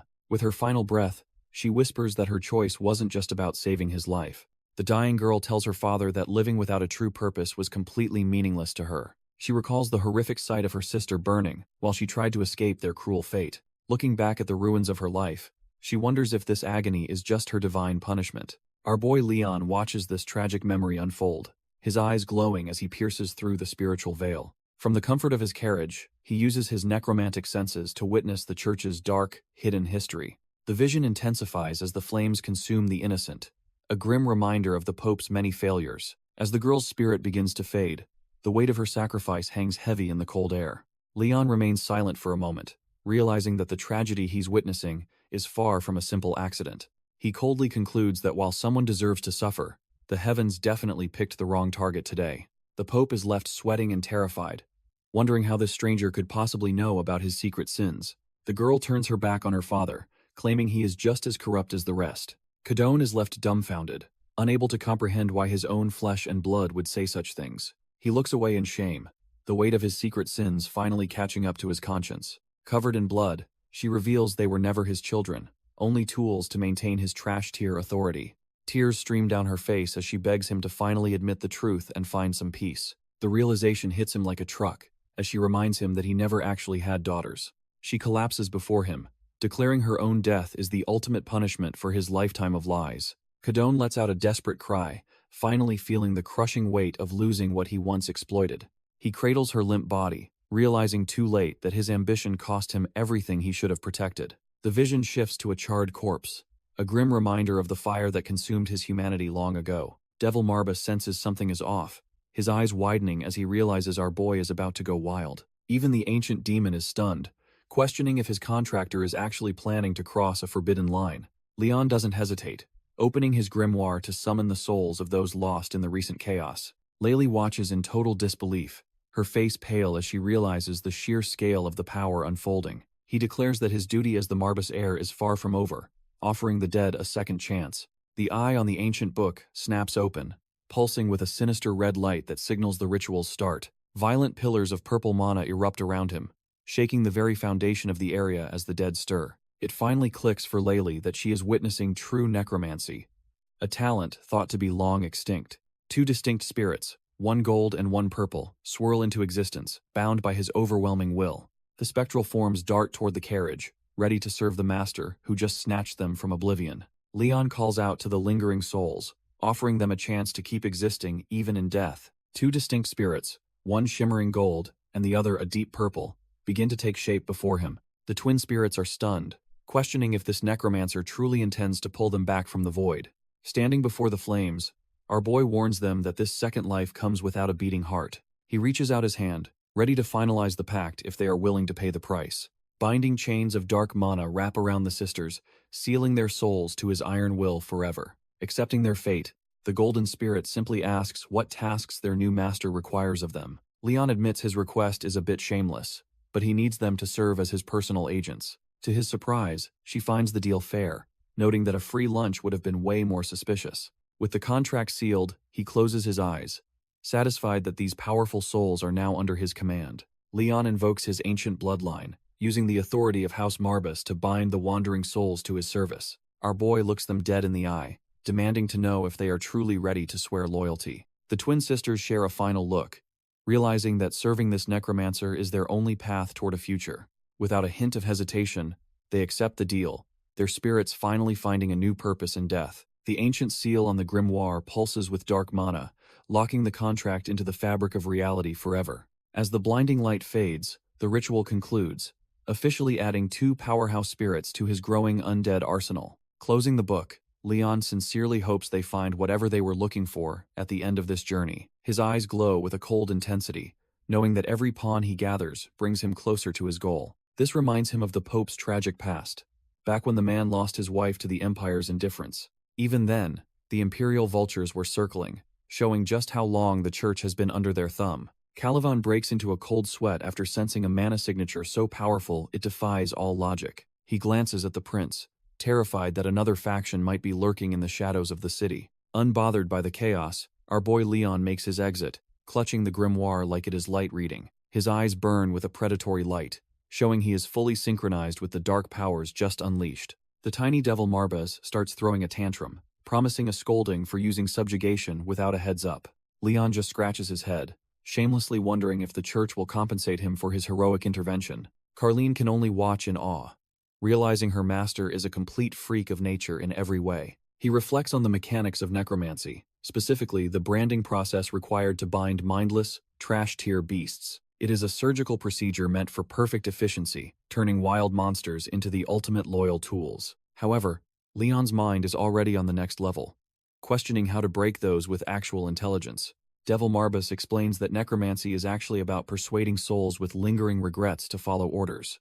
Since these spirits cannot pass on without closure, a necromancer borrows their power by helping them find peace. This process is known as subjugation, turning the dead into a loyal army that never questions commands. Our boy realizes that his job is essentially a divine social worker for those still clinging to life. The tiny demon adds that, the deeper the regret, the more insane the power boost the undead receives. He warns Leon that they are not just grave robbers looking for profit, but something far more complex. Leon stares back with those sharp eyes, promising to keep this philosophy in mind as they move forward. Back in the carriage, he opens the grimoire and calls upon the names of the spirits he needs. The book erupts in a blinding mana flare, as the ancient contracts begin to manifest in the physical world. Suddenly, the souls of heaven and Helen appear, ready to serve their new master's dark ambitions. The mana swirls violently as the summoning ritual reaches its peak, dragging souls back into the physical realm. Instead of 2 separate entities, a single nun steps forward, draped in an aura of divine mystery. Leon watches with a cold gaze while his tiny demonic companion prepares to explain this unexpected outcome. The little lion explains that since they were fated to be one, their souls merged during the revival. His subordinates find the explanation fascinating, realizing the complexity of the spirits now bound to their master. Walter senses a shift in the air, feeling that the vibe coming from her is disturbingly different. Our boy gets straight to the point. The summon simply smiles, her calm demeanor masking the fact that 2 consciousnesses inhabit her frame. She identifies herself as Heaven, leaving the surrounding vassals and knights to stare in silent awe. When asked if they can switch at will, she confirms it, proving she is far from a trash-tier summon. Heaven mentions there is a slight issue, catching Walter off guard as he wonders what could be wrong. Suddenly, her gaze sharpens, and a strange, dark energy begins to swirl within her eyes. Her eyes flare with a predatory light, signaling that the other sister is finally taking control. The personality flips instantly as Hel complains about having to serve such a stiff and boring master. Walter is completely dumbfounded, realizing that a hidden, far more aggressive ego has just taken the wheel. Hel tells the girly-looking beast man to shut his mouth while she tries to address their new master. Our boy Leon remains unfazed, bluntly asking what these 2 twins are actually good at doing. He grips his Necronomicon, reminding them that trash-tier spirits get deleted since his soul storage is limited. Heaven briefly resurfaces, sweating as she realizes her master talks about soul erasure, like it is a casual chore. Hel smirks and confidently promises they have plenty of ways to satisfy him if given the chance. Hel decides to show off her charms by grabbing Leon's cloak to get his attention. She leans in dangerously close, leaving Walter and the little devil completely dumbfounded by her boldness. Hel smirks, clearly enjoying the proximity while trying to see if our boy has any reaction at all. She asks if this kind of service is also possible, but Leon just stares back with cold eyes. The scene shifts to the Syndicate's headquarters, where the weight of their recent actions finally starts to settle. Laylee looks visibly stressed, as she mentions that they are currently working on resolving the messy situation. She admits that she never expected the problem to be handled in such an unorthodox and chaotic way. Carlene notes that the Pope has officially acknowledged the deal, and it is time for payment. The sheer absurdity of the situation gives Laylee a massive headache as she tries to process the fallout. The mysterious investigator just smirks, admitting that Leon is truly impressive for pulling off such a stunt. The Infinite Lotus investigator is dumbfounded that Leon would casually mention reviving the Pope's daughter right then. Hel makes it clear she belongs only to our boy, showing a level of devotion that is honestly terrifying. Even the seasoned investigator starts to sweat, realizing just how chaotic this group's dynamic really is. Leon remains cold as ever, telling his demonic mentor that he is already used to this kind of madness. Walter is just happy she is alive, though he is not even sure if alive is the right word. Laylee finally caves and officially grants Leon his silver badge. Though she looks like she needs a drink, she promises to send the rewards to his family, wondering if this truly marks the end of their trouble. The syndicate leader warns him that she will be in touch the moment another high-stakes request comes in. Carlene tells her not to worry, insisting that their new undead recruit isn't as much of a burden. Of course, our girl is mostly just excited about the money, reminding Leon to keep those debt payments coming. Leon is visibly disgusted, wondering why everyone is suddenly trying to act cute during such a serious mission. Our boy starts sweating when Carlene pulls a gun, realizing his debt collector doesn't have a patient bone left. The fluffy demon mentor cuts through the nonsense, urging the group to quit playing and finally start moving. He questions if the reanimated twins are truly useful, wanting to test the limits of their divine power. Carlene just flashes a trash-tier grin, asking for even more favors while keeping her eyes on the prize. Meanwhile, Laylee is completely drained, pouring tea while trying to process the absolute chaos Leon just unleashed. Back at the capital, Calivan kneels before the throne to deliver news that will shake the entire empire. He reports that the Pope has completely lost his mind, refusing to eat after losing both his daughters. Prince Louis just scoffs, calling the old man a pathetic weakling for grieving over something as replaceable as children. The emperor remains silent, watching as his arrogant son prepares to exploit the church's sudden moment of vulnerability. Esteban laments the loss of the Saintesses, feeling the weight of a missed opportunity for the empire. He sits on his throne, frustrated that they have no idea when the next divine oracle might appear. Calivan trembles while begging for a second chance, promising his absolute devotion to the crown after his failure. Louis just gives a cold, trash-tier smirk, accepting the knight's loyalty before pivoting to a much darker subject. He demands to know if they've found the mysterious dark mage who dared to interfere with their plans. The knight can only apologize, admitting that the culprit remains a ghost despite their best efforts to track him. He explains how the souls were snatched away mid-flight, suggesting a level of precision that shouldn't even be possible. Calivan drops a bombshell, noting that only a necromancer could pull off such a high-level magical heist. Louis ponders the word, realizing that a practitioner of the forbidden arts is back on the board. Meanwhile, our boy Leon stands with his ragtag crew, completely unaware that the Empire is finally catching his scent. Laylee looks over, genuinely curious about what kind of unique abilities Leon's newest undead servant has actually awakened. Our boy Leon keeps a poker face while the syndicate leader tries to gauge the potential of his latest asset. Rather than just talking, Leon suggests a live demonstration and asks her to provide a worthy training partner. He decides that a mid-level opponent should be more than enough to test the limits of her strength. Leon decides to start with Heaven, who responds to his command with a level of unsettlingly bubbly devotion. The reanimated girl begins to channel her mana, a golden light swirling around her as she prepares for combat. Her eyes glow with an intense, otherworldly light as the two souls within her struggle for control. Suddenly, she bows in a panic, apologizing for her sister's rude behavior while trying to stay composed. While the Infinite Lotus member watches from the sidelines, she takes a deep breath and readies her first move. She reaches out her hand, letting her power flow as she prepares to show off her terrifying new capabilities. A pack of trash-tier forest trolls charges forward, their red eyes fixed on their next meal. The scout from the Infinite Lotus identifies them. Knowing these beasts are famous for their insane regeneration, he expresses his doubt, fearing that a freshly reanimated girl like Heaven will surely struggle against them. Carlene just watches with a smirk, noting that the Patriarch has always managed to pull off the impossible. While Walter and Pullen cheer, the little devil grumbles about Leon being too cheap to buy him peanuts. Leon asks Heaven if she is ready, and she responds with a bubbly and terrifyingly eager devotion. The trolls close the distance, completely unaware that they are about to become a very messy combat demonstration. Our boy opens his grimoire, his eyes glowing as he prepares to pump mana into his new servant. Heaven manifests a massive, glowing mace, looking far more dangerous than any ordinary nun ever should. The heavy weapon connects with a satisfying thud, instantly turning the lead troll's face into a total mess. Heaven swings her mace with terrifying force, making it clear she isn't just some fragile undead puppet. The Lotus member is completely dumbfounded, while the little devil warns him that female undead are a different breed. Another heavy strike crushes a troll's skull, proving that her divine potential translates perfectly into raw, brutal violence. The remaining trash-tier monsters start to hesitate, realizing their numbers mean nothing against this holy-looking executioner. She looks back at Leon with a blush, clearly seeking her master's approval after the messy display. Our boy remains stoic, internally noting that she is fairly usable for the dangerous road ahead. He decides to push her further, flooding her soul with mana to see the full extent of her power. Her eyes flare with an intense light as the surge of energy stabilizes within her reanimated vessel. She pulls a dark chain from her chest, feeling an ecstatic rush at the chance to finally be useful. With a predatory glare, she prepares to wipe out the rest of the pack in her master's name.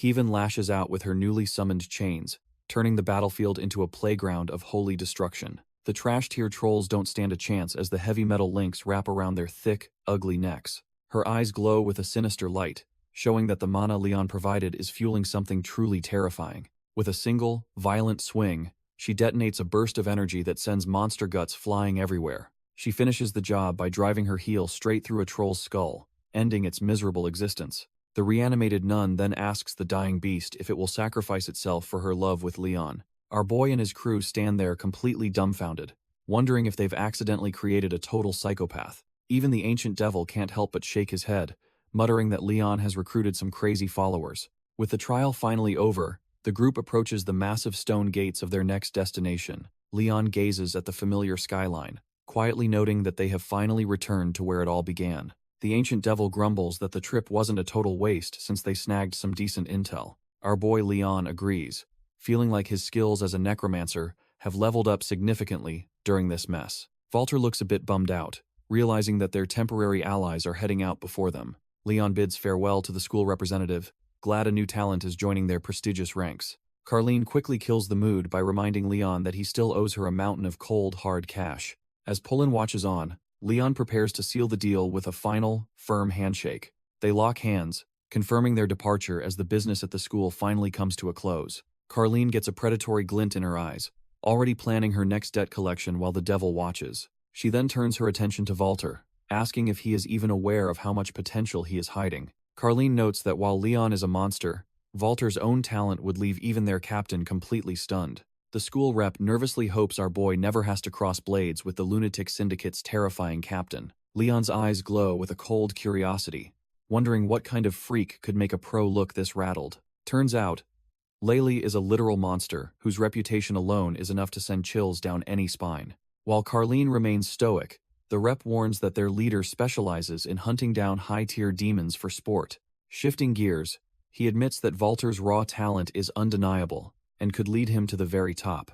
Our Beastman boy gets all flustered, clearly not used to receiving genuine praise from anyone outside his circle. Leon confidently asserts that his new recruit is destined to become an elite vassal under his own leadership. Hes determined to push Walter past his limits, ensuring the boy evolves into a warrior that exceeds expectations. Impressed by that lordly swagger, the rep laughs and suggests they part ways with hopes for their reunion. As Pullen stands by, Leon agrees that a clean break is best while they prepare for the journey. The Infinite Lotus representative prepares to depart, reminding Leon that his debt needs to be settled promptly. Our boy just stares back with a look that says, he's heard this trash-tier lecture 1,000 times. The rep laughs it off, teasing Leon for being such a mood killer on a perfectly good day. Carlene isn't playing around though, instantly drawing her weapon to show that disrespecting her master has consequences. Despite the tension, the rep gets uncomfortably close, joking that having a chatterbox around is probably a nightmare. She offers a parting wish, hoping the young patriarch grows even stronger before their paths inevitably cross again.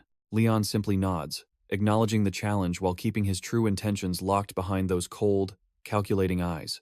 As the mysterious group fades into the distance, our boy finally turns his focus back to his own territory. Returning home, Leon, Pullen, and Walter are met with a sight that leaves them momentarily dumbfounded. The commoners erupt in cheers, overwhelmed with relief that their lord hasn't abandoned them to a cruel fate. Leon stands there completely lost, wondering what kind of chaos he just walked into upon his return. Suddenly, Pullen comes charging in like a madman, tears of joy streaming down his face at the sight. Our boy is just dumbfounded, barely processing why his loyal vassal is acting like he's seen a ghost. Before he can even react, a sharp blow catches him off guard, sending his senses into a tailspin.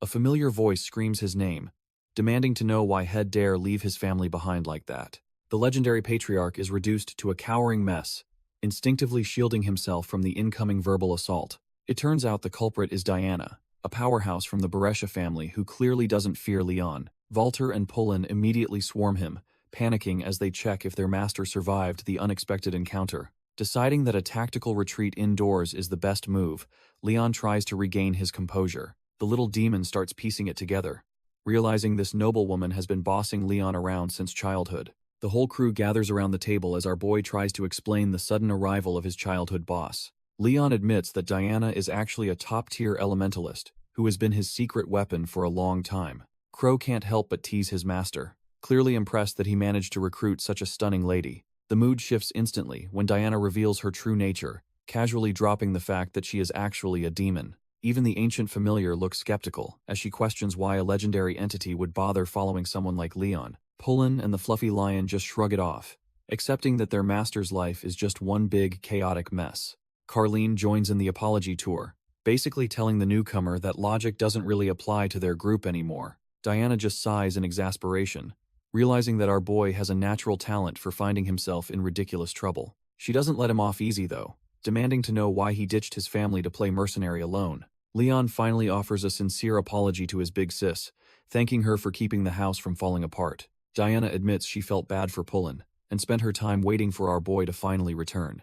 Leon stays cold as ice, bluntly asking if she actually has a reason for bothering him right now. She stares him down, clearly not amused by his lack of manners after being gone for so long. Taking a deep breath, she prepares to drop some heavy news that he definitely isn't going to like. She warns him that time is ticking, leaving Leon completely dumbfounded about what deadline he supposedly missed. Diana gestures for him to lean in, acting like she is about to share a top-secret family mystery. Instead, she flicks his forehead as a gritty reminder that the head of the house shouldn't be forgetful. Leon rubs his head in shock, realizing that his big sis is dead serious about this upcoming disaster. She explains the exchange meeting is coming, a massive gathering where every trash-tier noble family will collide. As she keeps talking, Leon realizes his quiet life as a mercenary is officially over for now. Diana demands he be her dance partner, insisting they are a team, regardless of the rules. Back at the grand estate, the weight of his noble responsibilities starts to settle in.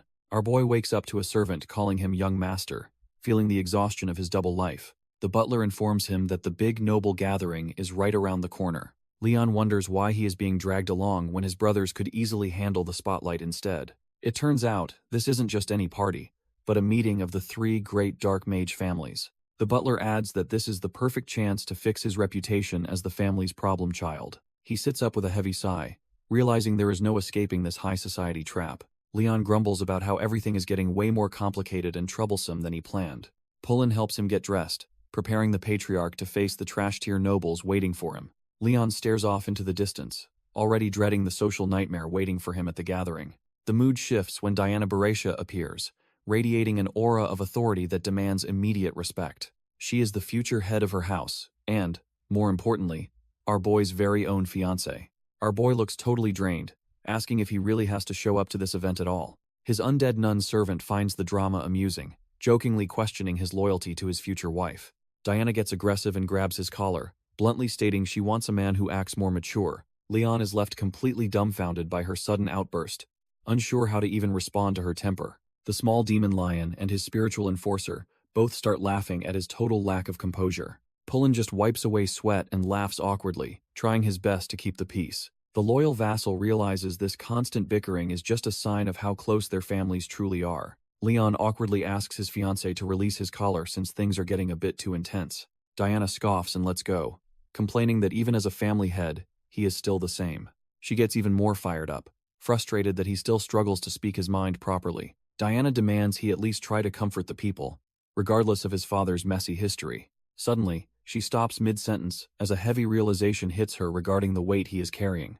A dark memory of our boy standing alone in the pouring rain flashes through her mind. She remembers the brutal, blood-soaked path he walked just to reclaim his family's stolen legacy. Feeling a wave of guilt, the fiery noblewoman actually offers a rare, quiet apology for her outburst. Leon remains stoic, noting that neither he nor his father would ever regret their difficult choices. He stands firm, explaining that his father simply did what was necessary to protect his family. Diana feels a cold sweat as she finally realizes the sheer weight of the burden Leon carries alone. She insists that despite his hatred for these social farces, he can't afford to miss this specific event. Reclaiming the Marbas dukedom requires more than just winning wars. He needs to dominate the official political stage. Pullen trembles with anxiety, knowing that every trash-tier noble family is currently watching their every move for weakness. Our boy remains unfazed, deciding that any sacrifice is worth it if it ensures his family's ultimate protection. Walter and Crow are absolutely hyped, thrilled that their master is finally stepping up to claim his rightful recognition. Donning his formal gear, the young patriarch prepares to walk straight into the den of his political enemies. The grand ballroom is filled with high society vultures who once celebrated the bloody downfall of his entire lineage. These arrogant nobles sip their wine, completely oblivious that the man they fear is standing right among them. They laugh and gossip about the shifting tides, treating the return of House Marbas like a mere evening's entertainment. The trash-tier nobles sip their wine, completely unaware that the political landscape is about to shift forever. One of them whispers in shock, questioning if the rumors about the Sylvester family's total defeat are actually true. Another arrogant lord scoffs, demanding to know exactly who could have possibly brought down such a powerful house. The first noble trembles as he reveals that the supposedly dead Marbas family was the one behind the slaughter. A skeptical noble dismisses the claim as a baseless rumor, refusing to believe a collapsing house found such power. Suddenly, a finger points toward the entrance, silencing the room as the atmosphere turns heavy with sudden realization. Our boy Leon strides in with Diana. Looking every bit the powerful patriarch these vultures once tried to bury, he internally grumbles about how much he hates these stuffy parties, feeling completely out of place among the fake. To keep up appearances and steady his nerves, he firmly takes Diana's hand as they face the judgmental crowd. Diana is caught off guard by the sudden contact, her heart racing as she realizes the weight of their partnership. Diana plays it cool, claiming she only puts up with this nonsense because a family head must handle things. Our boy Leon just offers a smirk and thanks his big sister for the backup. Diana realizes he's changed. The kid she once knew is now diving headfirst into his responsibilities. Leon wonders if his crew can handle themselves while he's stuck in this den of snakes. Turns out Walter and Pullen are doing just fine, looking more than ready to handle any trash-tier trouble. Diana can't help but be impressed, noting that he carries himself like a veteran despite being only 14. He reminds her that he's the one in charge now, leaving her completely dumbfounded by his newfound confidence. Just then, a shady noble creeps up, questioning if this kid is really the head of House Marbas. This new challenger looks down on him with a predatory grin, clearly underestimating the monster standing before him. Leon doesn't even blink, coldly asking the man exactly what kind of business he thinks he has. The smug noble laughs off the idea that a kid like Leon could actually take down a powerhouse like Alan. He thinks the rumors are just trash-tier exaggerations meant to scare off the weak-willed and the gullible. Our boy doesn't even flinch, simply confirming that the rumors are actually the cold, hard truth. Suddenly, the noble feels a chill down his spine as he realizes Leon's gaze isn't that of a child. Diana watches the exchange, wondering why this arrogant man is suddenly acting so awkward and tense. Trying to save face, the noble nervously laughs and asks how exactly the territorial war was won. Leon stares him down with those glowing eyes, bluntly stating that his enemy simply died. The noble is completely dumbfounded, his predatory grin replaced by a look of pure, unadulterated terror. Leon leans in, making it clear he personally ended Alan to reclaim the Marbas family's bloody legacy. As the man turns pale, Leon casually mentions that showing him the process wouldn't be very easy. Leon issues a final, bone-chilling warning, hinting that the noble might face a similar fate if he stays an enemy. Diana stands there completely dumbfounded, witnessing a level of cold-blooded intensity she never expected from her childhood friend. Having said his piece, our boy simply turns his back, leaving the trembling man behind without a second thought. Even the ancient demon Marbas can't help but comment on how much of a crazy bastard his master is. The fluffy familiar seems both annoyed and impressed, realizing that Leon truly plays by his own dark rules. The noble is left paralyzed with terror, his previous smugness replaced by a cold sweat and a shattered ego. Leon walks away with a chillingly calm expression, his sharp gaze already scanning for the next move. While the crowd remains oblivious, a mysterious blonde man watches the pair from the shadows with predatory interest. He casually picks up a glass of wine, his eyes locked onto the boy who just dominated the room. This new observer smirks, thinking to himself that a very interesting player has finally arrived at the party. The surrounding trash-tier nobles start whispering, wondering if the young head of House Marbas is looking for trouble. They dismiss our boy's family as powerless, completely unaware of the monster walking right past their table. Leon keeps moving, his fluffy familiar perched on his shoulder while the atmosphere in the room remains heavy. The ancient demon finds the whole display amusing, teasing Leon for throwing such a public tantrum.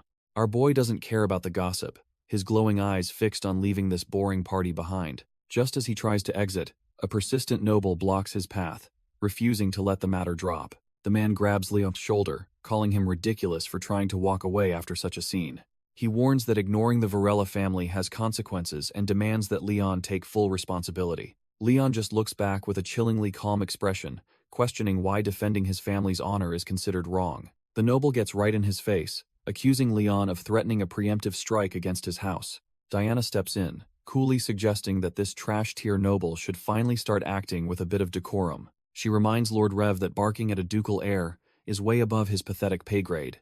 With a sharp smirk, she asks if he's truly ready to face the fallout of this blatant rebellion. Reeve's face contorts in pure rage, his pride taking a massive hit from her public humiliation. He glares at our boy, warning him that a single fluke victory doesn't mean he's won the game. Turning his venom on Diana, the noble claims the lady of the Barassia family is just as delusional. Diana just scoffs, knowing she's far too powerful to be intimidated by a small-time noble's empty threats. Reeve completely loses his cool, his mind reeling from the absolute lack of respect he's receiving. Suddenly, a purple-eyed noble cuts in, bluntly telling the man that his noisy tantrum is ruining the vibe. The noble snaps his head around, wondering who else is brave enough to mess with him tonight. Rev is absolutely shook, his previous bravado vanishing as cold sweat starts to pour down his face. His hand trembles uncontrollably, showing just how much this sudden shift in power has rattled his core. Even standing near our boy feels like a death sentence now, as the trash-tier noble's body completely betrays him. Leon watches the pathetic display with cold indifference, while his fluffy demonic companion keeps a sharp eye out. The purple-eyed noble remains perfectly composed, swirling his wine like he's just watching a boring play. He leans in and mockingly asks Reva if he really has no idea who he's dealing with right now. Suddenly, the little lion demon whispers a warning to Leon, sensing that this newcomer is a genuine threat. Without a hint of hesitation, the mysterious noble seizes Rev by the collar to silence his annoying stuttering. His eyes flare with a predatory purple light, silently asking if he really needs to spell out his dominance. Outside the Grand Hall, the night remains still as the power dynamics within the Empire shift once again. Carlene wonders if our boy and Lady Diana can actually handle the heat of this high-stakes noble meeting. Pullen is clearly out of his element, his nerves getting the better of him at such a grand event. Carlene notices his shaking hands and realizes that even the most loyal vassals have their breaking points. The tension in the air is thick enough to choke them both as they wait for the inevitable fallout. Pullen lets out a heavy sigh, trying to steady his heart before it beats right out of his chest. He finally admits that Leon is way too free-spirited, making their jobs as handlers a total living nightmare. Despite the Imperial Knights watching, Carlene knows they have no choice but to trust the Marbas family head. Pullen finds a bit of comfort knowing Diana is there, hoping her legendary composure saves the day. Carlene shifts the topic, curious about the rumors regarding Diana being the future bride of the Marbas house. Pullen struggles to explain that calling Diana our boy's fiancée is actually a bit of a stretch. He clarifies that she's basically an older sister figure, with a massive age gap between them. Carlene finally understands that their bond is built on deep family-like care rather than some spicy romance. Pullen shifts gears, warning her that a dangerous heir similar to the lunatic is lurking at this meeting. Carlene is visibly stunned, knowing that having such a loose cannon around usually means nothing but pure chaos. Pullen breaks it down, describing this heir as a ticking time bomb that every sane noble tries to avoid. This monster comes from the Reinhaver family, a powerhouse that makes the current Marbas house look like trash tier. Before anyone can react, a confrontation explodes as someone gets snatched up by their collar in a heartbeat. Knox von Reinhaver makes his entrance, putting a trash tier noble in his place while demanding some damn respect. Knox leans in close, warning the trash-tier noble to back off before he gets dragged into a mess. The man immediately folds, begging for mercy once he realizes he's facing the terrifying heir of House Reinhaver. But Knox isn't interested in apologies, and the noble soon finds himself drenched in a humiliating display. As the wine drips down, Knox just scoffs at how pathetic and stingy this so-called noble truly is. He mockingly pours the entire glass over the man's head, pretending to worry about the mess he's made. Knox breaks into a wild, unhinged laugh, clearly relishing the absolute terror he's instilled in his victim. Even Diana is left completely dumbfounded, watching the scene unfold with a cold sweat as the tension peaks. Watching from the shadows, the little demon familiar finds the entire chaotic spectacle to be top-tier entertainment. Our boy Leon remains perfectly calm, observing the Reinhaver's madness while his fluffy companion rests on his shoulder.